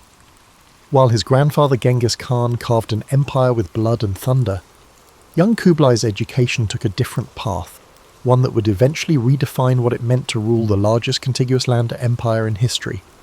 Unlike his brothers, who mastered horseback archery before they could properly speak, Kublai found his early calling in the quieter pursuits of the mind. Sorghaghtani, his Nestorian Christian mother, made a calculated decision that history would later vindicate. While ensuring her son possessed the riding and shooting skills expected of Mongol nobility, she also engaged Chinese scholars to tutor him in Confucian classics, Buddhist philosophy, and the sophisticated administrative techniques of sedentary civilizations. This unconventional upbringing wasn't merely academic indulgence, it was strategic foresight. Sorghaghtani recognized that conquering China, the wealthiest and most complex society on earth, would require more than military might. It would demand cultural understanding and administrative finesse that no Khan before had possessed. "The bow conquers the throne," went an old Mongol saying, "but ink preserves it." Kublai internalized this wisdom in ways his predecessors never had. While his grandfather and uncles ruled from horseback and felt most comfortable in the open steppe, Kublai developed a fascination with urban life and permanent structures. As a young man, he constructed an experimental Chinese-style palace in the Mongolian heartland, a move that scandalized traditionalists who saw dwelling in anything but felt tense as an affront to their nomadic identity. This cultural flexibility extended to religion as well. Though raised by a Christian mother, Kublai never fully embraced her faith. Instead, he developed an intellectual's appreciation for philosophical Buddhism while maintaining traditional Mongol shamanic practices for political expediency. This religious pragmatism would later become a cornerstone of his imperial policy. What's often overlooked is how Kublai's early governance in northern China served as a laboratory for his later imperial vision. Appointed as viceroy to Chinese territories in 1251 by his brother Mongke Khan, Kublai surrounded himself with advisors from diverse backgrounds. The Tibetan Lama Drogon Chogyal Phagpa became a spiritual mentor, while Chinese Confucian scholars like Liu Bingzhong helped him navigate the labyrinthine traditions of Chinese bureaucracy. In these formative years, Kublai's governance style emerged, where other Mongol princes treated conquered territories merely as sources of plunder and tax revenue. He attempted to integrate local elites into his administration and adapt governance to regional conditions. This approach provoked criticism from Mongol traditionalists who viewed such accommodation as weakness, yet it laid the groundwork for his later ability to maintain control over vastly different cultural regions. Perhaps most telling about Kublai's character was his relationship with Chabi, his principal wife. Unlike the purely political marriages common among Mongol nobility, their partnership evolved into a genuine intellectual collaboration. Historical records suggest Chabi's influence moderated some of Kublai's harsher tendencies and encouraged his interest in Chinese culture. She advocated for policies protecting Chinese civilians during military campaigns and influenced appointments of moderate officials in his early administration. The Mongol Empire faced a pivotal moment when Mongke unexpectedly passed away in 1259. Kublai's younger brother Arik Böke seized the opportunity to claim the Great Khanate, rallying traditionalists who resented Kublai's perceived cultural apostasy. What followed was not merely a succession dispute, but an ideological battle for the empire's soul. Would the Mongols remain conquerors who ruled from horseback or transform into administrators of a multi-ethnic empire? The ensuing civil war demonstrated Kublai's strategic patience. Rather than immediately marching on the Mongolian heartland, where Arik's traditionalist support was strongest, he consolidated power in northern China, securing agricultural resources and tax revenues that would eventually finance his campaign. This decision, prioritizing economic infrastructure over symbolic homelands, revealed the pragmatic ruler he was becoming. The Tuluid civil war that erupted after Mongke's death pitted not just brother against brother, but competing visions for the Mongol future. While most historical accounts frame this conflict through military campaigns, the deeper struggle occurred in the halls of governance and finance. Kublai's 4-year campaign against Arik Böke featured an innovation that distinguished it from previous Mongol succession disputes: the systematic use of economic warfare. Controlling the agricultural heartland of northern China, Kublai restricted grain shipments to the Mongolian steppe, where Arik's supporters struggled to feed their families and livestock. This approach minimized direct military confrontation while steadily eroding his opponent's base of support. Throughout this conflict, Kublai demonstrated unexpected restraint toward captured enemies. After his final victory in 1264, he spared Arik's life, a mercy uncommonly extended in Mongol politics, though Arik would die mysteriously just 2 years later while in Kublai's custody. This initial clemency was notable for a man whose grandfather had created mountains of skulls across Central Asia. The war's resolution left Kublai as Great Khan in name, but the empire's fracturing had begun. The Western Khanates, the Golden Horde in Russia, the Chagatai Khanate in Central Asia, and the Ilkhanate in Persia, acknowledged Kublai's position with decreasing sincerity. Each pursued increasingly independent policies, rendering the title of Great Khan more symbolic than practical beyond East Asia. This reality shaped Kublai's vision. Rather than exhausting resources trying to reimpose central authority across the sprawling Mongol domains, he focused eastward, turning his grandfather's conquest into something new, a Chinese-style dynasty with Mongol characteristics. In 1271, at the age of 56, Kublai made this transformation official by proclaiming the Yuan dynasty. The name itself, meaning origin or beginning in Chinese, signalled his intent to establish not just a continuation of Mongol rule, but a legitimate Chinese imperial regime. This declaration came with a comprehensive adoption of Chinese imperial institutions, from 6 administrative ministries to elaborate court rituals. Yet beneath the Chinese imperial facade, Kublai maintained distinctly Mongol power structures. He instituted what historians later called the 4-class system, arranging his subjects in a strict hierarchy. Mongols at the top, followed by Central Asian Muslims and other non-Chinese peoples, the Semu, then Northern Chinese, and finally Southern Chinese at the bottom. This system ensured Mongol military and political dominance while incorporating useful talents from all groups. Kublai's administrative innovations were practical responses to governance challenges. Unable to read Chinese himself, he commissioned the creation of the Feiyi's script, a writing system that could transcribe multiple languages, including Mongolian and Chinese. This script appeared on official seals and currency, allowing communication across linguistic divides within his administration. His legal system represented a similar hybrid approach. Rather than imposing Mongol customary law universally or adopting Chinese legal traditions wholesale, Kublai created a tiered system where different ethnic groups were judged according to different legal standards. Mongols answered to traditional Mongol law, Muslims to Islamic law, and Chinese to modified Tang dynasty codes. Perhaps most revealing of Kublai's intellectual character was his establishment of the Muslim Astronomical Observatory in Beijing. While previous rulers might have consulted astrologers before campaigns, Kublai assembled a multicultural scientific team, including Chinese, Muslim, and even European scholars, to improve calendar systems, develop navigational tools, and study celestial phenomena. This institution reflected his genuine intellectual curiosity and recognition that knowledge from diverse traditions could serve practical governance. The Khan's personal habits similarly blended traditions. While maintaining the Mongol custom of hunting expeditions, Kublai transformed these into elaborate affairs combining Chinese imperial pageantry with steppe traditions. His hunting park at Xanadu, made famous centuries later by Coleridge's poem, featured not only game reserves but also agricultural demonstrations and botanical collections, reflecting his interest in natural sciences. By the time he consolidated his position as Emperor of China, Kublai Khan had evolved from a Mongol prince with Chinese tutors into something history had not seen before. A ruler equally comfortable discussing Confucian ethics, Buddhist cosmology, and the practical logistics of cavalry warfare. Perhaps most revolutionary was Dadu's religious landscape. Previous Chinese capitals had hierarchically arranged temples reflecting imperial orthodoxy. Kublai instead created what might be considered the world's first deliberately multi-religious imperial capital. Buddhist temples stood alongside Taoist sanctuaries, Confucian academies, Muslim mosques, Nestorian Christian churches, and even a Jewish synagogue.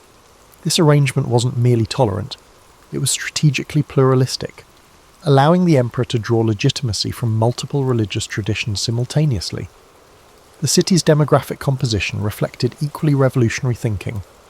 While traditional Chinese capitals segregated foreigners in designated quarters, Dadu integrated multiple ethnic neighbourhoods throughout its urban fabric.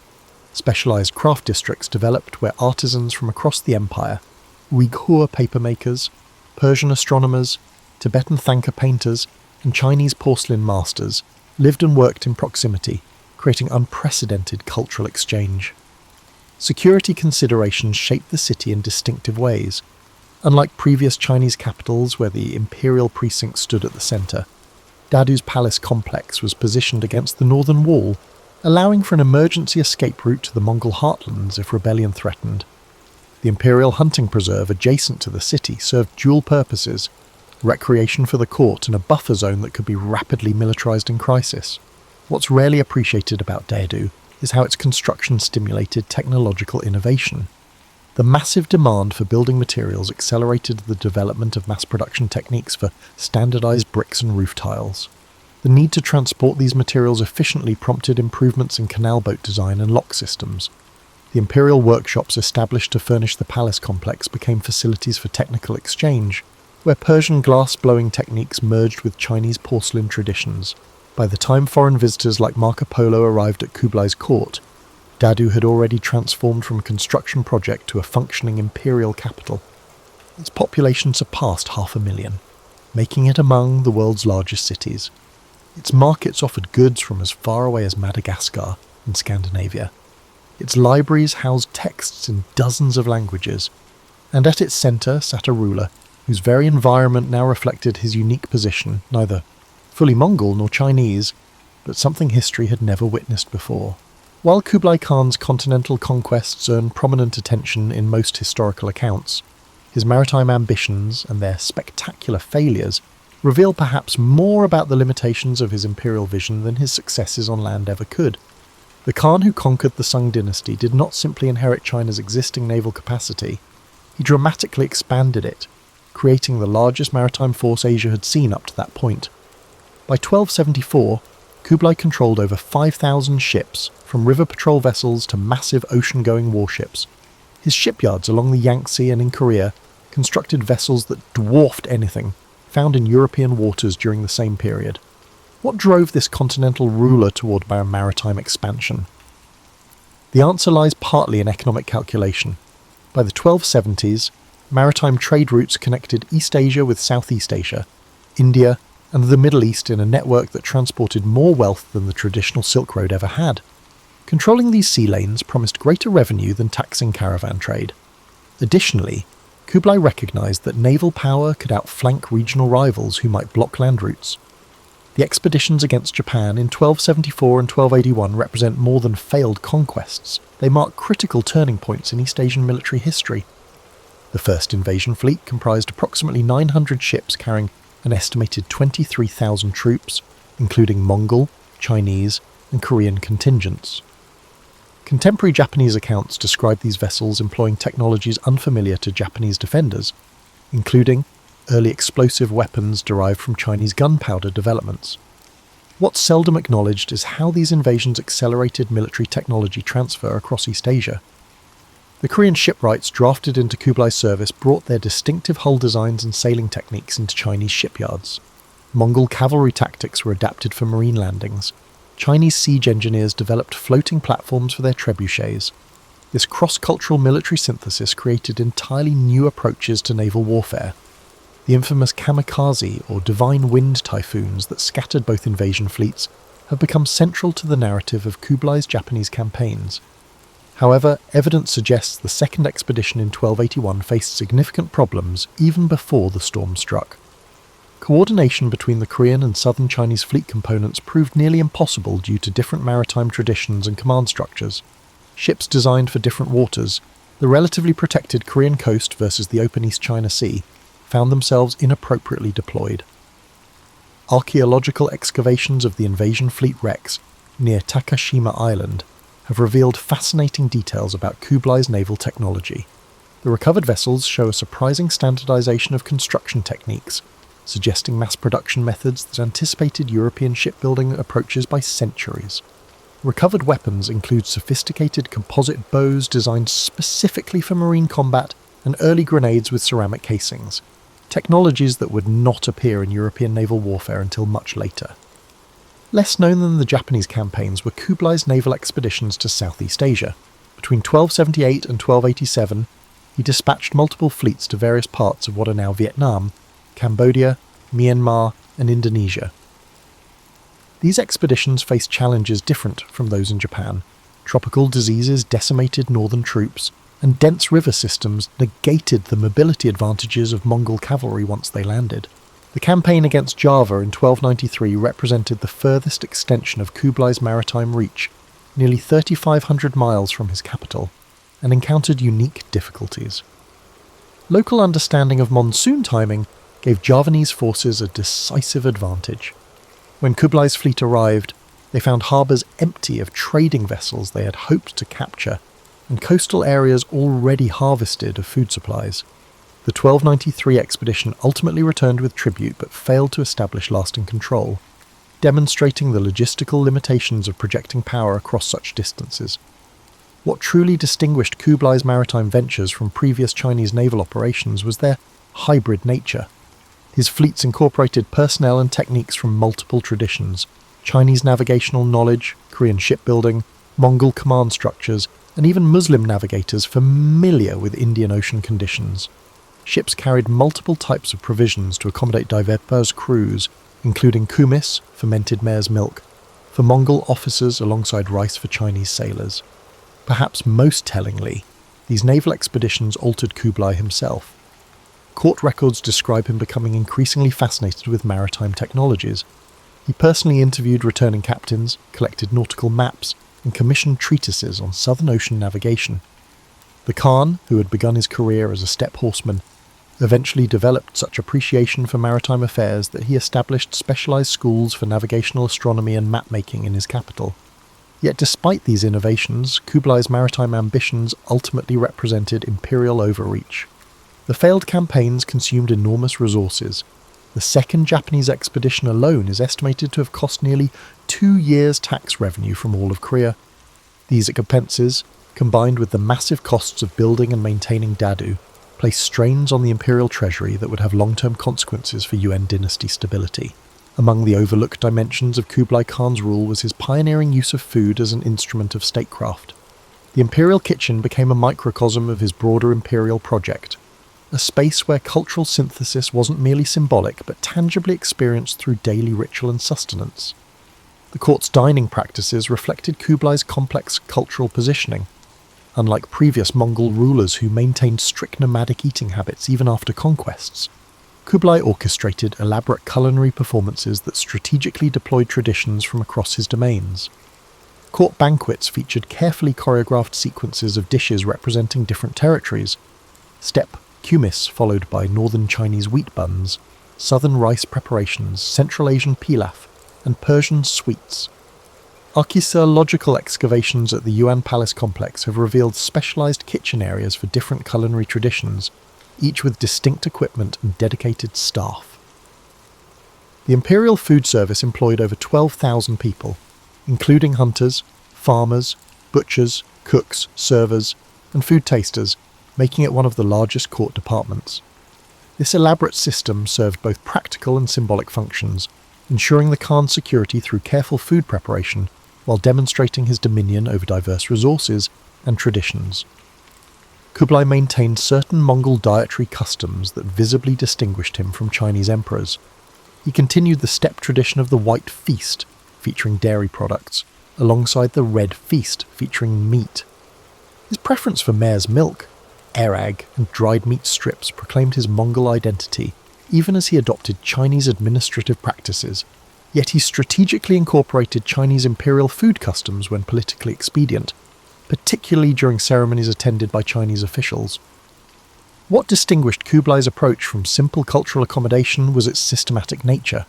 Court records detail elaborate protocols for determining which culinary traditions would be featured at which events, with specific foods functioning as diplomatic signals. When receiving emissaries from Tibet, the court served butter tea prepared in the Tibetan style, despite the Khan's personal dislike for it. Muslim diplomats were presented with meals prepared according to halal requirements, overseen by Muslim cooks maintained specifically for such occasions. The Khan's personal dining regimen combined medical theories from multiple traditions. His physicians included practitioners of Chinese medicine, Islamic Unani medicine, and traditional Mongol shamanic healing. Each contributed dietary recommendations that were synthesized into the Khan's eating plan. Contemporary accounts describe medicinal soups combining Chinese herbs, Central Asian spices, and ingredients from as far as India, prepared according to schedules aligning with both Chinese cosmological calendars and Islamic medical timing. Kublai's famous hunting expeditions at his summer capital of Xanadu, Shangdu, featured elaborate outdoor feasting that merged Mongol traditions with imperial Chinese ritual. These events, which could involve thousands of participants, followed precisely choreographed sequences. The Khan would first honour his ancestors with traditional Mongol offerings, then participate in the hunt itself, culminating in a feast where animals killed during the hunt were prepared using techniques from multiple culinary traditions. The multicultural composition of Kublai's court created unprecedented culinary exchange. Chinese techniques for fermenting vegetables spread northward into Mongolia. Mongol methods for preserving meat influenced Chinese practices. Persian fruit cultivation techniques transformed gardens around Dadu. This cross-cultural exchange accelerated the development of what would later be recognized as distinct regional Chinese cuisines. Some of Kublai's most effective diplomatic deployments of food occurred during his interactions with foreign emissaries. According to Marco Polo's account, visitors were first served familiar foods from their homelands, prepared by cooks who specifically researched foreign techniques, before being gradually introduced to Mongol and Chinese delicacies. This culinary progression mirrored the broader diplomatic process of establishing comfort before negotiation. One of Kublai's most significant culinary innovations was the development of imperial food supply chains that connected distant ecological zones. Specialized imperial farms around Dadu cultivated fruits and vegetables from across Eurasia. fast horse relay stations, primarily developed for military and administrative communication, were adapted to transport perishable delicacies. Court records note shipments of fresh seafood from the Yellow Sea, reaching the imperial table within days of harvest, and fruits from tropical southern provinces arriving in edible condition at the northern capital. Archaeological evidence from Yuan dynasty elite tombs reveals the material culture supporting this culinary cosmopolitanism. Burial goods include Persian-influenced metal serving vessels alongside Chinese porcelain and Mongol ceremonial cups. This material hybridization reflected the lived experience of dining at Kublai's court, where the vessels themselves communicated political messages about cultural synthesis and imperial reach.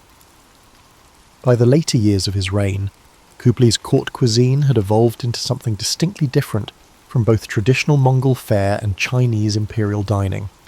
It represented a third tradition, a Yuan court cuisine that embodied in edible form the Khan's vision of universal rule transcending ethnic and cultural boundaries, a sensory embodiment of his new type of empire. Beyond his military campaigns and architectural ambitions, Kublai Khan's most enduring innovation may have been his transformation of how information moved through and shaped his vast domains. Under his direction, the Mongol Empire evolved from a conquest state into an information empire whose administrative sophistication would influence East Asian governance for centuries. The cornerstone of this transformation was Kublai's development of the world's most extensive postal relay system. Building upon the Mongol Yam network established by Genghis Khan, Kublai systematically expanded and formalized this communications infrastructure until it encompassed over 1,400 postal stations across East Asia. Unlike earlier iterations that primarily served military coordination, Kublai's postal system became a comprehensive information network supporting administrative governance. What made this system revolutionary was its unprecedented speed and reliability. Official communications could travel up to 250 miles per day, a pace unmatched anywhere else in the medieval world. This goal was achieved through a precisely organized relay system, where stations were positioned approximately 25 to 30 miles apart, the distance a horse could gallop at speed before requiring replacement.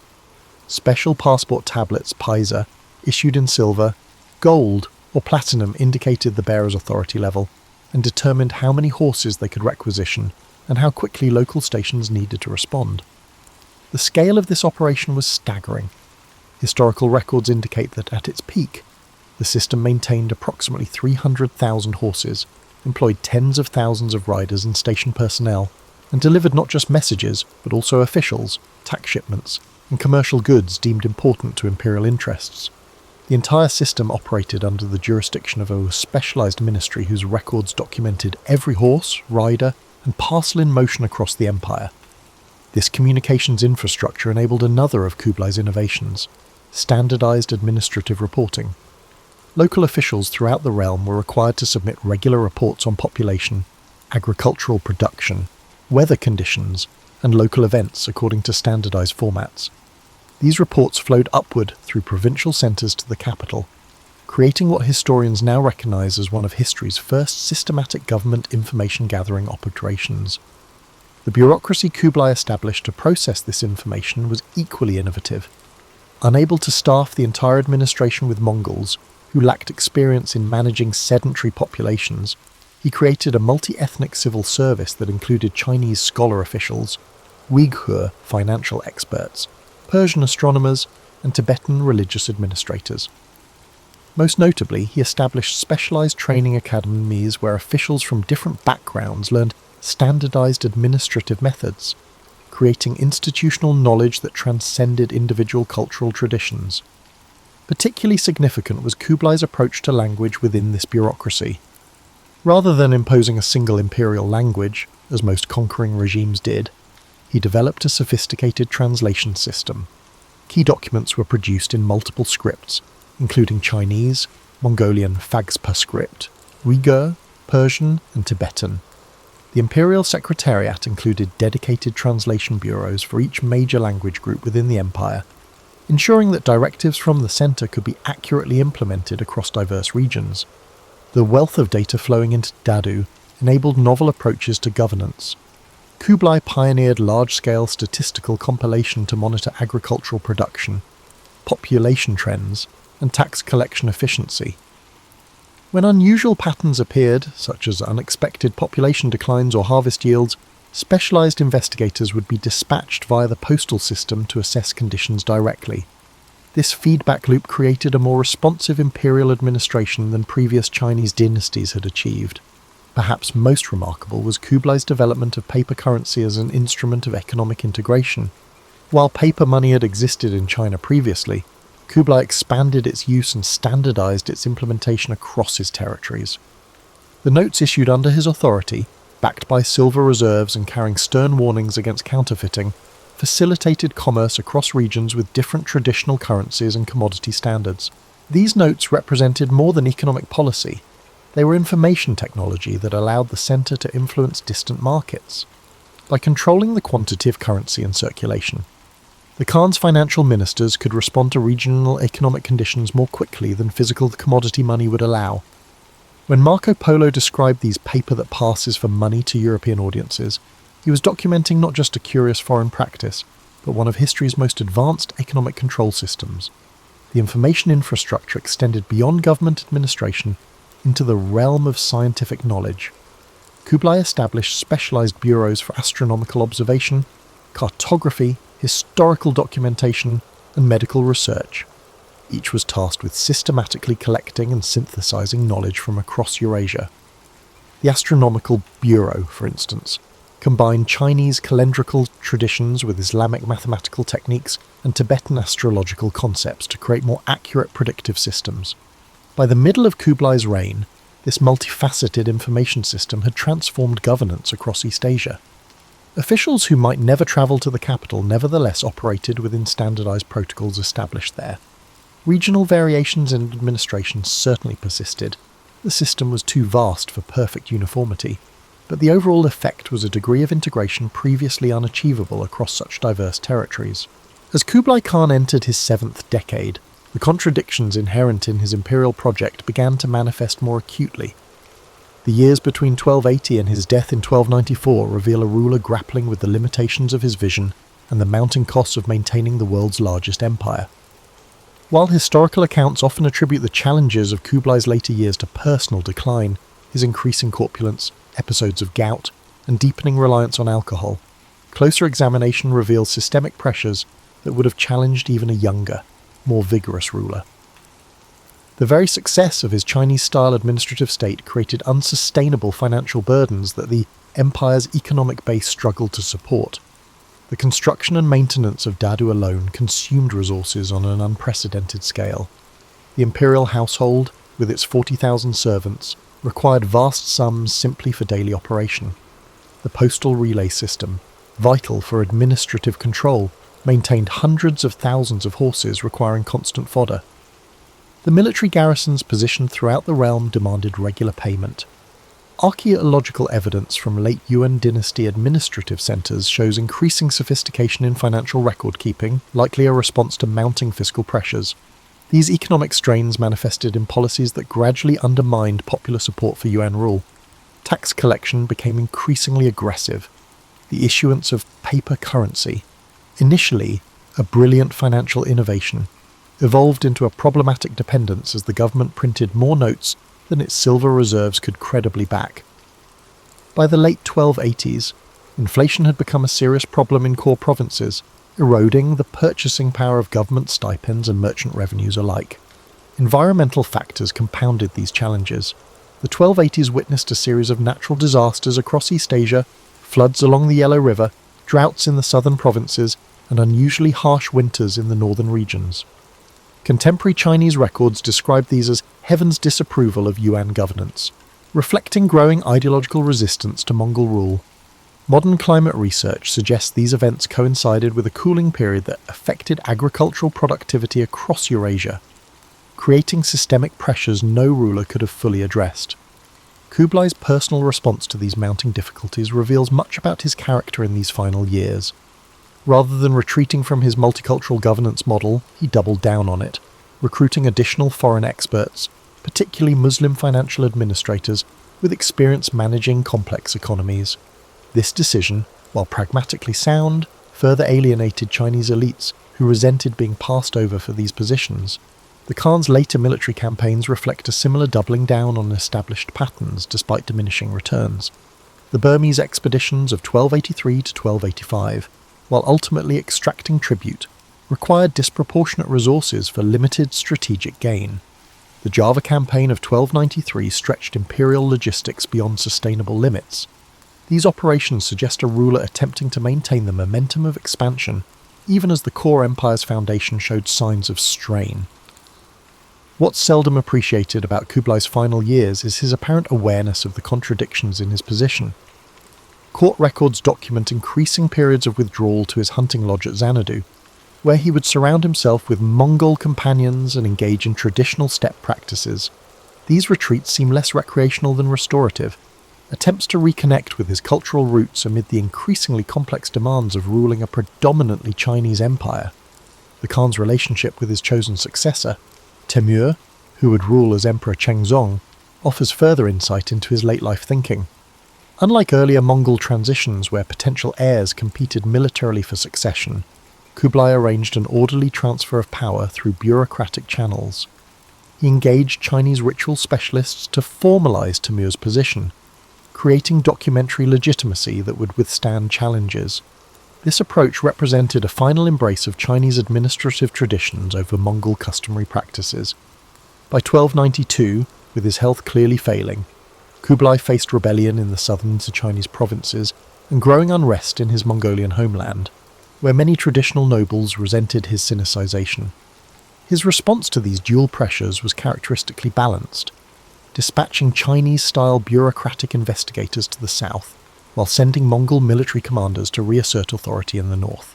When Kublai Khan died in February 1294, he left behind an empire fundamentally transformed from what he had inherited.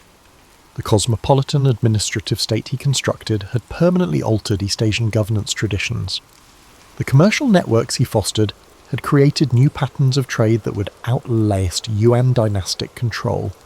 The cultural synthesis he embodied had demonstrated possibilities for multiculturalism that challenged traditional assumptions about ethnic and cultural boundaries. What ultimately undermined Kublai's imperial project was not any single policy failure, but the inherent tension between Mongol military power and Chinese administrative complexity. His personal charisma and cultural flexibility had temporarily bridged this divide, but sustaining this balance proved impossible for his successors. Within 3 decades of his death, natural disasters, economic mismanagement, and growing Chinese nationalism would combine to end Mongol rule in China. Yet Kublai's legacy extended far beyond the Yuan dynasty's relatively brief tenure. The administrative geography of modern China still reflects boundaries established under his rule. The concept of China as a multi-ethnic state rather than exclusively Han Chinese traces its roots to Yuan governance models. The integration of Central and East Asian cultural traditions that characterizes northern Chinese cuisine, architecture, and art finds many of its origins in the cultural policies of his reign. Perhaps most significantly, Kublai Khan's rule marked a pivotal moment in global history, when the world's largest land empire attempted to transform itself from a conquest state into a sustainable administrative system. The ultimate failure of this transformation in no way diminishes the ambition of the attempt or its lasting influence on subsequent political formations across Eurasia. As the winter winds swept across the steppes in 1294, they carried away a ruler unlike any before him, a man who had bridged worlds and reimagined what empire could mean. The Great Khan was gone, but the world he had remade would never be the same. The story of the Oregon Trail typically begins with wagons rolling west in the 1840s, but its true origins reach back much further, to pathways trodden by indigenous peoples for millennia. The Shoshone, Nez Perce, and dozens of other nations had established intricate trade networks across what would become the American West, long before European settlement. These indigenous highways formed the skeleton upon which the Oregon Trail would eventually be built. The conventional narrative credits Lewis and Clark with discovering the route west, but their 1804 to 1806 expedition relied heavily on indigenous guides like Sacagawea, whose knowledge of mountain passages proved invaluable. What's less discussed is how their journey was followed by fur traders who quietly expanded these routes throughout the early 19th century. In 1811, John Jacob Astor's Pacific Fur Company established Astoria at the mouth of the Columbia River, just 5 years after Lewis and Clark's return, to connect this remote outpost with St. Louis. fur trader Robert Stewart pioneered an east-to-west crossing in 1812-13, discovering South Pass in Wyoming's Wind River Range. This critical gateway through the Continental Divide, at a relatively moderate 7,412 feet elevation, would later become the trail's most crucial geographic feature, allowing wagons to cross the Rockies without navigating treacherous, high-altitude passes. While history textbooks often present Manifest Destiny as the driving force behind westward expansion, economic desperation propelled many early migrants. The Panic of 1837, a financial crisis that triggered a 6-year depression, left countless Americans jobless and landless. Oregon represented not conquest but survival. As one migrant wrote in 1843, "We do not go to make war on anyone or build an empire, only to feed our children and perhaps find peace away from the banks that have ruined us." The trail's formal establishment came through an unlikely source: missionary endeavours. In 1836, Methodist missionary Jason Lee travelled to Oregon's Willamette Valley to establish a mission among the Kalapuya people. Though his evangelistic efforts yielded few converts, his letters eastward painted Oregon as an agricultural paradise. Presbyterian missionaries Marcus and Narcissa Whitman made the journey the same year, with Narcissa becoming one of the first white women to cross the continent overland. The Whitmans established their mission among the Cayuse people near present-day Walla Walla, Washington. Their letters home, describing fertile valleys and a moderate climate, caught despite downplaying the complex diplomatic negotiations necessary to maintain peace with indigenous nations whose land they occupied. Their letters captivated the nation's imagination. The Whitmans' mission would later become a landmark stop on the Oregon Trail, and the site of tragedy when deteriorating relations with the Cayuse resulted in violence. Perhaps the most overlooked aspect of the trail's formation was the role of free black settlers in establishing Oregon country. Though later Oregon legislation would shamefully prohibit black settlement, early pioneers included black Americans seeking freedom from the restrictions of eastern states. Moses Black Harris, a former slave-turned-mountain man, became one of the trail's most respected guides in the 1830s, leading multiple groups to Oregon and returning east to guide more. George Washington Bush, a successful Pennsylvania businessman, led one of the first large wagon parties in 1844, eventually establishing a prosperous farm in what would become Washington's state. The trail's preliminary routes were mapped by government surveyor John C. Fremont between 1842 and 1844. His meticulous reports, widely published in eastern newspapers, transformed vague knowledge about Oregon country into practical guidance. While Fremont is remembered as the Pathfinder, his expeditions relied heavily on the expertise of Kit Carson and other seasoned guides who had already travelled these routes extensively. By 1843, when the first major wagon train of approximately 1,000 people departed Independence, Missouri, the Oregon Trail wasn't a sudden inspiration, but the culmination of decades of exploration, indigenous knowledge, economic necessity, missionary zeal, and careful mapping.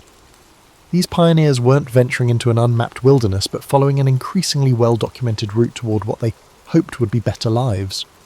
The story of the Oregon Trail's origins reveals how great migrations rarely spring fully formed from a single catalyst, but develop through complex interplays of geography, economics, politics, and human determination, a theme that would continue as the trail evolved from a hazardous journey into America's most consequential migration route. Popular culture has reduced the Oregon Trail to covered wagons and oxen, but the 2,170-mile journey spurred remarkable technological adaptations that changed American transportation forever. The challenges of traversing a continent necessitated practical innovation at every stage, establishing a mobile laboratory for 19th century ingenuity. The prairie schooner, the iconic covered wagon, was itself a specialized adaptation of the larger Conestoga wagon used in eastern freight hauling. These wagons, specifically designed for the western journey, it weighed approximately 1,300 pounds when empty, compared to the Conestoga's 3,000 pounds. Their beds were sealed with tar to float across rivers, while their white canvas covers were treated with linseed oil for waterproofing. The hooped canvas cover wasn't merely for protection from the elements. Its shape was deliberately designed to create air circulation, reducing interior temperatures on scorching prairie days. Inventors built fortunes supplying specialized equipment to emigrants. In St. Joseph, Missouri, blacksmith Joseph Murphy developed a reputation for crafting Western wagons, with innovative features like ascend axles that could be greased without removing the wheels and reinforced wheel hubs that withstood the trail's punishment. By 1850, Murphy's wagon factory employed over 200 workers producing trail-specific designs. Similarly, gunsmith Horace Dimmick created the Plains rifle, a hybrid firearm combining the accuracy of a rifle with the easy loading of a smoothbore musket, perfect for travellers who needed reliable hunting capabilities without specialised expertise. Contrary to romantic notions, pioneers weren't self-sufficient isolationists, but participants in a sophisticated supply chain. Entrepreneurs established outfit registries in departure towns, essentially early information bureaus where travellers could register their skills, blacksmithing, medical knowledge, carpentry and equipment, extra wagons, tools, draft animals. These registries matched complementary parties to mutually beneficial travelling companies. One registry operator noted in his 1849 records that he had matched 17 parties with needed physicians and 11 with wheelwrights, greatly improving their prospects for safe arrival.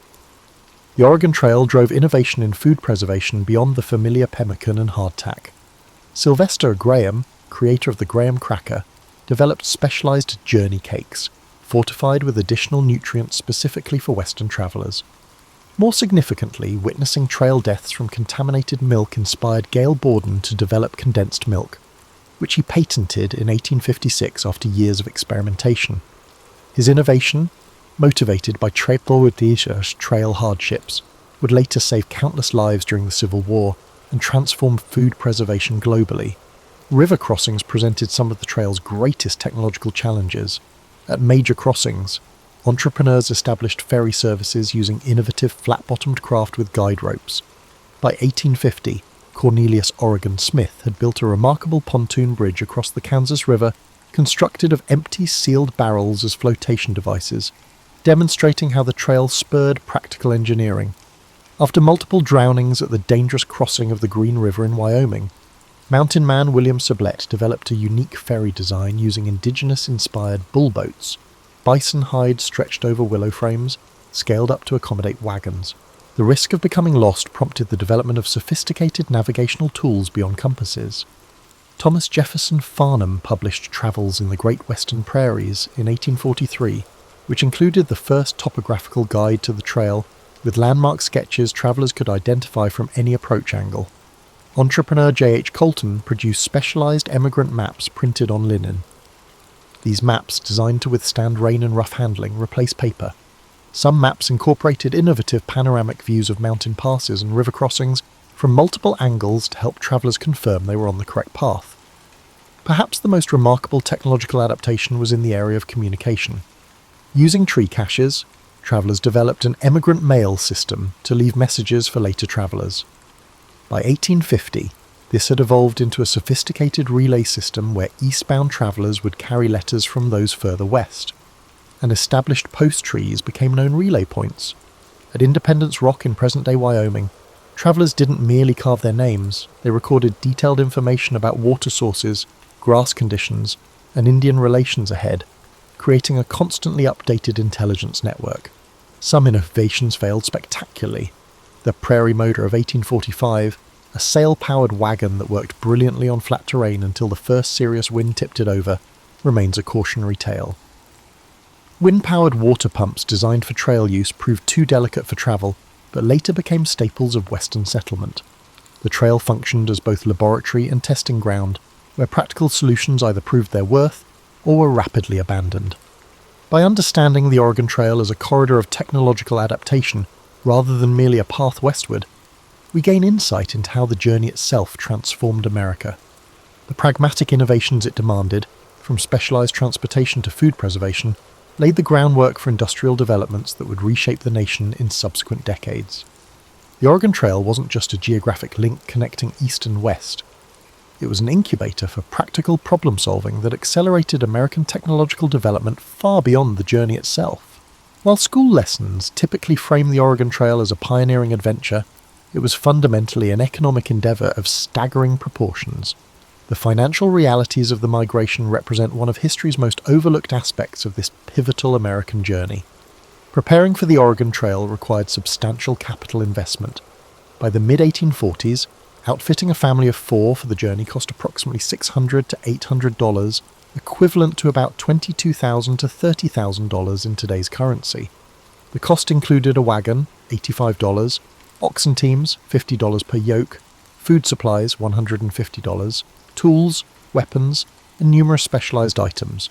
Consequently, the Oregon Trail was not primarily traveled by the destitute, but by middle-class farmers and tradespeople with significant resources to invest in relocation. Economic preparations often began years before departure. Families sold farms and businesses, called in debts, and liquidated non-essential possessions. Many worked additional jobs for several years to accumulate the necessary funds. Meticulous financial planning became a hallmark of successful emigrants. Samuel Parker of Illinois kept a remarkable preparation ledger beginning in 1841, documenting every purchase and sale made in preparation for his family's 1845 departure. His financial strategy included specifically planting flax and tobacco in his final 2 eastern harvests, crops that commanded premium prices with minimal land use. The journey itself generated a sophisticated economic ecosystem along the trail. By the late 1840s, over 150 businesses had been established at key points along the route. Trading posts evolved from simple supply caches into complex commercial operations. At Fort Laramie, Wyoming, ledgers from 1849 to 1852 show transactions not merely for supplies, but for services including wagon repair, $5 to $8, oxen shoeing, $1.50 per hoof, letter forwarding, $1 per letter, and even wagon storage for those who decided to continue on horseback, $3 per month. The development of specialized trail occupations remains largely unexplored in conventional histories. Ferrymen at river crossings could earn $500 to $1,500 during a single migration season. Wheelwrights traveled the trail, offering repairs at premium prices. Trail guides charged $75 to $150 per diem for partial route guidance. One entrepreneurial individual, James Pritchard, made his fortune not by going to Oregon, but by operating a mobile blacksmith shop that traveled back and forth along the first 500 miles of the trail during migration seasons between 1848 and 1855. The economics of the trail involved sophisticated risk management strategies. Wagon companies frequently pooled resources, creating informal insurance arrangements where members would help replace lost cattle or repair damaged wagons for others in their party. Formal insurance also emerged. The Missouri Protection Company, established in 1846, offered trail insurance for 5% of the insured value of goods and equipment, with additional premiums for livestock coverage. Their surviving records show they paid claims for equipment losses, medical expenses, and even death benefits. Indigenous economic relationships with travelers were far more complex than the raiding narratives that dominate popular accounts. Many native nations established sophisticated trading relationships with emigrants. The Sioux and Cheyenne operated trading camps at critical junctures, exchanging fresh meat and moccasins for cloth, metal tools, and coffee. The Shoshone became particularly known for their horse trading expertise along the Idaho section of the trail, with documented exchanges showing they commanded premium prices for quality mounts. Far from being mere barriers to westward travel, many indigenous groups became essential economic partners, with profits from trade helping offset the negative impacts of increased traffic through their territories. One of the trail's most significant economic impacts was wealth redistribution. Emigrants frequently discovered their carefully planned supplies were too heavy for their wagons, particularly when ascending the Rocky Mountains. This phenomenon led to massive discarding of property along the trail, so much that scavenging became a profitable enterprise. Trail gleaning operations emerged, with entrepreneurs collecting abandoned items and reshipping them eastward or selling them to less prepared travelers. One Wyoming businessman, Thomas Farlow, built a substantial mercantile business almost entirely from refurbished items recovered from emigrant dumping grounds near South Pass. The financial outcomes of Oregon Trail migration varied dramatically. Studies of land claim records show that approximately 20% of arrivals achieved significant prosperity within 5 years. 60% established stable but modest holdings, while 20% either returned eastward or remained in perpetual financial difficulty. The variable outcomes reflected both the luck of weather and timing, but also the preparation and adaptability of individual emigrants. Those who arrived with specialized skills beyond farming, blacksmithing, milling, merchandising, generally achieved greater economic success than those relying solely on agriculture. Perhaps the most misunderstood economic aspect of the Oregon Trail was its role in America's first significant land speculation boom. The Donation Land Claim Act of 1850 offered married couples a full square mile of land, 640 acres, 4 times what most farmers had owned in the East. This unprecedented opportunity attracted not just settlers, but investors. Records from Portland, Oregon, show that by 1853, approximately 15% of land claims were being held by speculators rather than working settlers, with some individuals controlling dozens of claims through various proxy arrangements. The economic windfall of essentially free land represented wealth transfer on a scale rarely seen in American history. By recognizing the Oregon Trail as an economic phenomenon rather than merely a pioneering adventure, we gain insight into how it fundamentally reshaped American wealth distribution, created new commercial patterns, and established economic relationships that would define the American West for generations to come. The traditional narrative of the Oregon Trail relegates women to background figures, stalwart wives following their husbands' dreams west. Reality reveals a far more complex picture, where women were active decision-makers, skilled contributors, and occasionally the primary advocates for Western migration. Family records show women often initiated the decision to emigrate. Analysis of emigrant journals indicates that in approximately 20% of families, wives were the primary proponents of relocation. Economic opportunities specifically for women, including land ownership rights unavailable in eastern states, motivated many female-driven migration decisions. The 1850 donation epidemic diseases also spread along the trail. Egon Territory, direct ownership of half the family's land claim, a revolutionary concept when most eastern states still adhered to coverture laws, placing all family property under male control. Elizabeth Smith Geer, whose detailed 1847 trail journal chronicles her family's journey from Illinois to Oregon's Willamette Valley, wrote candidly, "It was I who wore down my husband's objections, not from restlessness, but from clear-eyed calculation of what Oregon offered our daughters." Her journal meticulously tracked the economic variables of their journey, including detailed accounting of supplies and realistic projections of land productivity in their destination, demonstrating that women were often the financial strategists of family migration. The journey itself demanded role flexibility that challenged Victorian gender norms. Women routinely handled firearms, drove wagons, and managed livestock, skills many had developed on eastern farms, but which the trail elevated from occasional assistance to necessary expertise. Rebecca Ketchum's 1853 journal includes detailed technical discussions of wagon repair techniques she developed, including an innovative method for resetting damaged wheel hubs using water immersion and controlled drying that was adopted by other travellers in her company. Medical care on the trail fell predominantly to women. While trail narratives often emphasized the dangers of childbirth during the journey, women's medical work extended far beyond midwifery. Female practitioners treated injuries, managed infectious diseases, and performed emergency procedures, including bullet extractions and bone settings. Tabitha Brown, who travelled to Oregon in 1846 at age 66, documented treating over 130 medical cases during her journey. After establishing herself in Oregon's Willamette Valley, she founded a boarding school that eventually grew into Pacific University, demonstrating how skills developed on the trail translated into institutional building in the West. Indigenous women played crucial roles in trail dynamics rarely acknowledged in traditional histories. Many served as cultural intermediaries, facilitating trade and diplomatic relations between travellers and native nations.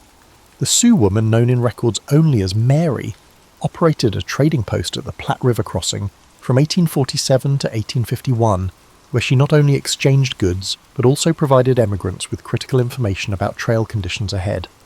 Sacagawea's famous role with Lewis and Clark established a pattern of indigenous female guides that continued throughout the trail era. Entrepreneurship among trail women manifested in various forms. Some operated mobile businesses during the journey, with journals referencing women who offered laundering services, baked goods, or tailoring at evening encampments. Sarah Bowman, known as the Great Western, due to her 6-foot height, established eating establishments at major trail stopping points in the 1840s, eventually building a network of restaurants from Missouri to California. Her business records show annual profits exceeding $5,000, an exceptional sum for the era. The trail journey reshaped family dynamics in ways that persisted in Western settlements. Trail companies typically functioned as direct democracies, with each family having a vote in decisions. Although men officially represented families in these votes, evidence from multiple journals indicates women actively participated in pre-vote discussions and strategizing. This democratic experience influenced later advocacy for women's suffrage in Western territories. It's no coincidence that Wyoming Territory was the first to grant women voting rights in 1869, with Western states consistently leading suffrage efforts. Many women who had demonstrated their capability and judgment on the Oregon Trail were unwilling to accept political disenfranchisement in their new homes. Intellectual and artistic contributions by women documented the trail experience with distinctive perspectives. While men's journals typically focused on mileage, geographic features, and livestock conditions, women's accounts more frequently included detailed social observations, emotional impacts of the journey, and cultural interactions.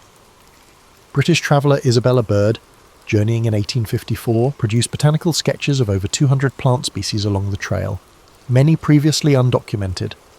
Her scientific contributions were initially published under a male pseudonym, but were later recognised for their remarkable accuracy and detail. The hardships of trail life disproportionately affected women's physical health. Recent analysis of medical records and journals indicates women experienced higher rates of certain trail-specific health issues, including severe sunburn due to the bonnet designs that protected faces but exposed necks, kidney infections from dehydration and limited privacy for urination, and hand injuries from constant camp setup and food preparation. Despite these challenges, statistical analysis of trail fatalities shows women actually survived at higher rates than men, challenging the assumption of female fragility that pervades many historical accounts. Upon reaching Oregon, women's work proved crucial in establishing viable communities. Beyond domestic responsibilities, women established schools, founded mutual aid societies, and created economic cooperatives.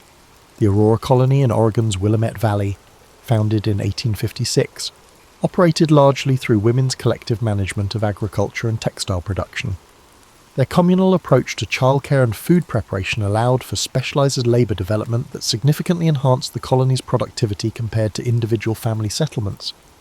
By centering women's experiences and contributions, we gain a more accurate understanding of the Oregon Trail as not merely a male-driven conquest of territory, but a complex social. The success of migration hinged on the full participation and leadership of women at every stage, from the initial decision to depart to the establishment of sustainable Western communities. The environmental history of the Oregon Trail extends far beyond picturesque wagon trains crossing pristine landscapes. The migration corridor became one of the 19th century's most significant zones of ecological transformation, creating environmental changes that remain visible today. The physical imprint of the trail itself constituted an unprecedented alteration of the Great Plains landscape.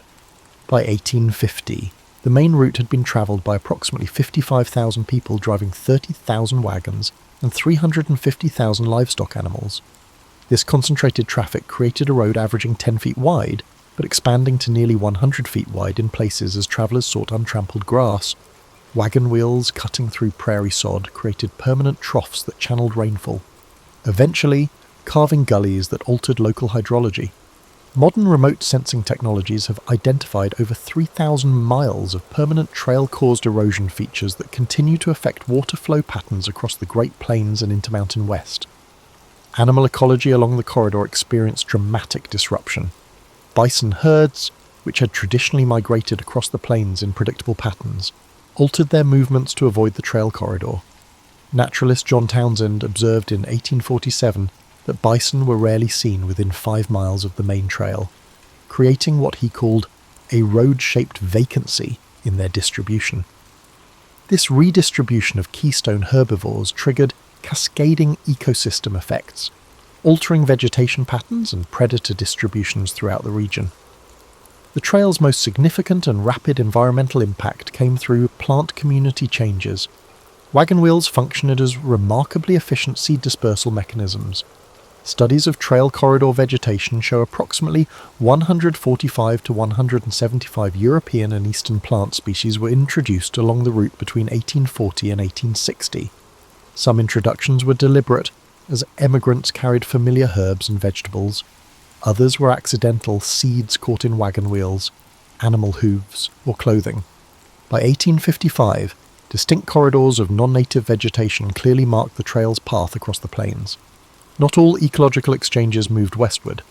Eastern nursery operators actively sought western plant specimens from returning travellers.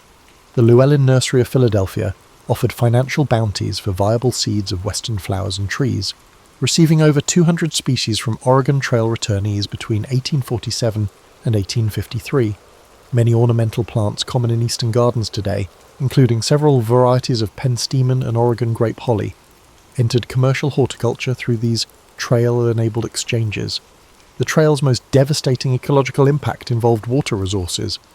Emigrant parties typically travelled in spring and summer, precisely when western water sources were most vulnerable to contamination. Each evening, hundreds of animals and humans would concentrate around limited water sources. Diaries describe streams and springs becoming muddy, trampled, and contaminated with animal waste. Epidemic diseases also spread along the trail. Cholera outbreaks in 1849 and 1850 led to infected waste contaminating water sources used by subsequent travellers and indigenous communities, creating disease vectors that reached far beyond the trail corridor. Timber resources faced particular pressure from trail travel. Each wagon party required wood for cooking and warmth, creating zones of deforestation around major camping areas. At Fort Laramie, historical photographs from 1845 show substantial cottonwood groves along the North Platte River.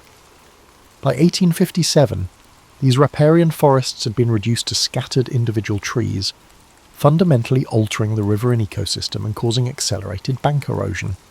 Similar deforestation occurred at all major stopping points, with ecological effects that persisted for generations. Indigenous ecological management systems, developed over centuries to maintain productive landscapes, were disrupted by trail traffic. The Pawnee practice of controlled prairie burning, which maintained optimal grass composition for both bison and human food plants, became impossible to implement safely with constant wagon traffic. The annual hunting migrations of mounted Lakota and Cheyenne bands were interrupted by the need to avoid or engage with emigrant trains. As these traditional landscape management practices diminished, ecosystem composition began shifting toward less productive arrangements. Wildlife population changes occurred with surprising rapidity. Wolves and bears, initially common along the eastern portions of the trail, retreated from the corridor within a decade of heavy traffic. Beaver populations, already depleted by the fur trade, faced additional pressure as emigrants trapped them for food and pelts at critical water crossings. Meanwhile, opportunistic species, including ravens, coyotes, and certain rodents, thrived in the modified environment, expanding their populations along the trail corridor. The trail's impact extended to climate perception and expectations. Emigrant journals reveal evolving understandings of Western environments. Early travellers frequently described the plains as a desert, not meaning dunes, but using the 19th century definition of lands unsuitable for conventional Eastern agriculture. By the 1850s, promotional literature and guidebooks challenged this perception, advancing theories that rain follows the plough and claiming settlement would transform the climate. These optimistic misconceptions would later contribute to the Dust Bowl when farming expanded into regions with inadequate rainfall. The environmental legacy of the Oregon Trail persists in subtle but measurable ways. Modern botanical surveys reveal distinct patterns of non-native vegetation still following the historic route. Genetic studies of trout populations in streams crossing the trail show evidence of historic transplantation, as emigrants occasionally transported live fish in water barrels.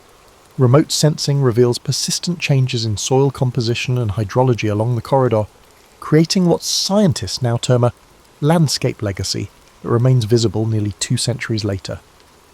By understanding the Oregon Trail as an environmental event rather than merely a human migration, we gain insight into how 19th century population movements created lasting ecological transformations. The journey wasn't simply through nature, but represented a fundamental reworking of environmental relationships that would define the American West for centuries to come. Traditional narratives of the Oregon Trail often portray indigenous emigrant relations through a simplistic binary, either romanticize peaceful encounters or sensationalize conflicts. The reality reveals a complex spectrum of cultural exchanges, diplomatic negotiations, and evolving relationships that transformed both native and Euro-American societies. Language development along the trail corridor illustrates the depth of these cultural interactions. By the 1850s, a distinct trail pidgin had emerged. a simplified trade language combining English with Lakota, Shoshone, and other indigenous language elements. This practical communication system facilitated trade and diplomacy between travelers and various native nations. Phrases documented in emigrant journals show linguistic borrowing in both directions. Lakota words for geographic features entered emigrants' vocabulary, while indigenous traders incorporated English terms for trade goods. William Elsey, documenting his 1849 journey, recorded learning 37 Shoshone expressions specifically for negotiating river crossings and livestock exchanges. Records from Fort Laramie and Fort Hall reveal the evolution of complex diplomatic protocols. Rather than random encounters, interactions between emigrant parties and indigenous nations followed increasingly formalized patterns. By the late 1840s, Lakota and Cheyenne representatives routinely met emigrant parties at specific locations, expecting ceremonial exchanges, including tobacco offerings and formal speeches, before negotiations could begin. These diplomatic rituals reflected indigenous political concepts of building alliance relationships rather than simple commercial transactions. The trail stimulated significant material culture exchanges. Trade ledgers and emigrant journals document the high value placed on indigenous-produced goods, including moccasins, parfleche containers, and specialized winter clothing.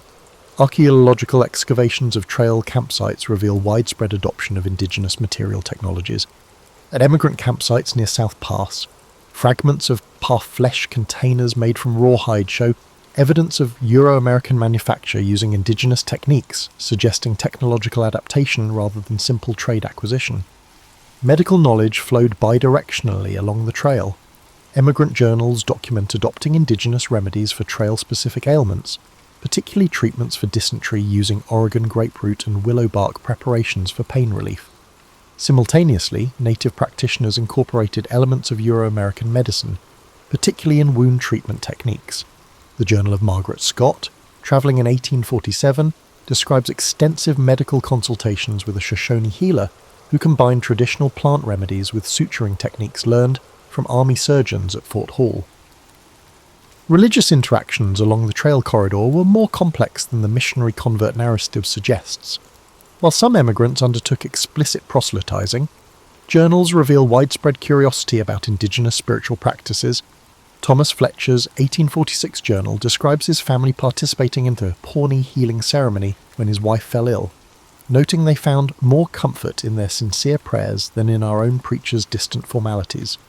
Conversely, some indigenous individuals selectively incorporated Christian elements into traditional practices, creating syncretic spiritual approaches that served as bridges between worldviews.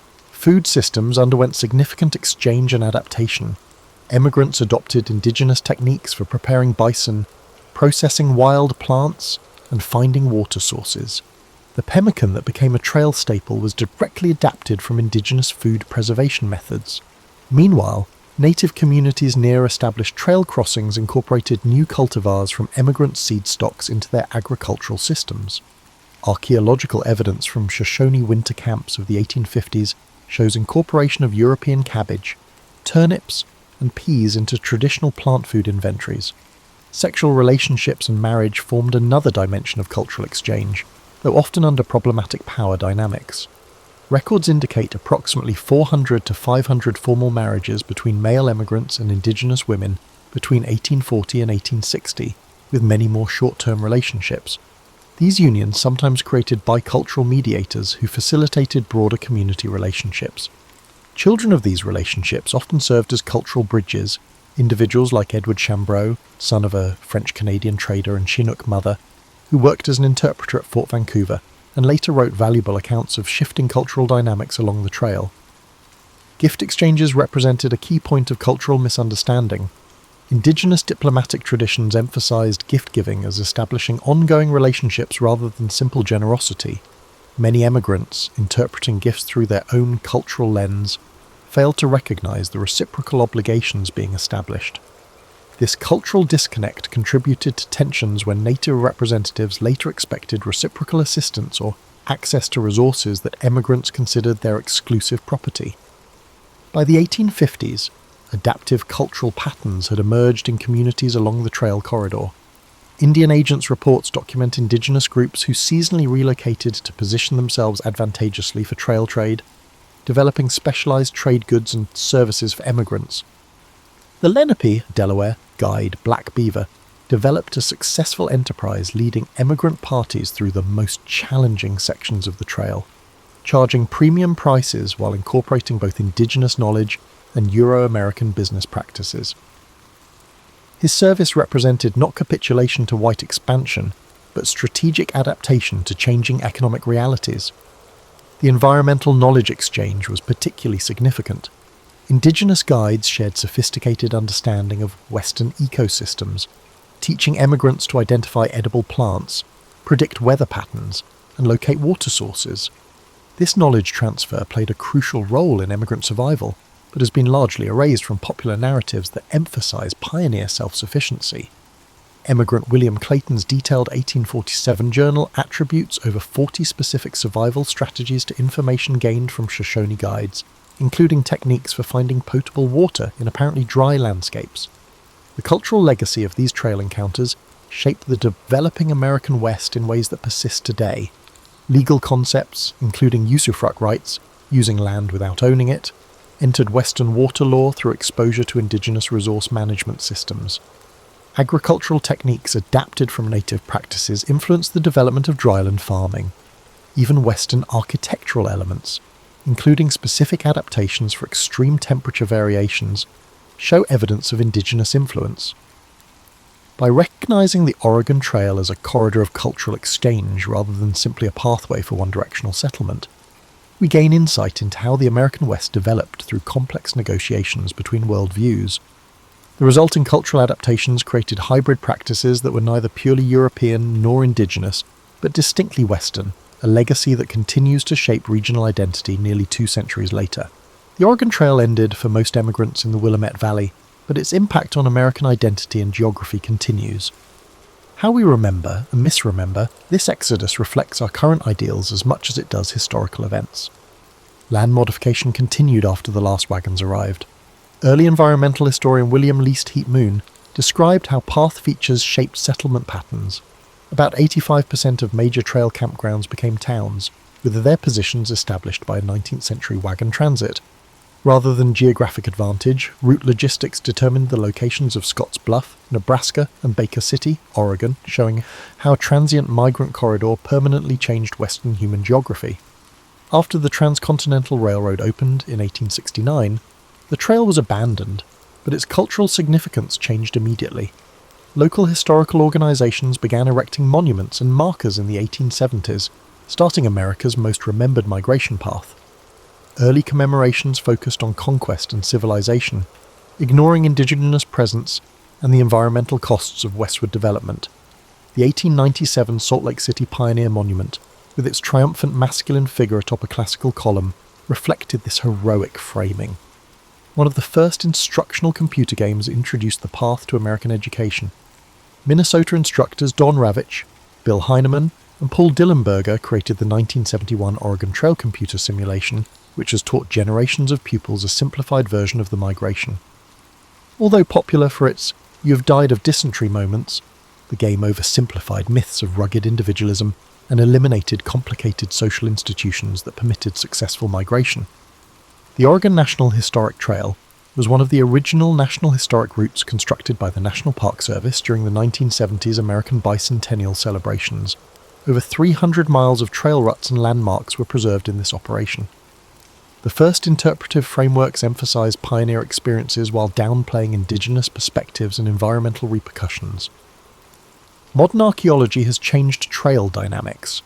Material remains from important camping places show intricate cultural interchange patterns.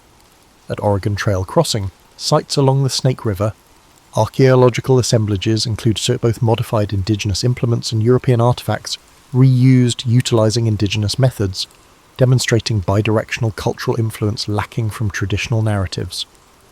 These material culture studies have emphasized women's perspectives, whose household artifacts offer insights not found in male-authored writings. Genetic legacy is one of the trail's biggest yet least discussed effects. Based on population studies, 11 to 14% of Oregon, Washington, and Idaho inhabitants are Oregon Trail descendants. More interestingly, genetic markers associated with Oregon Trail pioneer families are statistically significant in Western indigenous communities, indicating extensive marriages and interactions despite societal taboos. This biological legacy undermines conventional theories of separate development and shows how intertwined these groups became. Trail environmental impacts are receiving more scientific study. Botanical surveys in the 1990s found non-native vegetation corridors following the historic route, with specific invasive species distribution still tracing the trail's passage across areas without physical remains. Nutrient profiles from thousands of livestock animals' concentrated feces continue to affect flora patterns, according to soil chemistry research. These studies show that even brief human migrations can leave lasting ecological impacts. Trail histories increasingly center indigenous tribes. Confederated Tribes of Umatilla Indian Reservation created the pioneering Tamast. Trail histories increasingly center indigenous tribes. Indigenous viewpoints dominate the Oregon Trail narrative at the trailblazing Tamast-Licht Cultural Institute near Pendleton, Oregon, created by the Confederated Tribes of the Umatilla Indian Reservation. Indigenous nations are considered sovereign peoples whose territory was transected by foreign migration, not as barriers to westward progress. This interpretative method has impacted other path sites, changing the focus from conquest to intricate cultural relations. The trail evolves in American public memory. Victorialist narratives like Francis Parkman's 1849 The Oregon Trail have given way to more nuanced studies of cultural complexity, environmental cost, and various experiences. Film depictions have also changed, from John Wayne's The Big Trail 1930 to Kelly Reichardt's Meek's Cutoff 2010, which emphasizes women's viewpoints and Paiute guide help. These cultural productions shape American Western historical perceptions. Digital humanities projects have changed 21st century trail scholarship. The University of Oregon's Mapping History project has generated interactive GIS overlays depicting indigenous territorial claims and emigrant pathways, contradicting the idea of empty land ready for settlement. In digitized emigrant journals, linguistic patterns like the gradual adoption of indigenous terminology for landscapes and natural features as travellers moved westward have been found, revealing subtle cultural influences that traditional historical methods miss. Climate change has led to unexpected trail junctions. Western landscapes are experiencing severe drought, revealing trail ruts formerly hidden by greenery. Extreme weather frequently threatens archaeological sites. The Oregon-California Trails Association is working with climate scientists to identify vulnerable historic places and prioritize restoration before priceless physical evidence is lost. History has compared 19th century cholera epidemics along the trail to present pandemics, exploring how earlier Americans balanced risk assessment, changed social practices, and established public health solutions under crisis situations. Medical historians have examined emigrant journals for disease signs and cures, providing historical epidemiology case studies that explain how contagious diseases spread along migration corridors. Economic evaluations increasingly acknowledge the trail's role in American capitalism's growth. One of history's largest natural resource redistributions occurred when the Trail of Tears migration transferred indigenous land wealth to Euro-American possession. This wealth transfer created financial patterns that continue to shape Western economic growth, including inequities between indigenous populations and descendants of settlers who received free land. Modern economic justice movements have highlighted these historical inequalities. The Oregon Trail's legacy is confusing for modern Americans. It symbolizes inspiring determination and unsettling displacement, incredible cooperation and cultural misunderstanding, and environmental adaptability and ecological destruction. In an era of global migration and environmental change, its most important lesson may be how it shows how human movements are intertwined with natural and cultural systems. The trail's physical remnants are progressively vanishing due to the development and natural processes, but its influence on American West settlement patterns, ecology, genetics, and culture persists. These numerous aspects help us comprehend how a transient migratory corridor permanently changed a continent and continues to shape American identity nearly 2 centuries after the first wagons went westward. Catherine of Aragon's birth coincided with the emergence of the modern world. Catherine of Aragon was born on December 16, 1485, at the Archbishop's Palace in Alcalá de Henares near Madrid. during a time when the medieval era was slowly giving way to what we now call the Renaissance. Her parents, Isabella I of Castile and Ferdinand II of Aragon, had united their kingdoms and were in the midst of completing the Reconquista, which would culminate with the fall of Granada in 1492. Catherine's early years were marked not by coddling, but by immersion in one of Europe's most dynamic courts. While most historical accounts focus on her later marriage to Henry VIII, Catherine's formative years in Spain reveal a woman groomed for far more than matrimony. Her mother, Isabella, ensured Catherine received an education that surpassed what most royal daughters could expect. The tutelage of Alessandro Geraldini and the humanist Antonio Geraldini gave her fluency in multiple languages, including Spanish, Latin, French, and Greek. She studied canon and civil law, genealogy, heraldry, and history, subjects typically reserved for male heirs. Catherine's childhood unfolded against the backdrop of her parents' military campaigns against the Moorish kingdom of Granada. Rather than shielding their children from state affairs, Isabella and Ferdinand brought them along. At age 6, Catherine found herself in the military encampment at Santa Fe outside Granada, watching as the last Muslim ruler in Spain surrendered to her parents. The same year, a Genoese explorer named Christopher Columbus secured funding from her parents for a westward expedition that would forever change world history. What distinguished Catherine's upbringing from that of other royal daughters was her mother's insistence that she understand the mechanics of governance. Isabella of Castile was no ornamental queen, but ruled in her own right. Under her example, Catherine observed council meetings, diplomatic receptions, and looked into the delicate dance of statecraft.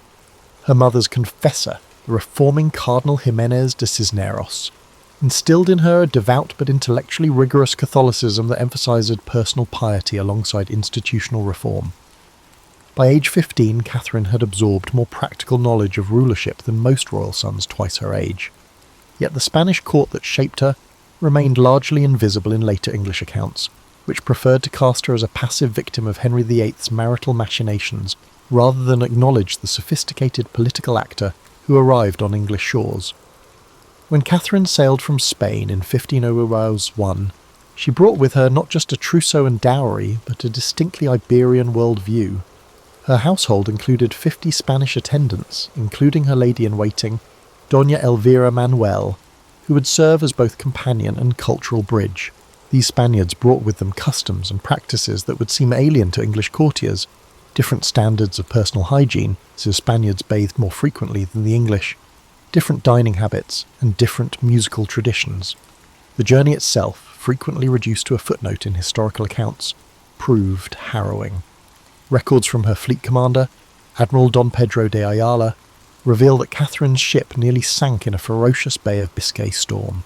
For 3 days, the princess remained in her cabin praying while waves threatened to overturn the vessel.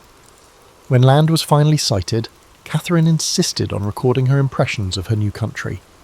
Her letters home described the English countryside as verdant but melancholy, and noted the curious custom of commoners approaching the royal party to present petitions directly, something unthinkable in the more rigid Spanish court hierarchy.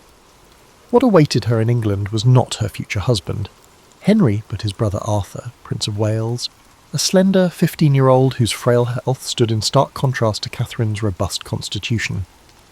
Their first meeting at Dogmersfield in Hampshire became legendary for Catherine's insistence on Spanish protocol despite English objections. When the Earl of Surrey demanded to see her face before she proceeded to London, Catherine refused, maintaining that only her betrothed would first glimpse her uncovered countenance, a stance that revealed both her adherence to Spanish custom and her early determination to assert herself in an unfamiliar land. The death of Arthur, Prince of Wales, in April of 1502 at Ludlow Castle, transformed Catherine of Aragon's trajectory in ways that conventional narratives often simplify. The 17-year-old widow faced not just grief but a political quagmire that would shape the next 7 years of her life. While history has primarily cast these as years of passive waiting, Catherine's correspondence reveals a young woman actively navigating the treacherous waters of international diplomacy. Arthur's death threw Catherine into what historians have called diplomatic purgatory. She was neither fully English nor free to return to Spain. Her father-in-law, Henry VII, refused to return her substantial dowry, 200,000 crowns, an enormous sum that would equal millions in today's currency. Meanwhile, her father, Ferdinand, was equally reluctant to fund her return home without the dowry. Catherine found herself essentially stranded in a foreign country whose language she was still mastering.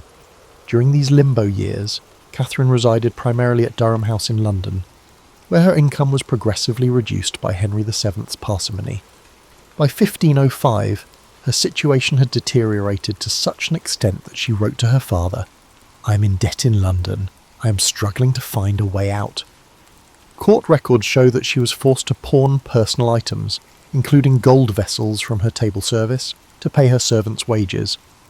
While traditional accounts paint the aftermath as a period of powerless victimhood, Catherine's letters reveal sophisticated financial strategizing as she managed to maintain a household of 30 servants despite these constraints.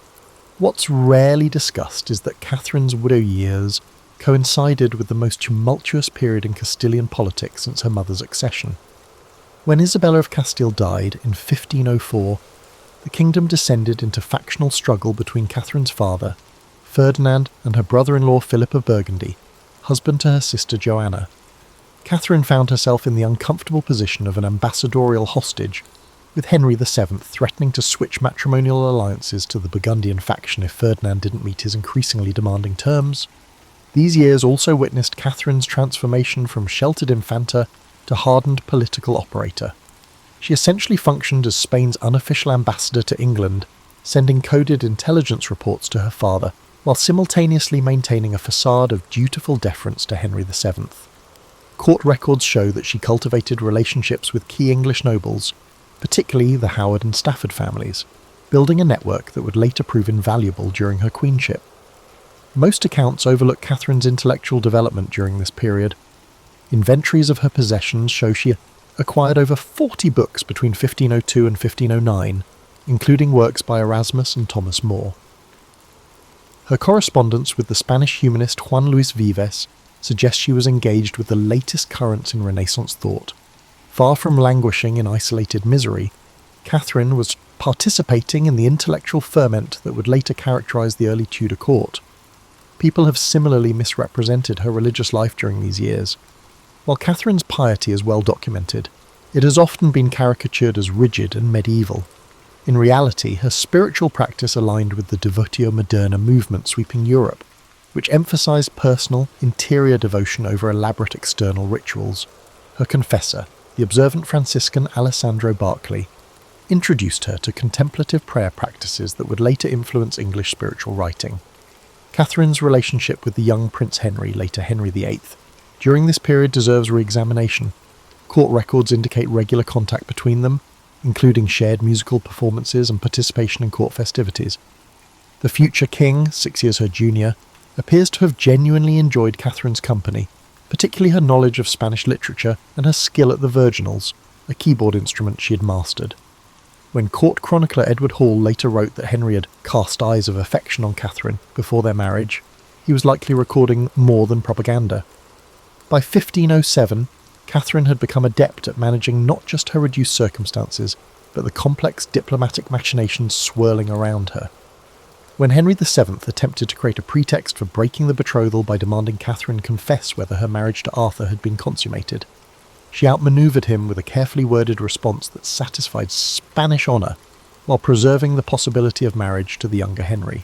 When Henry VIII ascended the throne in April of 1509, one of his first acts was to marry Catherine of Aragon, a decision that historical accounts have variously attributed to youthful infatuation, political expediency, or simple duty. However, contemporary sources reveal a more nuanced reality.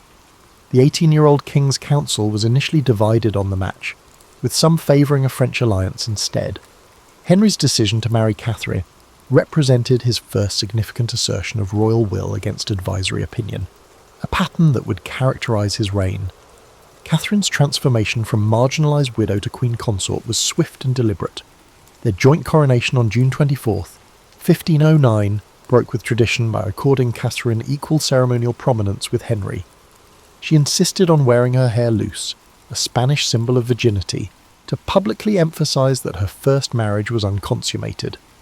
Londoners, treated to pageants portraying Dame Catherine as the embodiment of truth triumphing over adversity, understood the symbolism. The early years of Catherine's queenship reveal a woman whose political influence extended far beyond conventional narratives that focus exclusively on her reproductive struggles. As early as 1510, diplomatic correspondence shows Catherine serving as an informal member of the King's Council, particularly on matters relating to Spanish and imperial relations. The Venetian ambassador reported with surprise that the Queen attends all council meetings and exerts considerable influence. Perhaps Catherine's most overlooked contribution to Tudor governance came in 1513, when Henry appointed her Governor of the Realm and Captain General of the Armed Forces during his absence in France. This regency granted Catherine powers that went beyond ceremonial authority. She could sign documents with the king's authority, issue proclamations, and even raise armies. When James IV of Scotland invaded while Henry was abroad, Catherine organised the English defence with remarkable efficiency. She commissioned ships, ordered troop movements, and sent a stirring letter to the Earl of Surrey before he defeated and killed the Scottish king at Flodden Field. After the victory, Catherine sent James's bloodied coat to Henry in France as a battle trophy, writing with martial pride that she would have sent the king's body too, but English soil would not bear a traitor's burial. This action, rarely emphasised in popular accounts, demonstrates Catherine's embrace of Tudor political culture and her evolution from Spanish infanta to English queen. Catherine's domestic policy during her regency revealed priorities that would shape her later patronage. She issued orders relaxing enforcement of sumptuary laws that disproportionately punished working-class women for dressing above their station. Court records indicate she personally intervened in at least 14 cases where women faced prosecution under these statutes, arguing that female industry shouldn't be penalised by archaic restrictions. Her intellectual patronage has been similarly underappreciated. While Henry VIII is remembered for his sporadic support of humanism, Catherine maintained more consistent relationships with leading scholars. She commissioned translations of devotional texts from Spanish into English, supported Richard Hurdy's arguments for women's education, and maintained correspondence with Erasmus, who dedicated his commentary on the Gospel of Matthew to her. When Juan Luis Vives published The Education of a Christian Woman in 1523, he acknowledged Catherine's influence on his thinking about female intellectual capacity. Catherine's queenly authority extended to cultural diplomacy as well. She introduced Spanish theatrical traditions to the English court, particularly the morality plays known as autos sacramentals. Court records document her commissioning performances that blended English and Spanish performance styles, creating hybridized entertainments that historian Sidney Anglo has termed the first truly cosmopolitan court culture in English history. Even her religious patronage defies simple characterization. While Catherine's Catholicism was sincere, she advocated for church reforms that aligned with humanist critiques. She supported Cardinal Wolsey's suppression of corrupt monasteries nearly 2 decades before Henry's more famous dissolution. Edward Lee, the reformist scholar who served as her personal chaplain, delivered sermons that criticised clerical abuses while upholding orthodox doctrine, a delicate balance that mirrors Catherine's own complex religious beliefs. By 1525, before the divorce crisis erupted, Catherine had constructed a queenly identity that skillfully balanced her Spanish heritage with her adopted English role. She wore English fashions but maintained Spanish eating habits. She spoke English fluently but continued to write personal devotions in Spanish. She honoured English Sacerdotes saints while introducing Spanish religious customs like the 40-hour devotion. This cultural hybridity made her popular with both courtiers and commoners, who affectionately called her Queen Caterina, in a blend of her Spanish name and English title. The unravelling of Catherine's marriage to Henry VIII, who was euphemistically called the King's Great Matter, has traditionally been presented as a contest between an increasingly desperate king and a stubbornly principled queen. This narrative, while not entirely false, obscures the sophisticated legal battle Catherine waged to defend her position. Far from being a passive victim of Henry's machinations, Catherine mounted a defence that utilised every legal and diplomatic weapon at her disposal. When Henry first raised doubts about their marriage in 1527, citing Leviticus 20:21 as evidence that he had sinned by marrying his brother's widow, Catherine responded not with mere emotional appeals, but with precise canonical arguments. Her initial legal position rested on 3 points: that her marriage to Arthur had never been consummated, that Pope Julius II's dispensation had specifically addressed and overridden any impediment, and that the passage in Leviticus was contradicted by the levirate principle in Deuteronomy 25, which actually commanded a man to marry his brother's widow. Document evidence from Spanish archives reveals that Catherine personally drafted many of the legal arguments her representatives would later present. Her annotated copy of the decretals, papal legal pronouncements, shows her meticulous research into precedent cases. She identified 13 prior instances where papal dispensations for affinity had been granted and never subsequently revoked, creating a legal pattern that strengthened her case. Catherine's legal team, assembled through her personal connections rather than royal resources, represented an impressive coalition of canonical expertise. While Henry retained the services of Cardinal Wolsey and later Thomas Cranmer, Catherine secured representation from William Warham, Archbishop of Canterbury, Cuthbert Tunstall, Bishop of London, and, most importantly, John Fisher, Bishop of Rochester, whose treatise defending the validity of her marriage became the definitive opposition text. The Blackfriars trial of 1529 provided Catherine with her most dramatic moment of resistance. Her famous speech before the Legatine court, "I call God and all the world to witness that I have been to you a true, humble and obedient wife," has been celebrated for its emotional power. Less recognised is its legal cunning. By appealing directly to Rome before the court could render judgment, Catherine executed a sophisticated canonical manoeuvre called exceptio spolii, which argued that she couldn't receive fair judgment while deprived of her rights as queen. This legal tactic effectively suspended the English proceedings. Catherine's appeal to Rome wasn't merely procedural obstruction, but reflected her understanding that the case would receive a more favourable hearing there. She maintained a network of informants throughout Europe who provided intelligence about papal politics.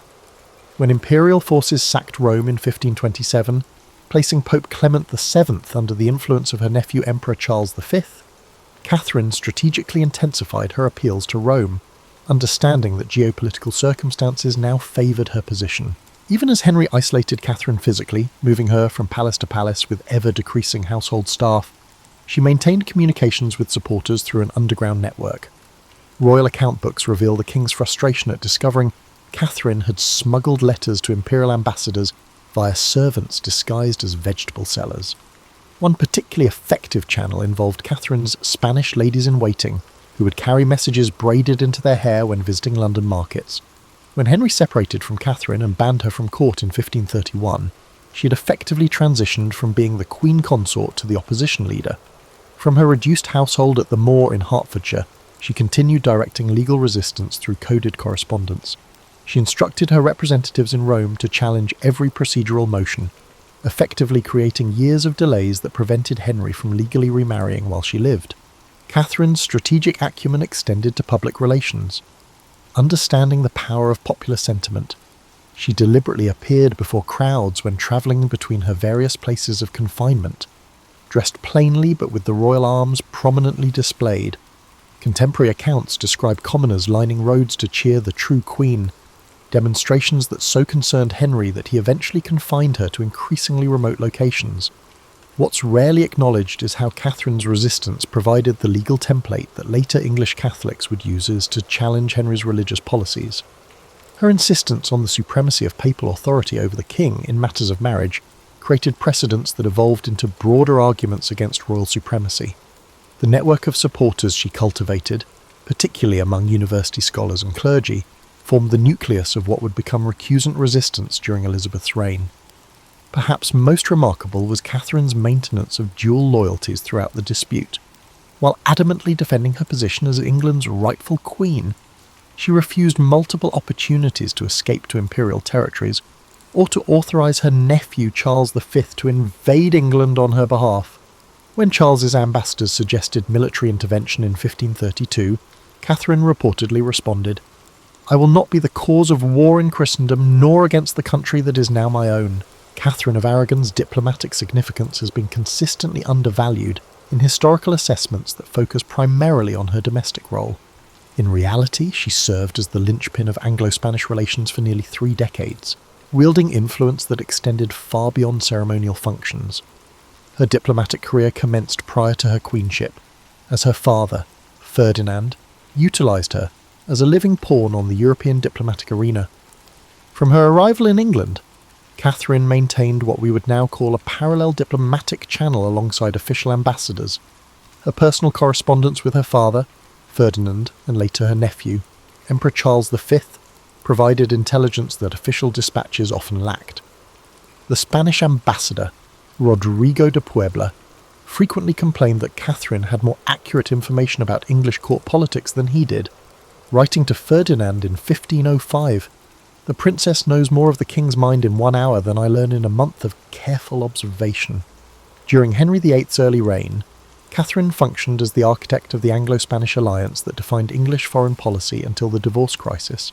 The Treaty of Westminster, 1511, which formalised England's entry into the Holy League against France, bore Catherine's diplomatic fingerprints throughout.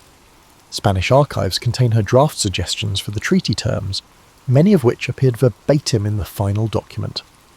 This hands-on approach to treaty formation went well beyond the conventional role of a consort. Catherine's influence extended beyond Spanish relations. She maintained regular correspondence with her sister Joanna in Castile, her nephew Charles in the Low Countries, and her niece Isabella in Denmark, creating a familial intelligence network spanning Europe. When Margaret of Austria, regent of the Netherlands, needed to communicate sensitive information to England without alerting French spies, she often routed messages through Catherine rather than formal diplomatic channels. The Field of Cloth of Gold in 1520 is typically presented as a watershed in Anglo-French relations, marking the legendary summit between Henry VIII and Francis I of France. Less discussed is Catherine's behind-the-scenes diplomatic counterweight. While publicly supporting the French rapprochement, she simultaneously strengthened ties with Charles V, hosting his ambassadors for private audiences, where she emphasised England's continuing commitment to imperial friendship. This dual-track diplomacy allowed England to maximise its negotiating position between Europe's two dominant powers. Catherine's diplomatic value became evident in 1522, when Charles V visited England for 6 weeks, an unprecedented diplomatic coup. Court records reveal Catherine's personal management of the visit's logistics, from menu planning that accommodated Spanish tastes to entertainment that subtly emphasised Anglo-imperial commonalities. During political discussions, Catherine often served as a cultural interpreter, explaining English customs to her nephew and contextualising English positions for Henry. The resulting Treaty of Windsor, highly favourable to English interests, was widely attributed to Catherine's skillful mediation. The Queen's diplomatic relevance wasn't limited to European affairs. Catherine took particular interest in the nascent transatlantic explorations, likely influenced by her mother's sponsorship of Columbus. Documents in the Spanish archives show she personally intervened to protect the rights of indigenous peoples in Spain's American territories. In 1529, she wrote to officials in Hispaniola, warning against the mistreatment of native inhabitants and endorsing the humanitarian arguments of Bartolomé de las Casas. This early advocacy for indigenous rights represents an underappreciated aspect of her international influence. Catherine's approach to international relations was characterised by what diplomat Eustace Chapuys called her long view of dynastic interests. Unlike Henry, whose foreign policy often responded to immediate opportunities or slights, Catherine consistently advocated for policies that supported long-term strategic interests. She opposed popular but wasteful French instead. They encouraged commercial treaties that would strengthen English trade. When the Protestant Reformation began fracturing European politics, Catherine advised Henry to position England as a potential mediator rather than an entrenched partisan. Even during the divorce proceedings, Catherine maintained her diplomatic engagement, transforming her personal predicament into an international issue. Through carefully timed appeals to Rome and the imperial court, she ensured that Henry couldn't resolve the matter as a domestic concern. Her letter to Charles V in 1531, recently discovered in the Simancas archives, reveals a sophisticated understanding of European power dynamics. She advised her nephew to pressure the Pope through diplomatic rather than military means, arguing that the Holy Father responds better to gentle persuasion than to threats. In her final days at Kimbolton Castle in 1536, Catherine executed a crucial diplomatic manoeuvre. Understanding that her death would reshape Anglo-imperial relations, she dictated letters to both Henry and Charles V that emphasised reconciliation rather than recrimination. To Henry, she reaffirmed her love despite their differences. To Charles, she explicitly requested he maintain peaceful relations with England. This final diplomatic act reflected her lifelong balancing of loyalties to her native and adopted countries. Perhaps the clearest evidence of Catherine's diplomatic significance came after her death, when Anglo-imperial relations rapidly deteriorated without her moderating influence. Within months, Henry faced increasing hostility from Charles V, culminating in an imperial-papal alliance that threatened England with invasion. The diplomatic architecture Catherine had maintained for decades collapsed in her absence, revealing how central she had been to England's international standing. Catherine of Aragon's cultural patronage established patterns that would define the Tudor Renaissance long after her death. Yet this aspect of her legacy remains curiously underexplored. Unlike the spectacular but sporadic patronage of Henry VIII, Catherine's cultural investments were systematic and transformative, particularly in education, literature, and the textile arts. Her vision helped shift English court culture from its medieval foundations toward Renaissance humanism. Education stood at the centre of Catherine's patronage strategy. In 1523, she established the Queen's Scholarships at St John's College, Cambridge, which specifically funded students focusing on Greek and Latin classics. University records indicate that 27 scholars benefited from these grants during Catherine's lifetime, including Robert Pember, who later became a leading translator of classical texts. Unlike most contemporary patronage, Catherine's educational funding carried the unusual stipulation that recipients commit to teaching for at least 5 years after completing their studies, creating a multiplier effect for humanist learning. Catherine's commissioning of translations significantly expanded the range of texts available in English. Court payment records document her sponsorship of at least 14 translation projects, including the first English versions of Seneca's moral essays and portions of Plutarch's Lives. Her most significant literary commission came in 1516, when she engaged Juan Luis Vives to write De Institutione Feminae Christianae, on the education of a Christian woman, which argued for women's intellectual capabilities at a time when female education remained controversial. Catherine ensured the work was quickly translated into English and distributed to noble households with daughters. The education of her daughter Mary reflected Catherine's pedagogical principles. She recruited humanist scholars like Thomas Linacre and Richard Pace as tutors, developing a curriculum that mirrored those of male heirs. Mary's education included not just traditional female accomplishments, but also Greek, Latin, astronomy, architecture, and governance, subjects typically reserved for male education.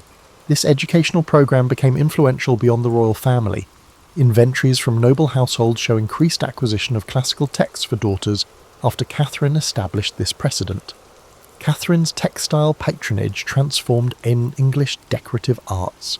Spanish embroidery techniques, particularly black work, black silk on the white linen, sometimes called Spanish work, gained prominence through Catherine's workshop.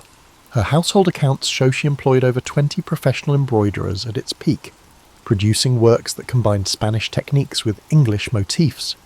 Surviving examples in the Victoria and Albert Museum demonstrate this distinctive hybrid style, which remained influential in English decorative arts for generations. Liturgical arts received particular attention in Catherine's patronage portfolio. She commissioned illuminated manuscripts from both Spanish and English workshops, creating opportunities for cross-cultural artistic exchange. The Catherine of Aragon prayer book, now in the British Library, exemplifies this fusion, with Spanish-influenced illumination techniques applied to English devotional texts. Catherine also commissioned altar furnishings that introduced Spanish liturgical aesthetics to English churches, including embroidered antependiere, altar frontals, that incorporated pomegranate motifs, her personal emblem, into traditional English church decoration. Musical funding revealed Catherine's cosmopolitan tastes. She introduced Spanish musicians to the English court, including the composer Juan de Anchieta, whose compositions familiarized English audiences with the unique polyphonic traditions of Iberian sacred music. Court records document her commissioning of motets that blended English and Spanish musical elements. Thomas Tallis, who would later become England's preeminent composer, received his first royal appointment in Catherine's household chapel, where he was exposed to this international musical environment. Subsequent rebuilding has largely erased Catherine's architectural patronage, but account books reveal significant projects. She redesigned the Queen's apartments at Greenwich Palace to include a Spanish-style inner courtyard with a fountain, creating spaces for humanist conversation modelled on Iberian precedents. At Richmond Palace, she commissioned a library specifically designed to house her growing collection of classical and humanist texts, with innovative features like reading desks with adjustable angles, a design later copied in other noble libraries. Perhaps most significant was Catherine's patronage of female artists and intellectuals. Court records show she employed women in traditionally male artistic roles, including Anne Brown as court painter and Margaret Bryan as astronomical instrument maker. These appointments created rare professional opportunities for talented women and established precedents for female intellectual achievement. When Catherine established her daughter Mary's household at Ludlow Castle in 1525, she deliberately recruited educated women as attendants, creating what historian Maria Dowling has called the first female humanist circle in England. Catherine's cultural patronage established a distinctively English Renaissance identity that outlived her personal downfall. The educational institutions she funded continued producing scholars long after her death. The artistic styles she introduced became naturalised as traditional English forms. Even her architectural innovations influenced subsequent royal building projects. When Elizabeth I later positioned herself as a Renaissance monarch, she drew upon cultural foundations that her mother's rival had established. Catherine of Aragon died at Kimbolton Castle on January 7, 1536, officially downgrading her to Princess Dowager, despite her insistence on her royal title until the end. Traditional narratives often conclude her story here, presenting her as a tragic figure whose significance waned after Anne Boleyn's ascension. This interpretation fundamentally misunderstands Catherine's enduring influence on Tudor England and beyond. Her legacy operated through multiple channels, some obvious and others more subtle, shaping English history long after her physical presence had ended. The most immediate aspect of Catherine's legacy manifested in popular resistance to Henry's religious policies.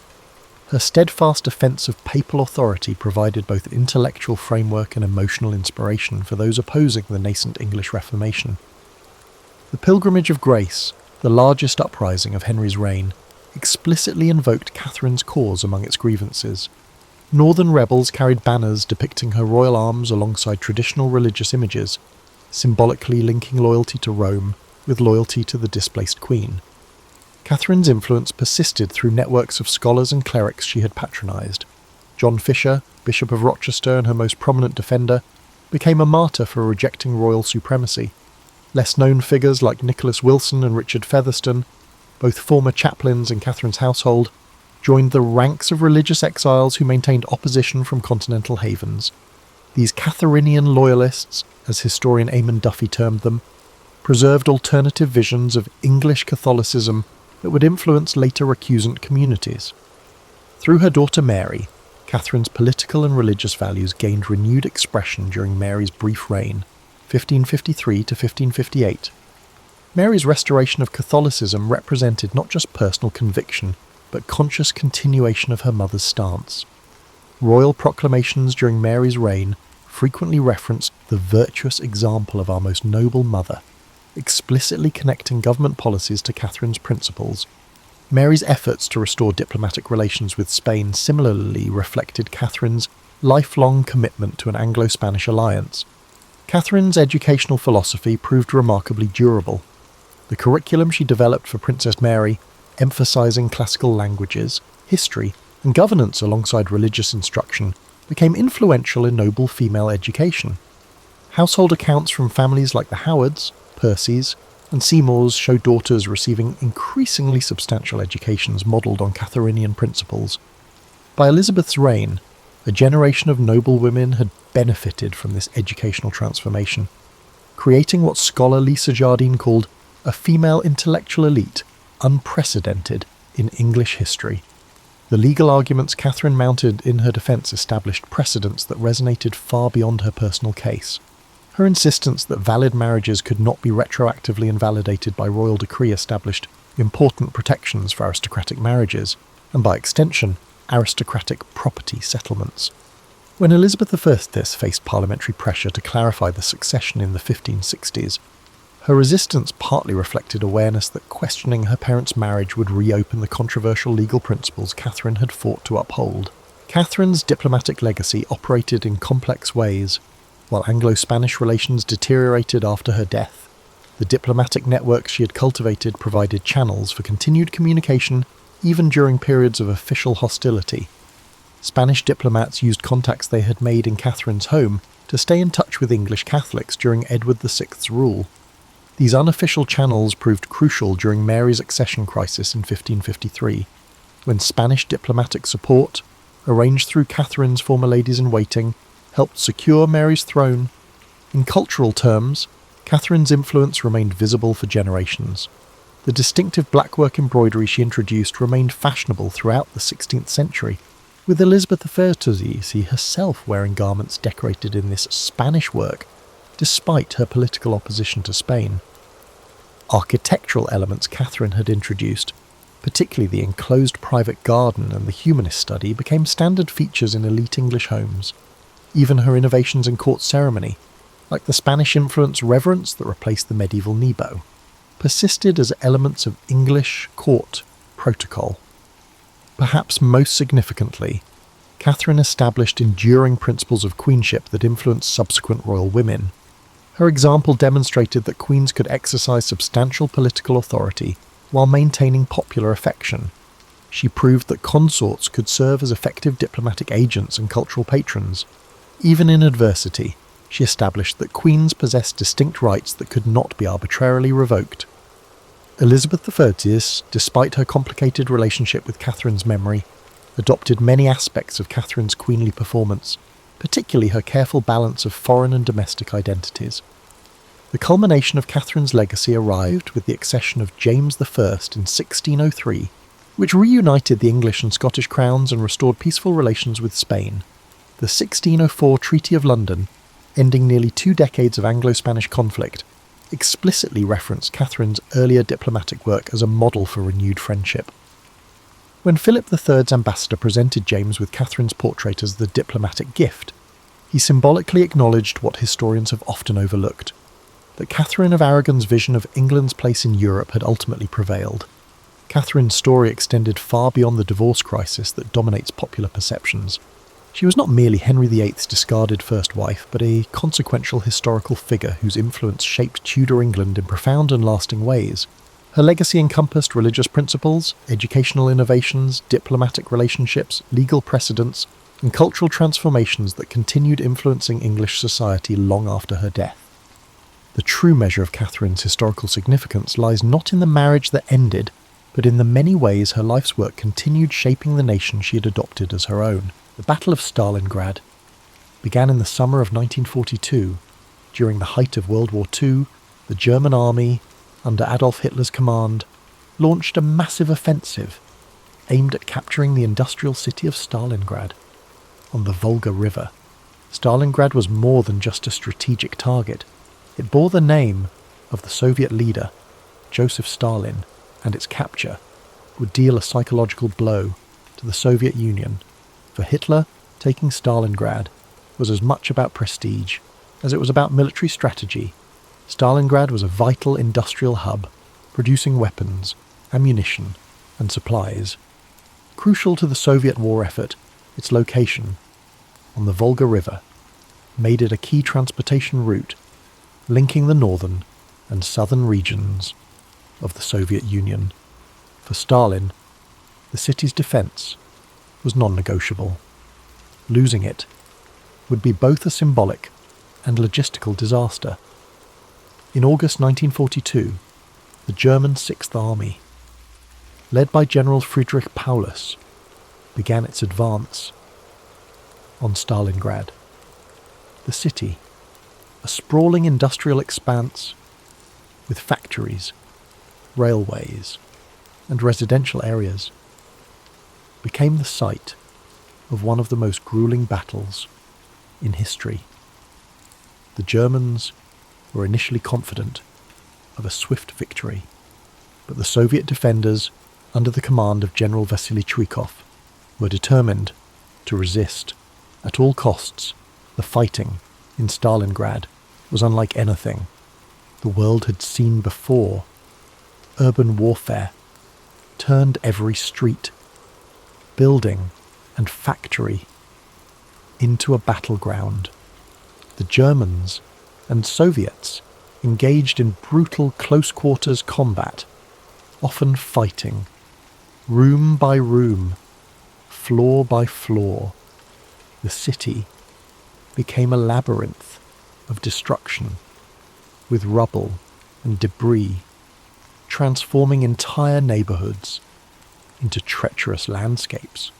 The Soviets adopted a strategy of hugging the German forces, staying as close as possible to avoid being targeted by German airstrikes and artillery. This forced the Germans into relentless hand-to-hand combat, draining their resources and morale. Soviet snipers, hidden in the ruins, became a deadly force, picking off German soldiers with precision. One of the most famous snipers, Vasily Zaitsev, became a symbol of Soviet resilience, his actions inspiring defenders across the city. As the weeks turned into months, the harsh Russian winter set in, adding another layer of misery to the already dire conditions. Temperatures plummeted, and both sides struggled to survive in the freezing cold. Supplies dwindled, and hunger and disease took their toll. Yet, despite the suffering, the Soviets held firm. Reinforcements and supplies continued to trickle into the city across the frozen Volga River, ensuring that the defenders could maintain their resistance. The turning point in the Battle of Stalingrad came in November 1942 with the launch of Operation Uranus. The Soviet High Command, led by General Georgy Zhukov, devised a bold counteroffensive to encircle the German Sixth Army. While the Germans were focused on their assault within the city, the Soviets launched massive attacks on the weaker flanks of the German forces held by Romanian and Italian troops. The plan was a success.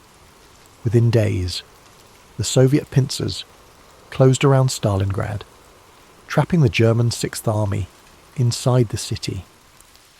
What followed was a desperate struggle for survival. The encircled German forces, numbering over 300,000 men, were cut off from supplies and reinforcements. Hitler, refusing to allow a retreat, ordered Paulus to hold the city at all costs. The Luftwaffe attempted to airlift supplies to the encircled troops, but the efforts were insufficient. The soldiers inside the pocket faced starvation, freezing temperatures, and relentless Soviet attacks. The Soviets tightened their grip on the city, systematically destroying the remaining German positions. The defenders' situation became increasingly hopeless, and morale plummeted. In January 1943, the Soviets launched their final assault to crush the pocket. By this time, Paulus and his men were exhausted, demoralized, and out of options. On February 2nd, 1943, Paulus surrendered, marking the end of the Battle of Stalingrad. The Soviet victory was a turning point in the war, shattering the myth of German invincibility and shifting the momentum in favor of the Allies. It was a devastating blow to Hitler's ambitions, and the loss of the Sixth Army was a humiliation from which Germany would never fully recover. The cost of the battle, however, was staggering. Over 2 million soldiers and civilians were killed, wounded, or captured. During the 5 months of fighting, Stalingrad itself was left in ruins, its streets and buildings reduced to rubble. The human suffering on both sides was immense, with countless families forever altered by the loss of loved ones. Despite the devastation, the Soviet victory at Stalingrad became a symbol of resilience and determination. It demonstrated the power of unity and the will to endure, even the most harrowing of circumstances. The people of Stalingrad, who had endured unimaginable hardship, became heroes in the eyes of their nation. In the years following the war, Stalingrad was rebuilt, its scars serving as a reminder of the sacrifices made to defend it.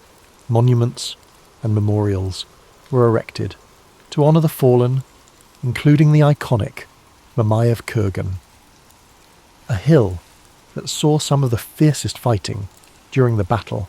At its summit stands the towering statue of the Motherland Calls, a symbol of the Soviet Union's strength and resilience. The Battle of Stalingrad remains one of the most studied and remembered events of World War II. It serves as a testament to the courage and determination of those who fought, and as a reminder of the horrors of war. The sacrifices made at Stalingrad helped shape the course of history, paving the way for the eventual Allied victory. As you drift into sleep tonight, let the story of Stalingrad remind you of the strength of the human spirit and the resilience that emerges in the face of adversity. Imagine the quiet, snow-covered streets of the rebuilt city, the echoes of history carried gently on the wind. Let the bravery and sacrifice of those who endured inspire a sense of gratitude and peace within you. The story of the Battle of Stalingrad did not end with the surrender of the German Sixth Army. Its aftermath rippled far beyond the frozen streets of the ruined city, shaping the course of World War II and the history of the 20th century. The Soviet victory was a turning point, not just for the Eastern Front, but for the entire Allied effort. It demonstrated the determination and resilience of the Soviet people and marked the beginning of a relentless push to drive the Axis forces out of the Soviet Union and eventually defeat them in Europe. The cost of the battle was nearly unimaginable. The casualty figures are staggering, with estimates placing the total number of dead, wounded, or missing on both sides at over 2 million. Civilians caught in the crossfire endured unimaginable suffering as the city they called home became a war zone of unthinkable destruction. Homes were destroyed, families torn apart, and lives forever altered by the relentless tide of war. For the survivors of Stalingrad, the end of the battle brought no immediate relief. The city, once a thriving industrial centre, lay in ruins. Entire neighbourhoods had been reduced to rubble, and the infrastructure was necessary for daily life, water, electricity, food supplies, was obliterated.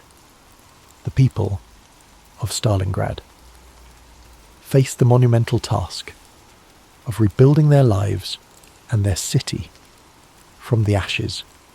Yet, even in the face of such devastation, there was a sense of pride and determination among the survivors.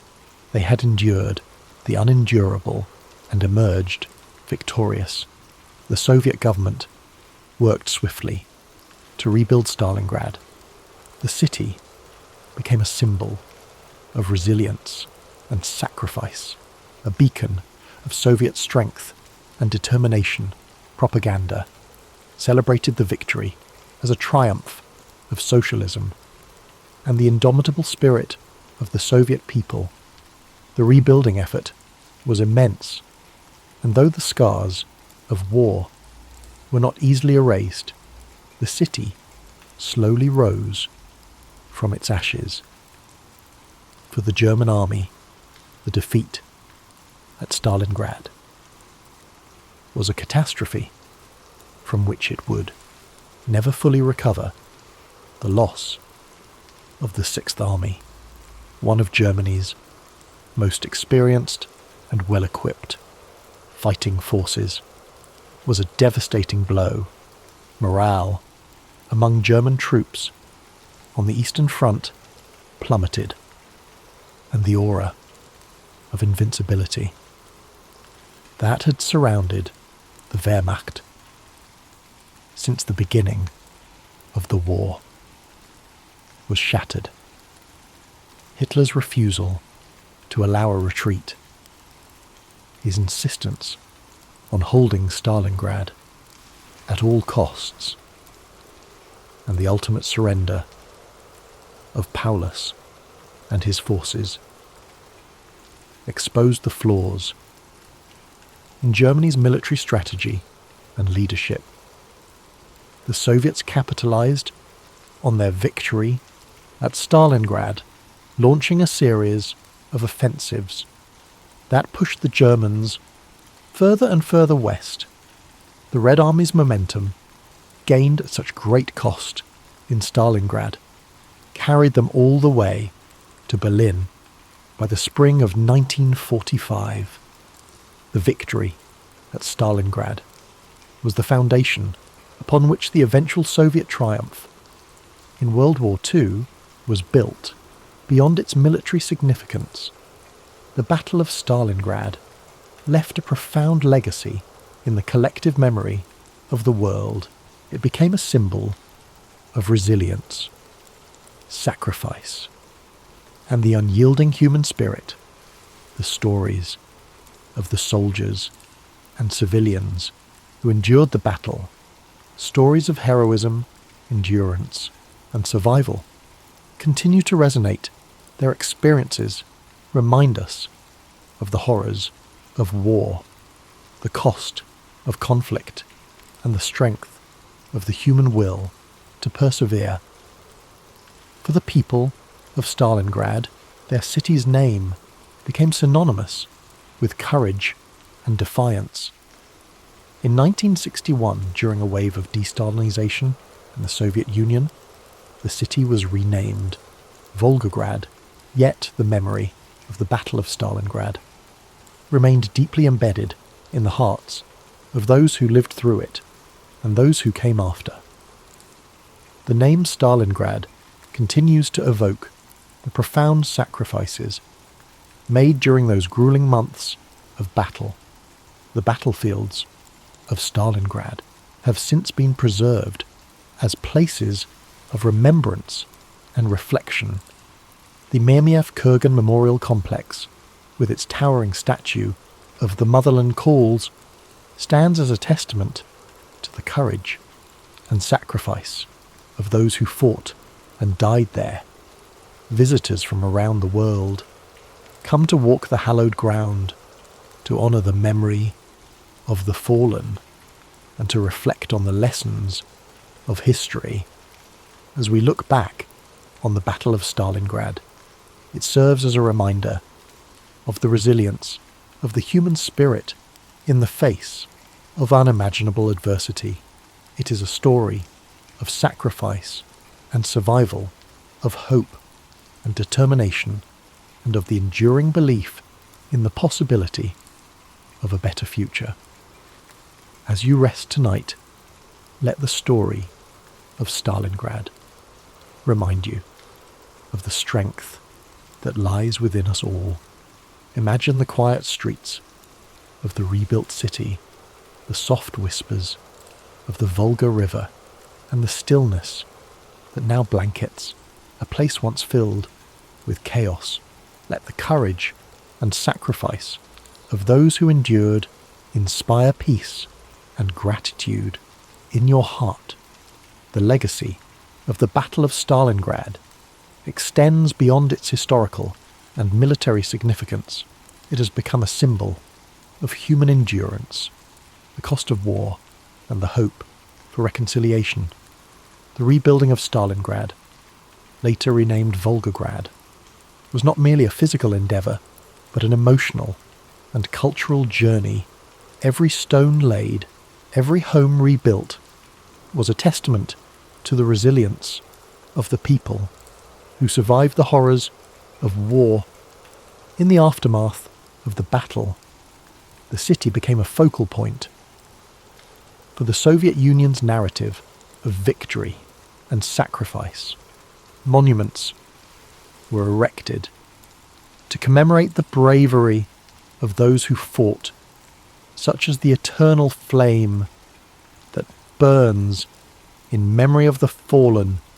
The massive statue of the motherland calls one of the tallest statues in the world, towers over the landscape as a powerful reminder of the battle's significance.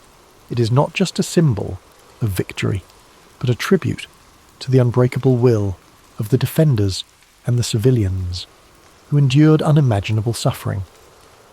For decades, the memory of Stalingrad shaped the Soviet Union's identity and its portrayal on the global stage.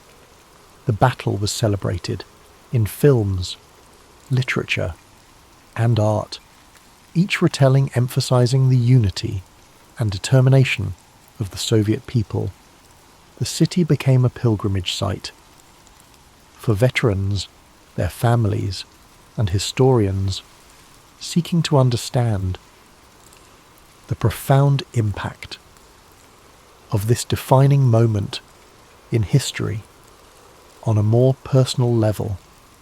The stories of those who fought and survived the battle have been passed down through generations. Veterans shared their experiences with their children and grandchildren, ensuring that the sacrifices made at Stalingrad would never be forgotten. These personal accounts, filled with both sorrow and pride, add depth to the historical narrative and remind us of the humanity behind the statistics. Globally, Stalingrad has become a symbol of resistance and perseverance. Its name is invoked in discussions of strategy, endurance, and the high cost of war for historians and military scholars. The battle offers countless lessons on tactics, leadership, and the interplay of morale and logistics for ordinary people. It stands as a reminder of what can be achieved when the human spirit refuses to yield.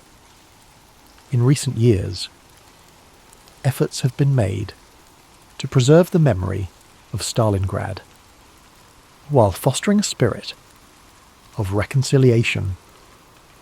Memorials and museums now serve not only as places of remembrance, but also as venues for dialogue and education. They encourage visitors to reflect on the consequences of war and the importance of working toward peace.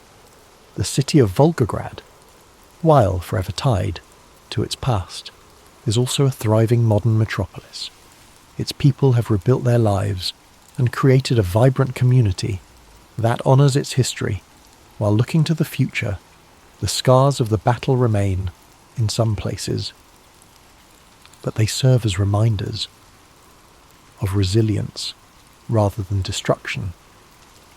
The lessons of Stalingrad resonate today, reminding us of the importance of unity in the face of adversity, the necessity of standing firm for what is right, and the value of seeking peace, even in the darkest times. It teaches us that the human spirit, when fueled by determination and hope, can endure even the greatest challenges. As you settle into rest, let the story of Stalingrad fill you with a sense of reflection and gratitude. Picture the calm, serene city of Volgograd today, its streets filled with life, its people moving forward while carrying the memory of their past.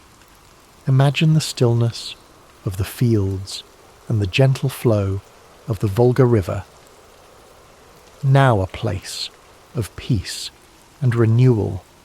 The story of the Battle of Stalingrad is rich with details and facts that help us understand the scale of the conflict and the impact it had on the course of World War II. As we reflect further on this pivotal event, let's explore some key facts that bring its history into sharper focus. The Battle of Stalingrad lasted for 200 days, from August 23rd, 1942 to February 2nd, 1943. It is considered one of the longest and bloodiest battles in the history of warfare. The total number of casualties is estimated at over 2 million, making it one of the deadliest battles in human history. These figures include soldiers from both sides, as well as countless civilians caught in the crossfire. The German Sixth Army, led by General Friedrich Paulus, was one of the most formidable forces in Hitler's military. At its peak, the Sixth Army was comprised of over 300,000 soldiers. By the end of the battle, nearly 91,000 German soldiers were taken prisoner, including General Paulus himself. The Soviet strategy of hugging the enemy, staying in close combat to neutralize the Germans' artillery and air superiority, played a critical role in the city's defense. This tactic turned the urban ruins of Stalingrad into a deadly maze for the German forces. Vasily Zaitsev, a Soviet sniper, became a symbol of the defenders' resilience. During the battle, he is credited with killing over 225 German soldiers, including enemy snipers, which boosted the morale of his comrades. Operation Uranus, a Soviet counteroffensive launched in November 1942, was a brilliantly executed maneuver. By attacking the weaker flanks of the German forces held by Romanian and Italian troops, the Soviets were able to encircle and trap the German Sixth Army within the city. The German soldiers trapped in the encirclement known as the Kessel, or cauldron, endured horrific conditions. They faced starvation, freezing temperatures, and relentless Soviet assaults. Supplies delivered by air were woefully inadequate, leading to widespread suffering and death. One of the defining moments of the battle was Hitler's refusal to allow Paulus to retreat or break out of the encirclement. This decision sealed the fate of the Sixth Army and marked a significant turning point within the war. When General Paulus surrendered on February 2nd, 1943, it was the first time in history that a German field marshal had been captured alive. This was a major humiliation for Hitler and a symbolic victory for the Allies. The Soviet victory at Stalingrad marked the beginning of a series of offensives that pushed the German forces back across Eastern Europe. It was a critical turning point that shifted the momentum of the war in favour of the Allies. The city of Stalingrad, renamed Volgograd in 1961, has become a place of remembrance. Monuments like the Mamayev Kurgan and the Motherland Calls serve as powerful tributes to those who fought and died during the battle. Despite its association with destruction and suffering, Stalingrad is also a symbol of resilience, unity, and the indomitable human spirit. Its story continues to inspire people around the world, reminding us of the importance of courage and perseverance. As you reflect on these facts, let the weights of history settle gently. In your mind, each detail, each moment of bravery, endurance, and sacrifice adds to the tapestry of this remarkable story. Imagine the quiet streets of Volgograd today, a city that has risen from the ashes of war, standing as a testament to the enduring strength of the human spirit. Nicolaus Copernicus did not awake each morning expecting to redefine how humanity understood the cosmos. In his youth, He was a quiet observer of everyday trade, civic gossip, and the slow turn of seasons along the Vistula River. Born in 1473 in Torun, he lived in a land humming with activity, bustling markets, occasional outbreaks of illness, and whispers of new maps from distant seas. He absorbed all of it without making grand claims or seeking quick fame. His father, a merchant of modest means, died when Copernicus was still a child. This loss shifted the boy's path, placing him under the care of his uncle, Lucas Watson Rhodes, a bishop with strong ambitions for his nephew. But it was not a cosy arrangement free from pressure. In 15th century Europe, family alliances mingled with church roles. Watson Rhodes made sure Nicolaus gained a broad education, perhaps believing that a well-schooled clergyman could serve both faith and practical politics. By his late teens, Copernicus studied at the University of Krakow, a lively centre of scholarship. The city's streets teemed with visiting merchants who told of copper mines and foreign trade routes. Professors taught geometry side by side with astrology, half-lost Greek texts and careful reflections on the cosmos. Nicholas listened eagerly.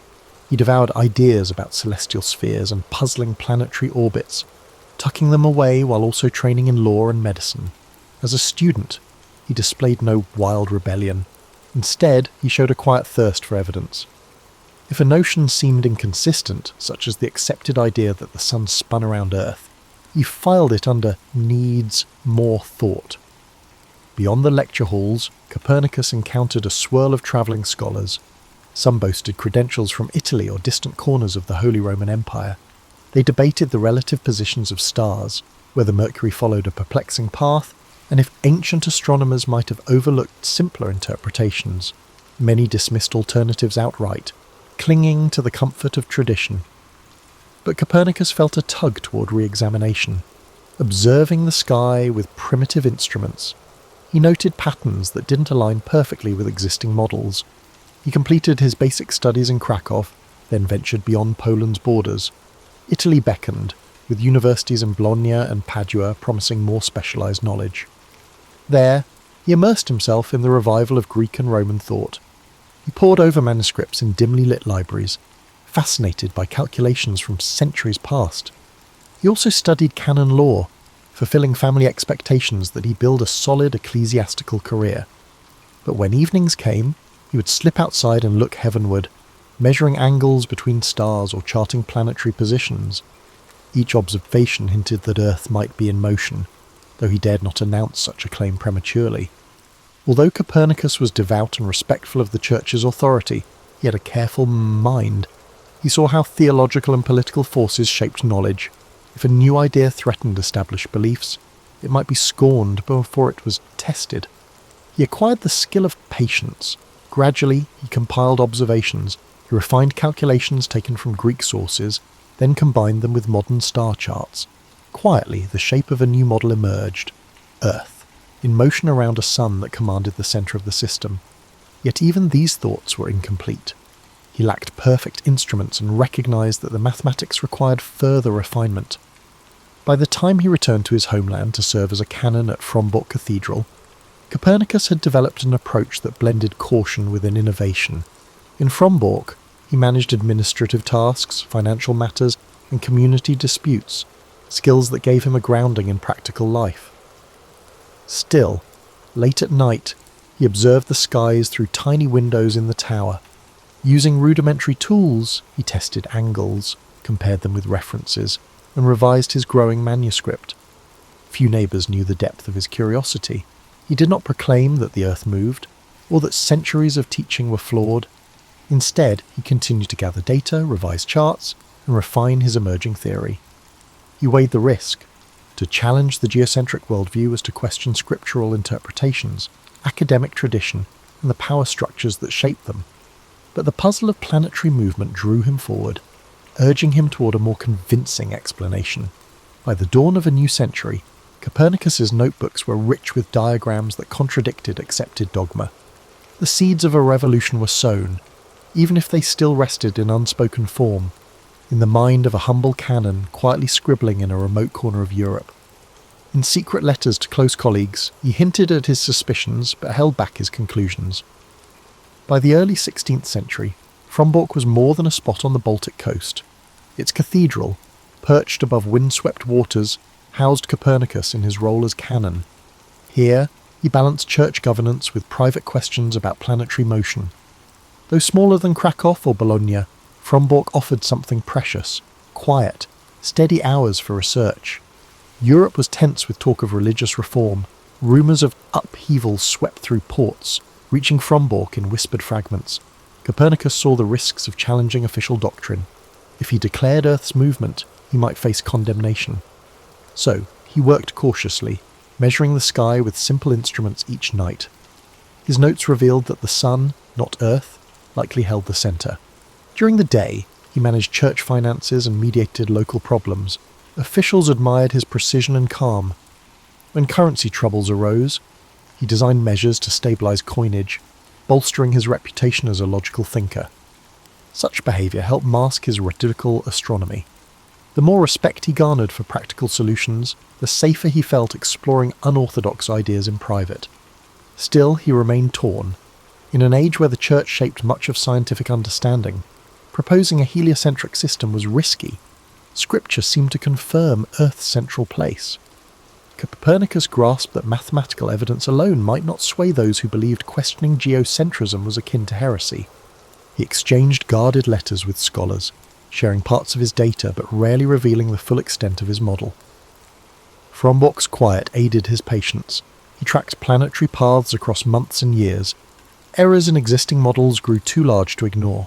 The orbits, once force-fit to Ptolemy's system, made sense when the sun sat in the middle. Copernicus refined these insights in drafts he showed only to trusted friends. He feared the backlash if word spread prematurely. Meanwhile, the Reformation simmered in Europe. People questioned church authority on many fronts. The old structures were weakening. Copernicus observed that the pervasive uncertainty could potentially foster new ideas, but it also heightened the likelihood of severe retaliation if these ideas contradicted deeply held beliefs. He watched how daring thinkers risked exile or worse, yet some found pockets of support, suggesting that a revolution in astronomy might eventually find acceptance. By the mid-1510s, his notebooks held a skeleton of the heliocentric model. Earth spun and circled the sun, joined by the other planets, yet he refused to publish a major treatise. He insisted on checking every calculation.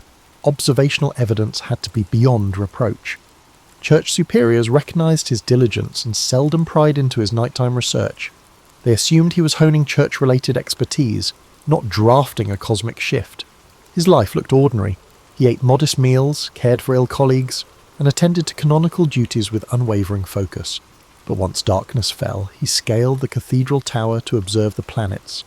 He aligned homemade instruments to gauge Jupiter's position, or noted how Venus vanished behind the sun's glare at times inconsistent with geocentrism.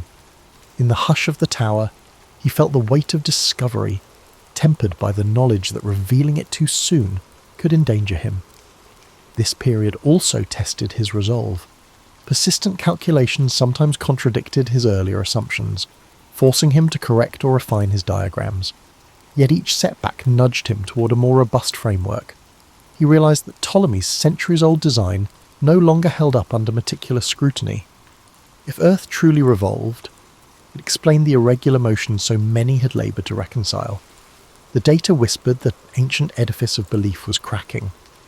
In 1514, he drafted a concise outline called the Commentariolus.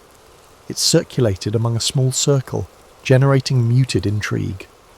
Copernicus valued their feedback, which helped him hone his equations. He kept his tone measured, presenting heliocentrism as a hypothesis rather than a challenge to authority. He saw that acceptance depended on evidence, not strident proclamations, and so he persisted, day after day. He would read economic reports in the morning and engage in stargazing at night, constantly refining his observations. The locals viewed him as a prudent canon, never suspecting that his observations could unsettle the very foundation of cosmic order. Yet, in that remote corner of the Baltic, he gathered the pieces for a grand puzzle that would, in time, upend humanity's view of itself. By the end of this phase, his confidence had grown. The numbers spoke clearly to him, even if he kept them hidden from public debate. While Europe's religious tensions escalated, Copernicus quietly solidified his theory. He saw potential allies in a future shaped by fresh perspectives. By the 1520s, Europe's religious landscape was in upheaval. Martin Luther's Reformation challenged long-standing church authority, fueling tension across nations. Against this backdrop, Copernicus quietly refined his heliocentric theory. At Frombork, he juggled ecclesiastical duties with clandestine astronomical pursuits. Aware that a misstep could brand him a heretic, he shared star charts and observations through letters to scholars in Italy and Germany. Although some recognised that Ptolemaic geocentrism seemed forced, open endorsement of Earth's motion was risky. Copernicus tested each new data point, measuring planetary positions with homemade instruments. With each alignment, the sun-centred approach gained credibility, but proclaiming it publicly might trigger condemnation. The diocese entrusted him with greater responsibilities. He resolved financial disputes, attended synods, and occasionally travelled. Everywhere he went, he saw how Luther's ideas shook old pillars of authority. Quietly, he noted parallels to the cosmic debate. If Europe's spiritual core could be questioned, perhaps its astronomical beliefs might also be challenged. Still, caution prevailed. He wrote in Latin, making his drafts less accessible to the uninitiated. He tested retrograde motion under the new model, confirmed that Earth's rotation explained day and night, and that seasonal changes fit a planet circling the sun. He was building a rigorous, cohesive argument. Yet rumours spread that Copernicus harboured unorthodox views. Aware that unrefined manuscripts circulated without his permission, he worried about critics who might seize on incomplete data. Despite these fears, he found encouragement in quiet corners. Trusted colleagues marvelled at how neatly the theory explained planetary wanderings. Others, fearful themselves, advised him to hold back until Europe's religious confusion abated. He heeded that counsel, but he kept gathering observations. Night after night, he charted angles and times, refining calculations. He felt certain that Earth's motion was not just plausible, it was likely true. One of his challenges lay in reconciling scripture with a moving Earth. Many clerics took biblical phrases as literal proof of geocentrism. Copernicus believed the Bible employed everyday language, not strict cosmic geometry. He chose his words carefully, asserting that a sun-centred system needn't undermine faith. Privately, he wished for a church open to nature's revelations, but he recognised the risk of alienation if he pushed too hard. By the mid-1520s, Europe's political shifts touched him personally. He helped local officials with coin reforms, an effort that drew upon his mathematical precision. This success bolstered his standing as a practical problem solver, indirectly shielding him from suspicion. Yet church officials sometimes hinted that he should remain within traditional boundaries. They valued his service but seemed uneasy about whispers of cosmic novelties. His progress on the manuscript advanced. The geometry no longer relied on clunky epicycles. Heliocentrism explained phenomena more directly, with fewer forced corrections. He tested Mercury's orbit, verifying that its swift revolutions made sense in the new scheme. He noted how Venus's phases and brightness variations supported a sun-centered perspective. These observations, though rudimentary by modern standards, were groundbreaking. As Europe's religious conflicts intensified, Copernicus reflected on timing. Should he reveal his findings before the Church fully stabilized? He feared that any radical claim might be conflated with Lutheran heresies. He remained loyal to Catholicism, seeing no reason why a more accurate cosmic map should threaten spiritual truths. Yet he knew that misunderstandings abounded, and dogmatic zeal could swiftly erupt into persecution. By the late 1520s, he had assembled a near-complete draft. He called it De Revolutionibus Orbium Coelestium, on the revolutions of the heavenly spheres. He circulated sections to close confidants, soliciting feedback on calculations or clarity. A few suggested releasing it soon, hoping Europe's thirst for new knowledge might outweigh theological resistance. Others counselled patience, warning that the times were too volatile. Copernicus weighed both sides. He recognised that the Reformation had shattered old certainties. Perhaps the moment was ripe for new truths. However, the consequences of open defiance were significant. He decided to continue polishing the manuscript, ensuring that no detail was left unverified. In the event of condemnation, the evidence would undoubtedly bear witness. Meanwhile, life at Frombork proceeded with routine. He oversaw funds, settled disputes, and tended to the occasional patient. By night, he ascended the tower to observe the stars. They remained serenely predictable, orbiting the sun in patterns his mathematics could describe. This harmony sustained him, even as Europe's politics churned unpredictably. He remained resolute. Soon, he would finalize his cosmic blueprint. Copernicus was on the verge of a significant discovery. Years of painstaking work had reinforced an idea once unthinkable. Earth was neither the cosmic pivot nor immovable. In the hush of his study, he refined equations that could uproot centuries of belief. Yet for now, he kept them close, awaiting an opening in history's storm that might allow the light of his discovery to shine without calamity. Copernicus continued his delicate balance as the 1530s approached. Europe's religious turbulence showed no sign of easing, and he sensed that caution remained critical. Yet, with each passing year, his manuscript neared completion, the pages revealing a coherent system in which Earth, once deemed the universe's anchor, now shared the heavens with planets spinning around the sun. Quietly, he refined details that nagged at him. Because Mars seemed to be moving backwards, it needed extra care because its path showed there was a better way to solve the problem than the geocentric mess of spheres and epicycles. By focusing on Mars and Venus, planets whose orbits came closest to Earth, he strengthened the numerical backbone of his claim. His devotion to precision occasionally bordered on obsession, but this meticulousness, he believed, was the only shield against accusations of error. Frombork's daily routines persisted. In the cathedral's records, his signature appears on financial ledgers and property documents.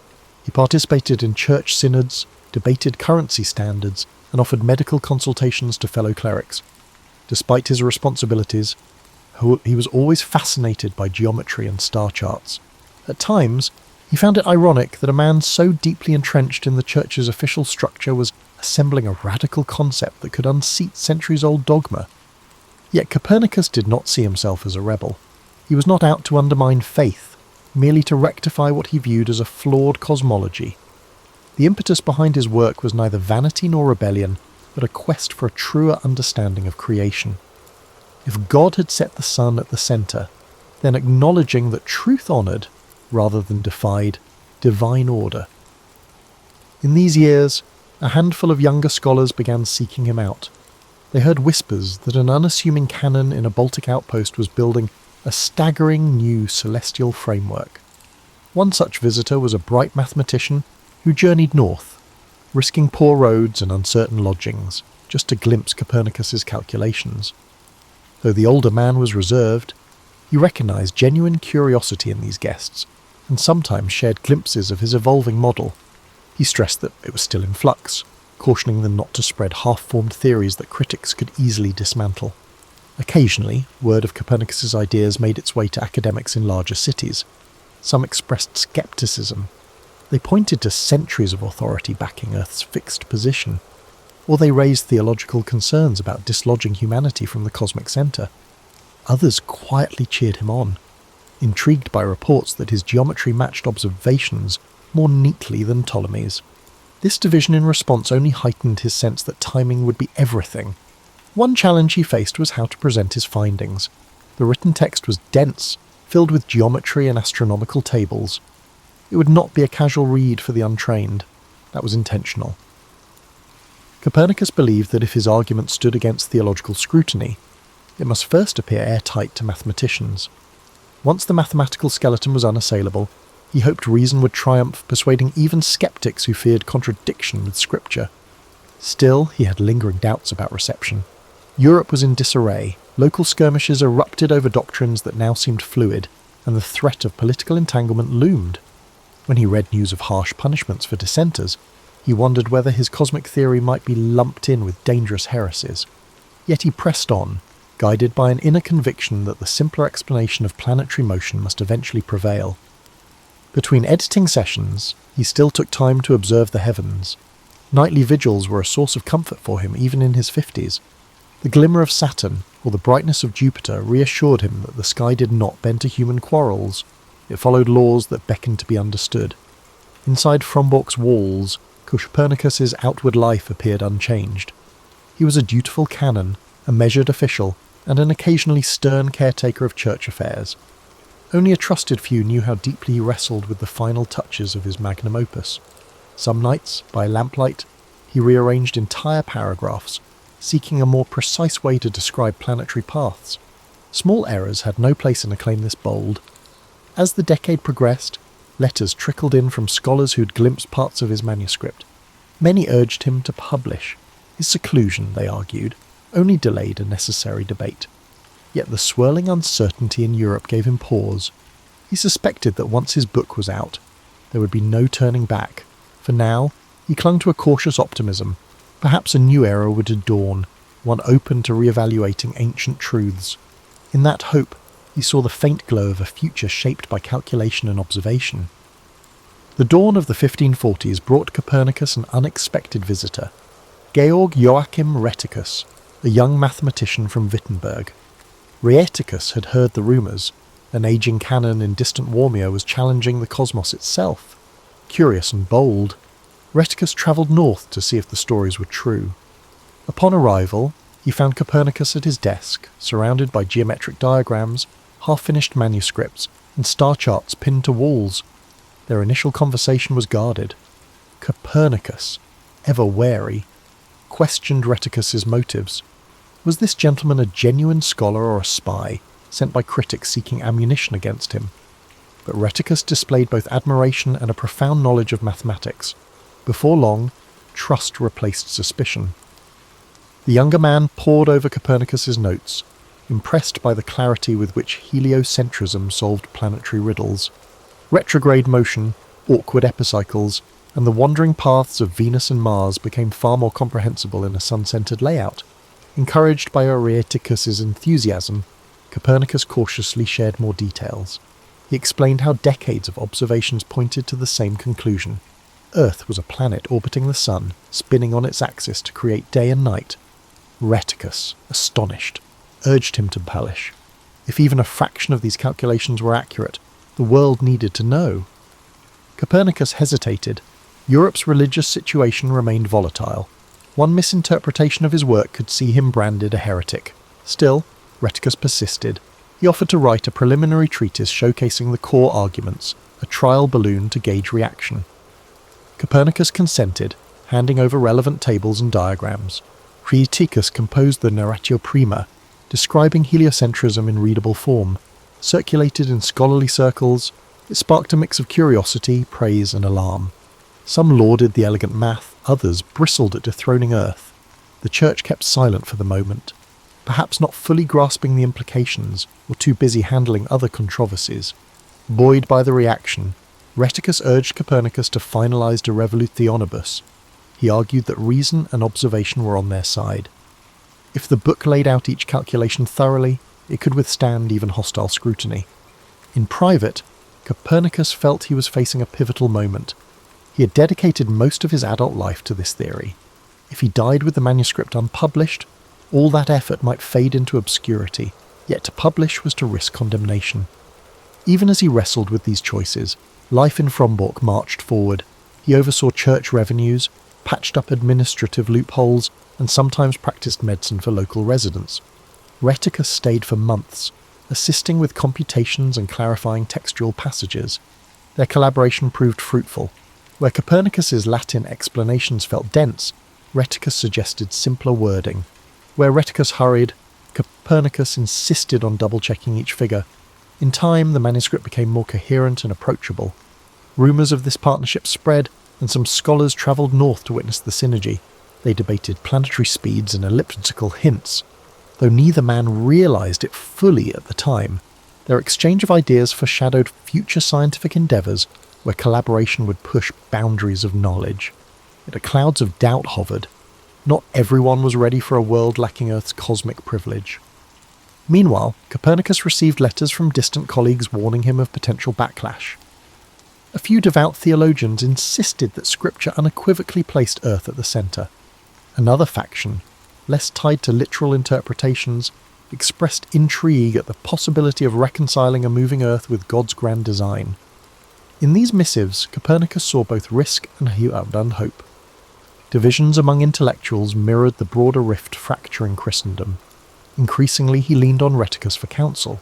The younger man advocated transparency, convinced that a well-argued treatise would find defenders among Europe's scholars. This optimism heartened Copernicus, though he remained wary. To reassure his friend and perhaps himself, he invoked the principle that truth, grounded in measurable phenomena, should endure. If the sun truly lay at the centre, no condemnation could erase the geometry proving it. Yet, as they rechecked tables and refined the text, Copernicus's health began to wane. Long hours at his desk, combined with the stress of potential controversy, weighed on him. Still, he pressed forward. In quiet corners of the cathedral complex, he paced, mentally rehearsing how to defend his findings if challenged. With each revision, De Revolutionibus solidified into a structured argument. Geometry and observation intertwined, forming a fortress of logic. Sensing the urgency of the situation, Rheticus suggested printing the manuscript. Copernicus reluctantly agreed, provided he could oversee the final stages to ensure accuracy. He wanted no sensationalism, no grandstanding. The data would provide sufficient evidence. A moving Earth wasn't just an opinion, it was a conclusion drawn from decades of meticulous inquiry. By the early 1540s, Copernicus was on the verge of publication. The quiet scholar who once hid his notes now inched toward revealing them. Europe might recoil or rejoice, he could not predict. But with Rheticus at his side, he felt less alone. The momentum was unstoppable. A swirl of ink-stained pages, fresh calculations, and cautious excitement gathered force. Soon, the world would learn of a cosmic shift that carried as much poetic wonder as it did sober mathematics. By 1542, Copernicus's manuscript was nearly ready for the printer, yet he fretted over every line. Even after Rheticus departed from Bork to handle affairs elsewhere, they continued exchanging letters. The younger scholar reported progress in securing a printing arrangement in Nuremberg, a city known for scholarly works.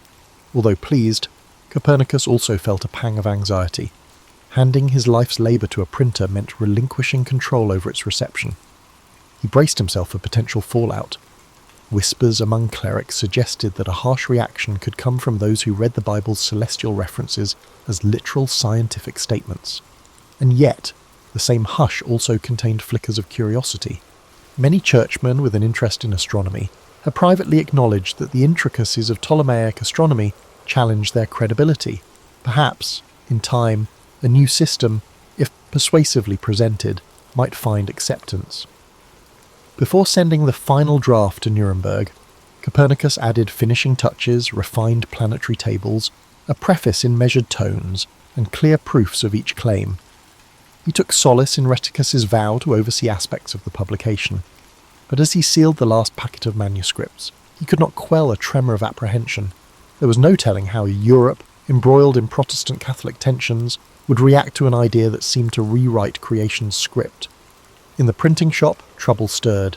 Andreas Osiander, a Lutheran theologian and mathematician, was enlisted to help with the publication process.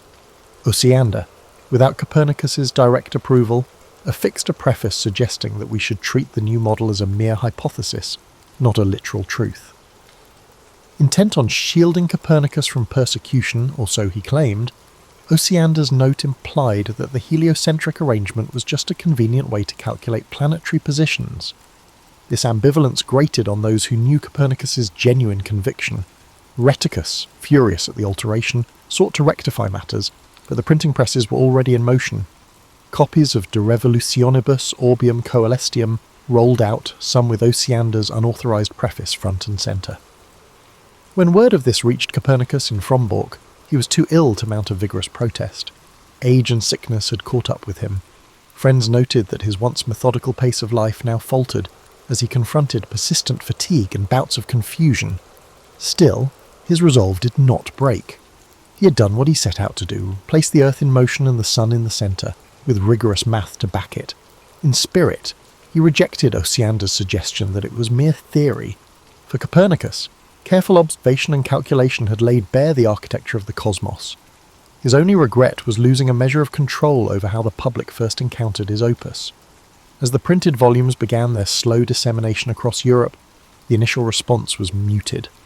Many readers found the text too dense to pass quickly. Some scholars examined the tables and geometry, intrigued but unsure if they dared endorse such a radical viewpoint. Others dismissed it out turmoil, citing scriptural or philosophical objections.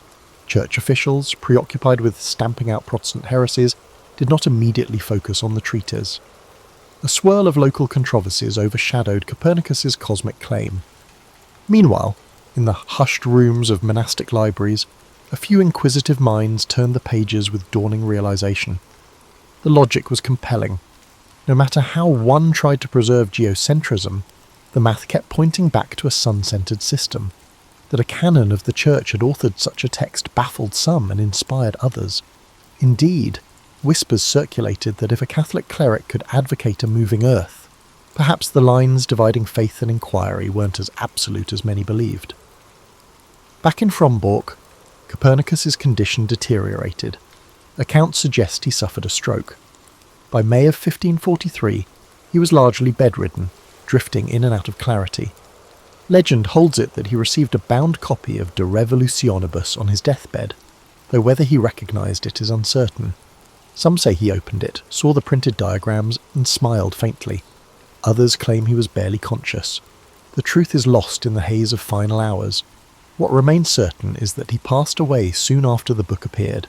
His life's work, once guarded in secret manuscripts, now circulated beyond his small domain.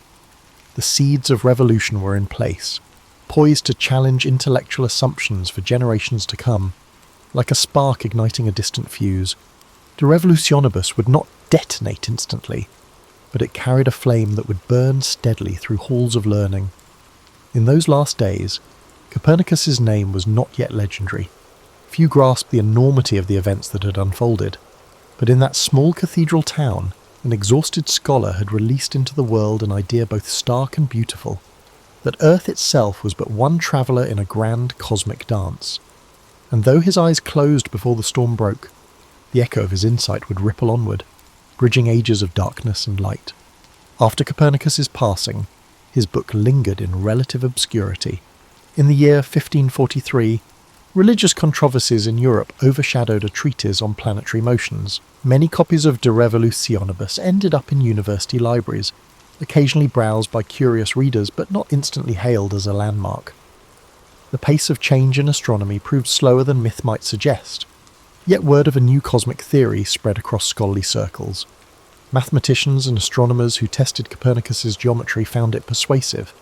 Some disliked Osiander's preface, recognizing that Copernicus himself viewed the subject as more than a mere computational tool. Others felt uneasy endorsing a concept that could provoke church censure. Even so, the heliocentric proposition, once unthinkable, steadily gained attention. People wondered, if centuries of geocentrism had been mistaken, what else might we be wrong about? In the decades that followed, defenders of the Copernican system refined his work. Errors or approximations in planetary tables were corrected, often with better instruments than Copernicus had possessed. Young astronomers who never met him still found guidance in his pages. Building on the foundation he left behind, a handful of them wrote treatises supporting the heliocentric view, adding incremental proof with each fresh observation. Opposition, however, was not trivial. Traditionalists saw Copernicus's ideas as an affront to human dignity. If Earth spun through space, how did that align with the divinely ordained centre? Dogmatic interpretations of scripture hardened, and some influential theologians declared the new system unscriptural. In certain academic halls, supporters of Copernicus sparred with conservative voices who refused to surrender the old model. Quietly, a battle of paradigms began. One figure who championed Copernicus's heliocentrism was Galileo Galilei, born more than 20 years before Copernicus died. Galileo's telescopic observations, decades later, provided striking evidence: the phases of Venus, the moons of Jupiter, and the sunspots that shifted daily. Though Galileo's story would unfold in its own tumultuous way, he traced a lineage back to Copernicus. Galileo might never have defied convention by pointing his lens skyward in the absence of that earlier text. Despite Galileo's eventual condemnation, Copernicus's seeds continued to sprout. Johannes Kepler, another giant of astronomy, built on Copernican principles to demonstrate elliptical orbits. Those elliptical refinements improved predictions beyond Copernicus's original data. Each subsequent advance validated the notion that the Earth travelled around the Sun. Newton's physics would later bind it all together, showing how gravity governed these celestial dances. weaving Copernicus's revolution into the broader tapestry of scientific lore. As these luminaries pushed the limits of astronomy, Copernicus's name gradually gained a venerable glow. Scholars looked back on his cautious approach and saw wisdom. He had predicted resistance, recognized the perils of an epoch riven by religious strife, and still managed to publish an audacious claim. Over time, the memory of him as a timid canon in a remote cathedral town transformed into an image of the brave father of modern astronomy. In the centuries to come, the Church itself would revise its stance. Though official condemnations of heliocentrism emerged decades after Copernicus's death, they were eventually lifted, and his works found a place in Catholic scholarship. That shift was neither swift nor simple, but it underscored how even massive institutions could adapt to new evidence, given enough time and debate. Legends about Copernicus blossomed. Some painted him as an unacknowledged rebel, others as a devout servant of the Church who happened upon a startling truth. The reality was more nuanced. He was part of a lineage. Ancient Greek astronomers, Islamic mathematicians, and European scholars all contributed pieces of the puzzle he finally assembled. Yet he was the one who broke from the gravitational pull of tradition, suggesting that Earth soared through space rather than resting at creation's centre. Today, in Turun, visitors see statues and plaques celebrating the hometown astronomer. His name adorns craters on the moon, testifying to his lasting imprint on our knowledge of the heavens. Schoolchildren learn of his achievements, often without grasping the centuries of struggle it took for his ideas to triumph. In the broader sweep of history, his story warns us that even widely held beliefs can crumble under the weight of rigorous observation and honest inquiry. And so, Nicholas Copernicus's life underscores the power of quiet determination. He served as a canon, healed the sick, balanced church finances, and, through it all, reinterpreted the universe. Though he never saw the full upheaval his book would create, he lit the fuse. In the end, his legacy transcended his age, forging pathways for thinkers bold enough to look upward and question the obvious. By repositioning Earth among the stars, he gave humankind a gift both humbling and liberating. The realization that our vantage point is but one corner of a vast cosmic stage. Karl Marx's transformation from a bourgeois academic to a revolutionary thinker wasn't the predetermined path many assume. Born in 1818 to a comfortable middle-class family in Trier, Prussia, now Germany, young Marx initially showed little interest in radical politics. His father, Heinrich, a successful lawyer who had converted from Judaism to Lutheranism to maintain his legal career under Prussian law, hoped his brilliant son would follow in his professional footsteps. The teenage Marx wrote poetry and romantic literature, dreaming of becoming a playwright or critic rather than an economist or political philosopher. His early writings reveal a romantic idealist influenced by Greek classics and German literature. One of his student poems, The Fiddler, portrays a wild musician who cast magical spells with his violin, hardly foreshadowing his later materialist philosophy. Marx's father arranged his education at the prestigious University of Bonn, where the young man quickly became involved in a drinking society, accrued debts, and ended up in jail for disrupting the peace. Concerned about his son's direction, Heinrich transferred him to the more serious University of Berlin. There, Marx encountered the philosophy of G.W.F. Hegel, whose dialectical methods would later form the backbone of Marx's analytical approach, though Marx would ultimately reject Hegel's idealism. What's rarely discussed is how reluctant Marx was to abandon his comfortable bourgeois aspirations. His correspondence reveals a man who longed for stability and security, even as his intellect pushed him toward revolutionary conclusions. His engagement to Jenny von Westphalen, an aristocrat 4 years his senior, and the daughter of Baron Ludwig von Westphalen, demonstrated his social ambitions. The Baron had introduced the young Marx to romantic literature and social criticism, but Marx likely never anticipated how far these intellectual pursuits would take him from conventional success.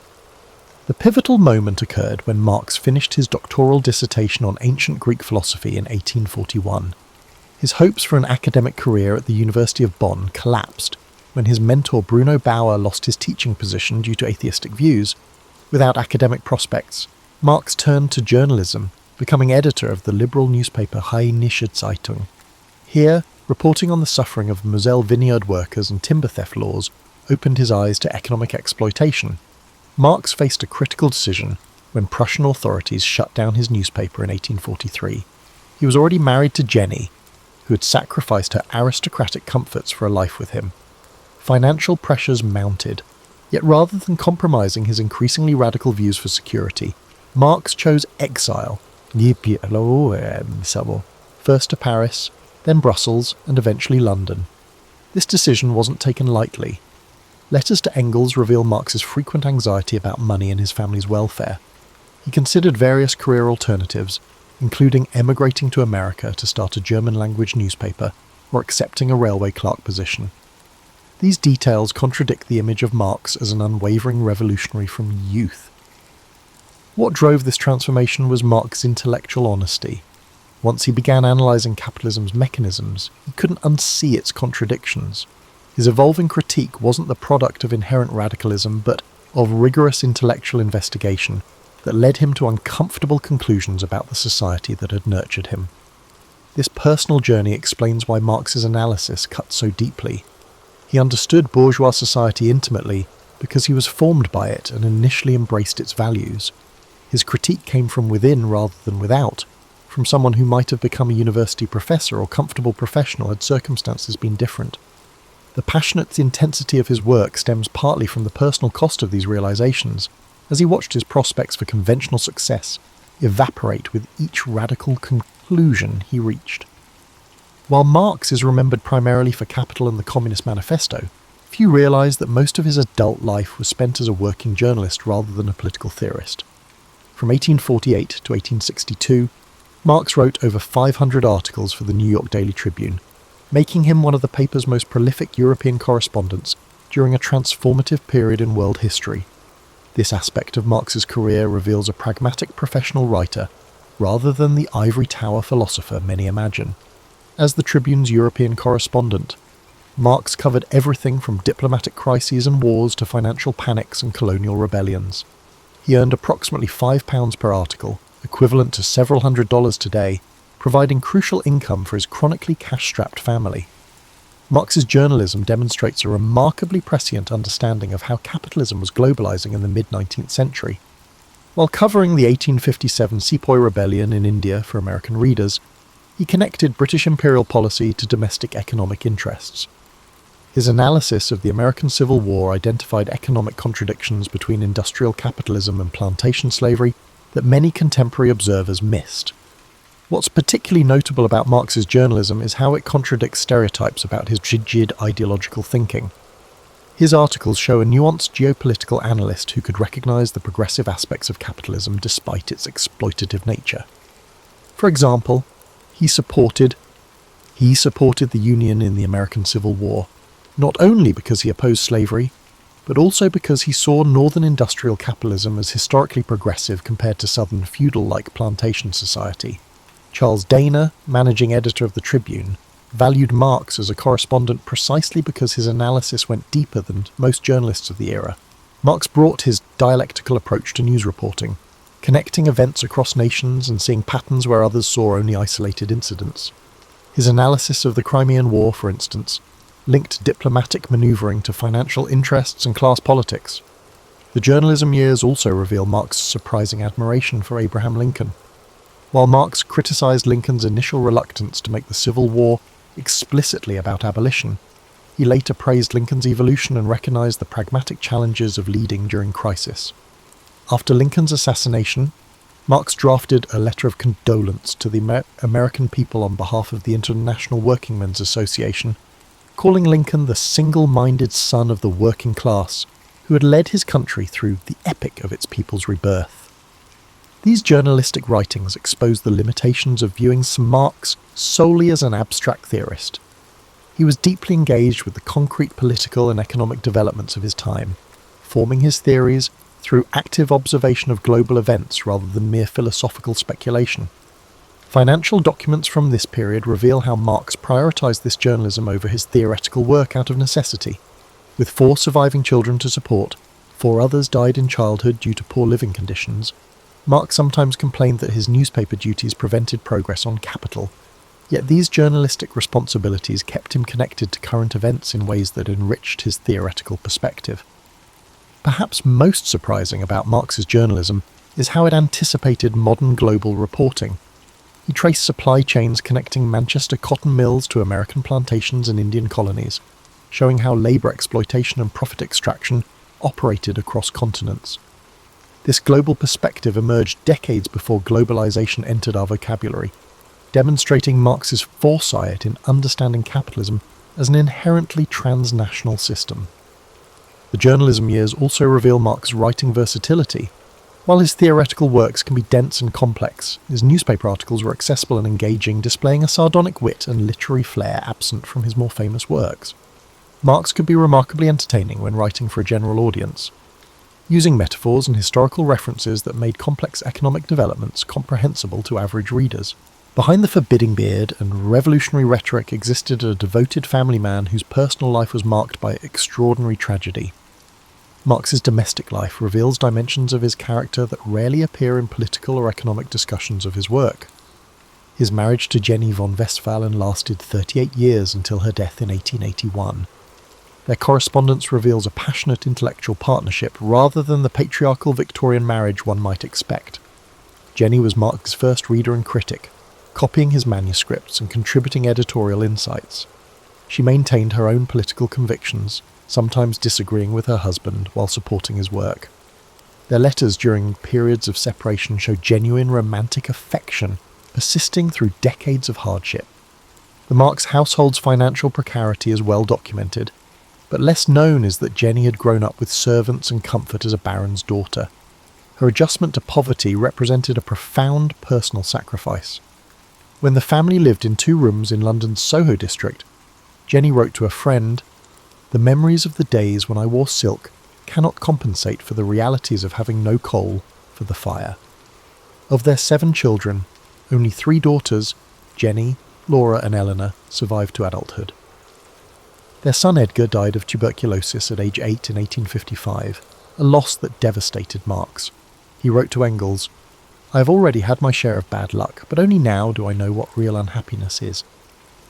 Jenny suffered a nervous breakdown after this loss. Their infant daughter Franziska died the following year, and another son, Guido, died before his first birthday in 1850.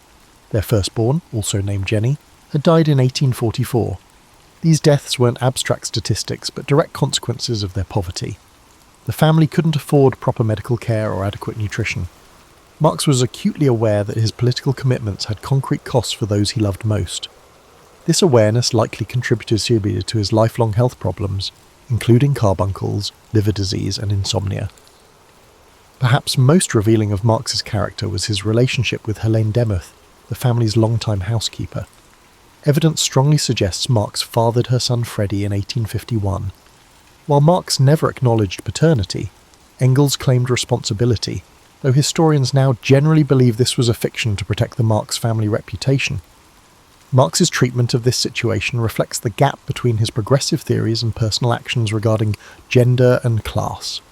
His illegitimate son was never welcomed into the family home and worked as a skilled toolmaker, ironically becoming part of the proletariat Marx theorized about. The Marx household wasn't defined solely by tragedy. Visitors described evenings filled with music, literature and animated discussion. All 3 surviving daughters were educated far beyond Victorian standards for women, learning multiple languages and studying literature, history and politics. They became accomplished women, Jenny a journalist, Laura a translator, and Eleanor a labour organiser and feminist.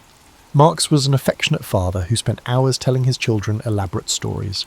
On Sundays, he would take them on long walks across London, describing plants and animals with scientific precision before stopping at a tea shop for treats they could barely afford. These glimpses humanise a figure often reduced to abstract theory. The family's poverty sometimes led to situations that were absurdly comedic. When visitors were expected, Marx would sometimes pawn their few valuable possessions to create an impression of middle-class respectability, only to redeem them later. The family called these financial manoeuvres their circular movements of commodities. Marx's relationship with money was complex. Despite writing the 19th century's most important critique of capitalism, he was hopeless with personal finances and periodically speculated on the London Stock Exchange, usually unsuccessfully. These contradictions reveal a man whose theories emerged from lived experience rather than abstract reasoning. His understanding of capitalism's pressures came partly from experiencing them personally. Marx's 40 years of exile from his German homeland placed him at the centre of a remarkable international network of political refugees, revolutionaries, and intellectuals that formed a shadow community across Europe. This overlooked aspect of his life provides crucial context for understanding how his ideas developed and spread. After the failed revolutions of 1848, political exiles from across Europe congregated in London, creating what historian Bernard Porter called a refugee republic. Marx's Soho neighbourhood became home to Italians, French, Poles, Hungarians, and Russians fleeing persecution. This community transformed Marx from a German philosopher into a truly international thinker.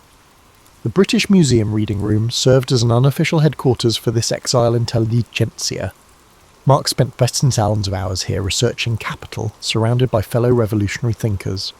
His famous work habits, arriving when the library opened and leaving when it closed, were shared by other political refugees who found the heated reading room a refuge from cold lodgings they couldn't afford to heat. Marx's relationships with fellow exiles were complex and often contentious. He engaged in bitter disputes with other revolutionary leaders like Giuseppe Mazzini, Alexander Herzen, and Mikhail Bakunin. These weren't merely theoretical disagreements, but battles for leadership within exile communities. Marx could be ruthless in these conflicts, using his intellectual prowess to marginalize rivals through savage criticism and sometimes personal attacks. The German Workers' Educational Society in London's East End became Marx's primary community organisation. This working-class cultural centre offered classes, lectures, musical performances, and debates. Marx lectured here regularly, testing ideas that would later appear in Capital on audiences of tailors, shoemakers, and watchmakers. The feedback from these workers, who combined practical experience with intellectual curiosity, shaped Marx's understanding of labour exploitation beyond abstract theory. Less appreciated is how Marx's exile experience made him multilingual and multicultural. He already knew German, Greek, Latin, and French before arriving in London. During exile, he learned English well enough to write professionally and studied Russian to understand that country's economic development. His home became multilingual as well. His daughters grew up speaking German, English, and French, switching languages mid-conversation depending on the topic. The exile community lived under constant surveillance. British police monitored Marx's activities, and spies from various European governments infiltrated exile organisations. Prussian police agent Wilhelm Stieber spent years gathering intelligence on Marx and his associates. These experiences contributed to Marx's perpetual paranoia and health problems, but also kept him connected to the concrete realities of political resistance rather than abstract theory. Marx's personal financial survival depended on this international network. While Engels provided crucial support, many others contributed. The American Joseph Weidemeyer commissioned articles, German émigré Louis Kugelmann sent medical advice and occasional funds, Wilhelm Liebknecht arranged German lecture fees, and countless working-class supporters made small contributions to Marx's household during financial crises. The international character of Marx's exile community directly influenced the formation of the International Workingmen's Association, later known as the First International, in 1864. This organisation brought together British trade unionists, French followers of Proudhon, Italian Mazzinians, Polish nationalists, and German socialists. Marx's experience navigating the complex politics of exile prepared him to write the International's founding documents in ways that could unite these diverse tendencies. Perhaps most significant about Marx's exile network was how it transformed his understanding of revolutionary change. The failed revolutions of 1848 had shattered romantic notions of spontaneous uprising. Through decades of discussion with fellow exiles who had experienced similar defeats, Marx developed a more sophisticated understanding of historical change that acknowledged the durability of capitalist social relations and the need for patient organisational work. This exile perspective explains why Marx, despite his revolutionary reputation, often counselled patience to younger radicals. Having seen premature revolutionary attempts crushed, he developed a longer historical view that recognised how economic conditions had to mature before successful revolutionary change could occur.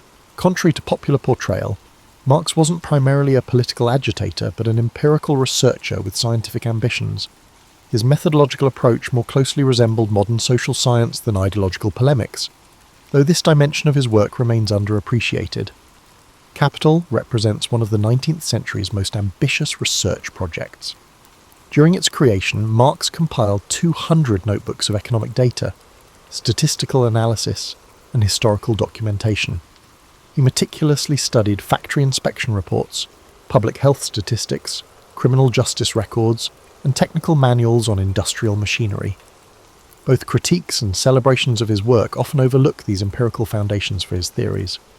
Marx's scientific aspirations are evident in his correspondence with Engels about Charles Darwin's Origin of Species, published while Marx was working on Capital.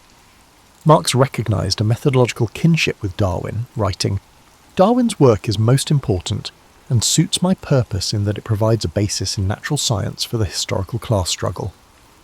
Both men were attempting to discover underlying patterns and developmental laws in their respective fields. This scientific orientation led Marx to revise his theories when new evidence emerged. During his study of Russian rural communes in the 1870s, Marx specifically learned Russian to read original economic and ethnographic studies. His notes reveal a willingness to reconsider his earlier views on historical development based on this empirical research. Late in life, he acknowledged that different countries might follow different paths to social transformation, rather than the linear progression he had earlier postulated. Marx's mathematical manuscripts, largely unknown until recently, show his attempts to develop mathematically rigorous models of economic processes. He filled notebooks with calculus problems and algebraic formulations trying to express value formation and capital accumulation in mathematical terms. While these efforts were primitive by contemporary standards, they demonstrate his commitment to analytical precision rather than mere rhetoric. The British Museum reading room, where Marx conducted much of his research, was the equivalent of a modern research university.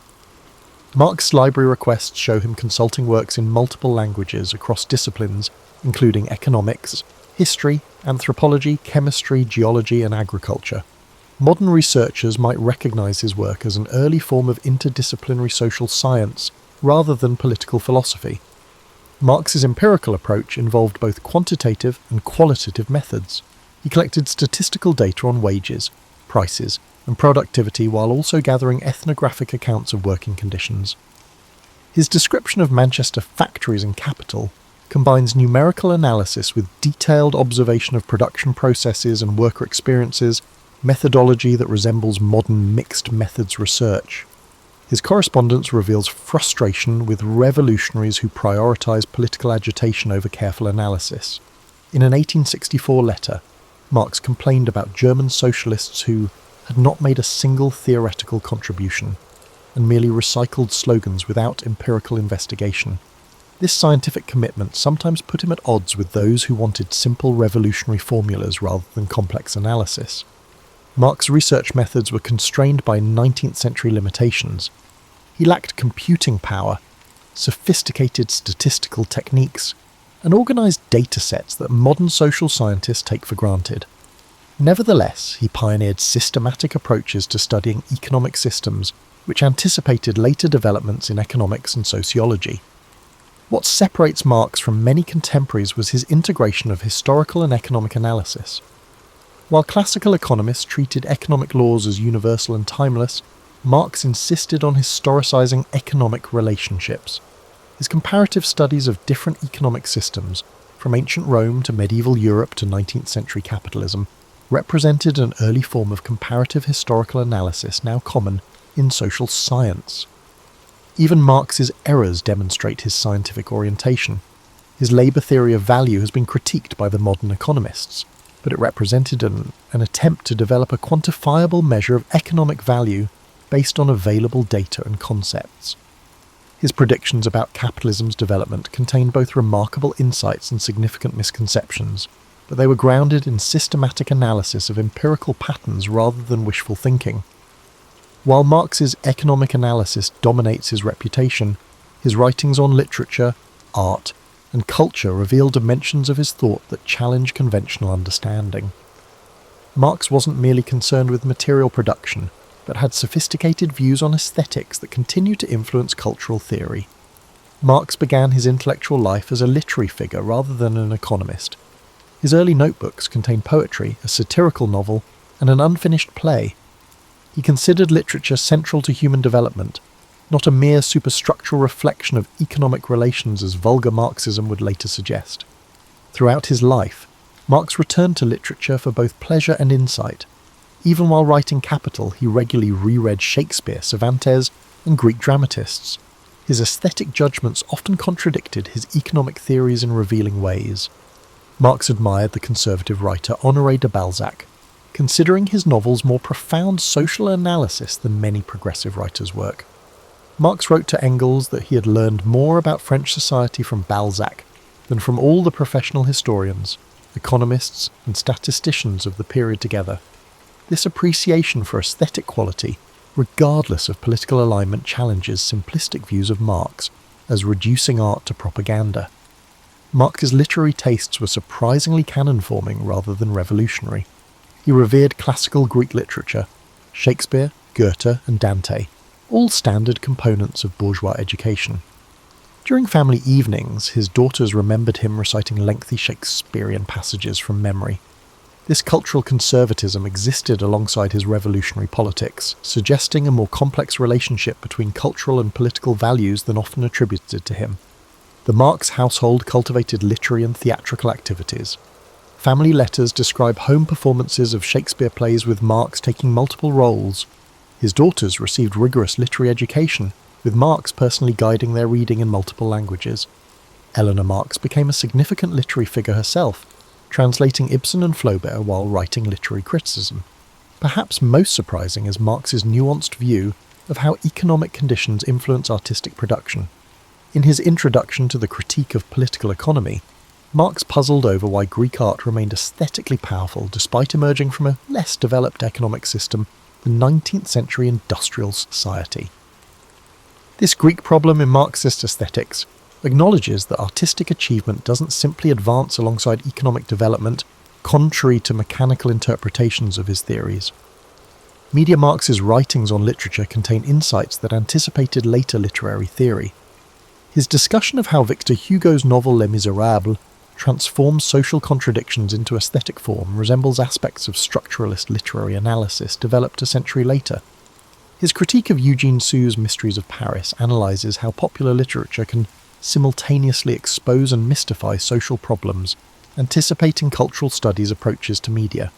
Unlike many Victorian intellectuals who dismissed popular culture, Marx paid serious attention to diverse cultural forms. He analysed newspaper crime reporting, popular novels, and theatre alongside canonical literature. While teaching his daughters literature, he included popular works as well as classics, recognising that cultural literacy required understanding both high and popular forms. Marx's aesthetic theory includes a robust concept of human creativity that extends beyond utilitarian production. In his early economic and philosophic manuscripts, Marx describes art as a form of non-alienated labour that allows human creative capacities to develop freely. This perspective suggests that aesthetic activity isn't merely decorative but central to human flourishing, a view that aligns Marx with humanistic traditions despite his materialist reputation. The emancipatory potential of art remained important to Marx throughout his life. He saw aesthetic experience as potentially liberating consciousness from everyday constraints, allowing people to imagine alternatives to existing social arrangements. This perspective explains why cultural questions remained important to him alongside economic analysis. In Marx's view, revolutionary change required not just material transformation, but new forms of consciousness that art could help develop. Marx's cultural interests extended beyond literature to music, visual art, and architecture. He attended opera performances when finances permitted, and closely followed the career of composer Richard Wagner, though expressing ambivalence about Wagner's nationalist tendencies. These cultural dimensions reveal a Marx far more complex than the economic determinist often presented in textbooks. Perhaps the most revealing aspect of Marx's intellectual life is what he left unfinished. His grand project remained incomplete, not just in the conventional sense of the unfinished volumes of Capital, but in deeper ways that explain enduring debates about his legacy. When Marx died in 1883, only the first volume of Capital had been published. Volumes 2 and 3 were assembled by the Engels from Marx's notes, creating endless scholarly debate about whether these posthumous publications accurately represent Marx's intentions. What's less discussed is that Marx deliberately delayed publication, continuously revising his work as new economic data emerged and his thinking evolved. Marx's final years show a thinker moving in unexpected directions rather than solidifying a dogmatic system. His notebooks from the 1870s and early 1880s reveal intensive study of anthropology, particularly Lewis Henry Morgan's work on ancient societies. These investigations led Marx to question unilinear theories of historical development, including some of his own earlier formulations, as he recognised alternative social formations beyond the European pattern. The late Marx showed increasing interest in non-Western societies. His notes on Russian rural communes suggest he saw potentially revolutionary possibilities in these traditional structures, rather than insisting they follow Western European developmental patterns through capitalism. In an 1881 letter to Vera Zasulich, Marx explicitly rejected interpreting his work as a historical philosophical theory of general development imposed by fate on all peoples. This evolution challenges mechanical interpretations of historical materialism. Marx's planned but unwritten works reveal how much of his project remained incomplete. He intended to write books on the state, international trade, and the world market that would have clarified aspects of his theory that remain most contested. His outline for Capital originally included 6 volumes, with the 3 we have representing only half his envisioned project. Particularly significant was Marx's unwritten book on wage labour, which would have complemented his analysis of Capital. Without this counterpart, his theory appears more deterministic than he likely intended. Evidence suggests this volume would have explored worker resistance and organisation, themes that appear only briefly in the published volumes but were central to Marx's political work. Health problems increasingly limited Marx's productivity in his final years. Chronic insomnia, liver disease, and respiratory ailments made sustained intellectual work difficult. Letters from this period show a man aware that time was running out to complete his project. This physical decline partly explains why so much remained unfinished, but also reflects his unwillingness to publish prematurely, a perfectionism that contributed to his work's incompleteness. Marx was perpetually distracted by political obligations that diverted energy from theoretical work. His leadership role in the First International involved writing countless reports, resolutions, and addresses while mediating disputes between factions. He complained to Engels that these responsibilities prevented progress on Capital, but felt obligated to the working class movement despite these intellectual costs. The financial pressures that plagued Marx throughout his life worsened these delays. Journalism and other paid writing took precedence over theoretical work that offered no immediate income. Financial crises repeatedly interrupted Marx's famous working habit in the British Museum, requiring him to write desperate letters to friends for loans. These material conditions of intellectual production aren't merely biographical details, but shape the development and incompleteness of his thought. Perhaps most significant about Marx's unfinished work is how it created space for diverse interpretations. The gaps and ambiguities in his theory allowed later Marxists from Lenin to Luxemburg to Gramsci to creatively develop aspects of his thought in different directions. Had Marx completed a more systematic presentation of his mature views, this theoretical fertility might have been reduced. Marx's final notebook entries show a thinker still evolving rather than reaching definitive conclusions. Unlike philosophers who develop systematic theories, they then defend unchanged. Marx continuously revised his thinking based on new evidence and historical developments. His final notes contain questions rather than answers, suggesting an open intellectual project rather than a closed theoretical system. This unfinished quality explains why Marx remains relevant despite the collapse of regimes that claimed his legacy. The open-ended nature of his work allows reconsideration of his insights separate from dogmatic applications. The unfinished Marx offers analytical tools rather than rigid doctrines, explaining why his thought continues generating new interpretations for understanding contemporary capitalism's contradictions and possibilities.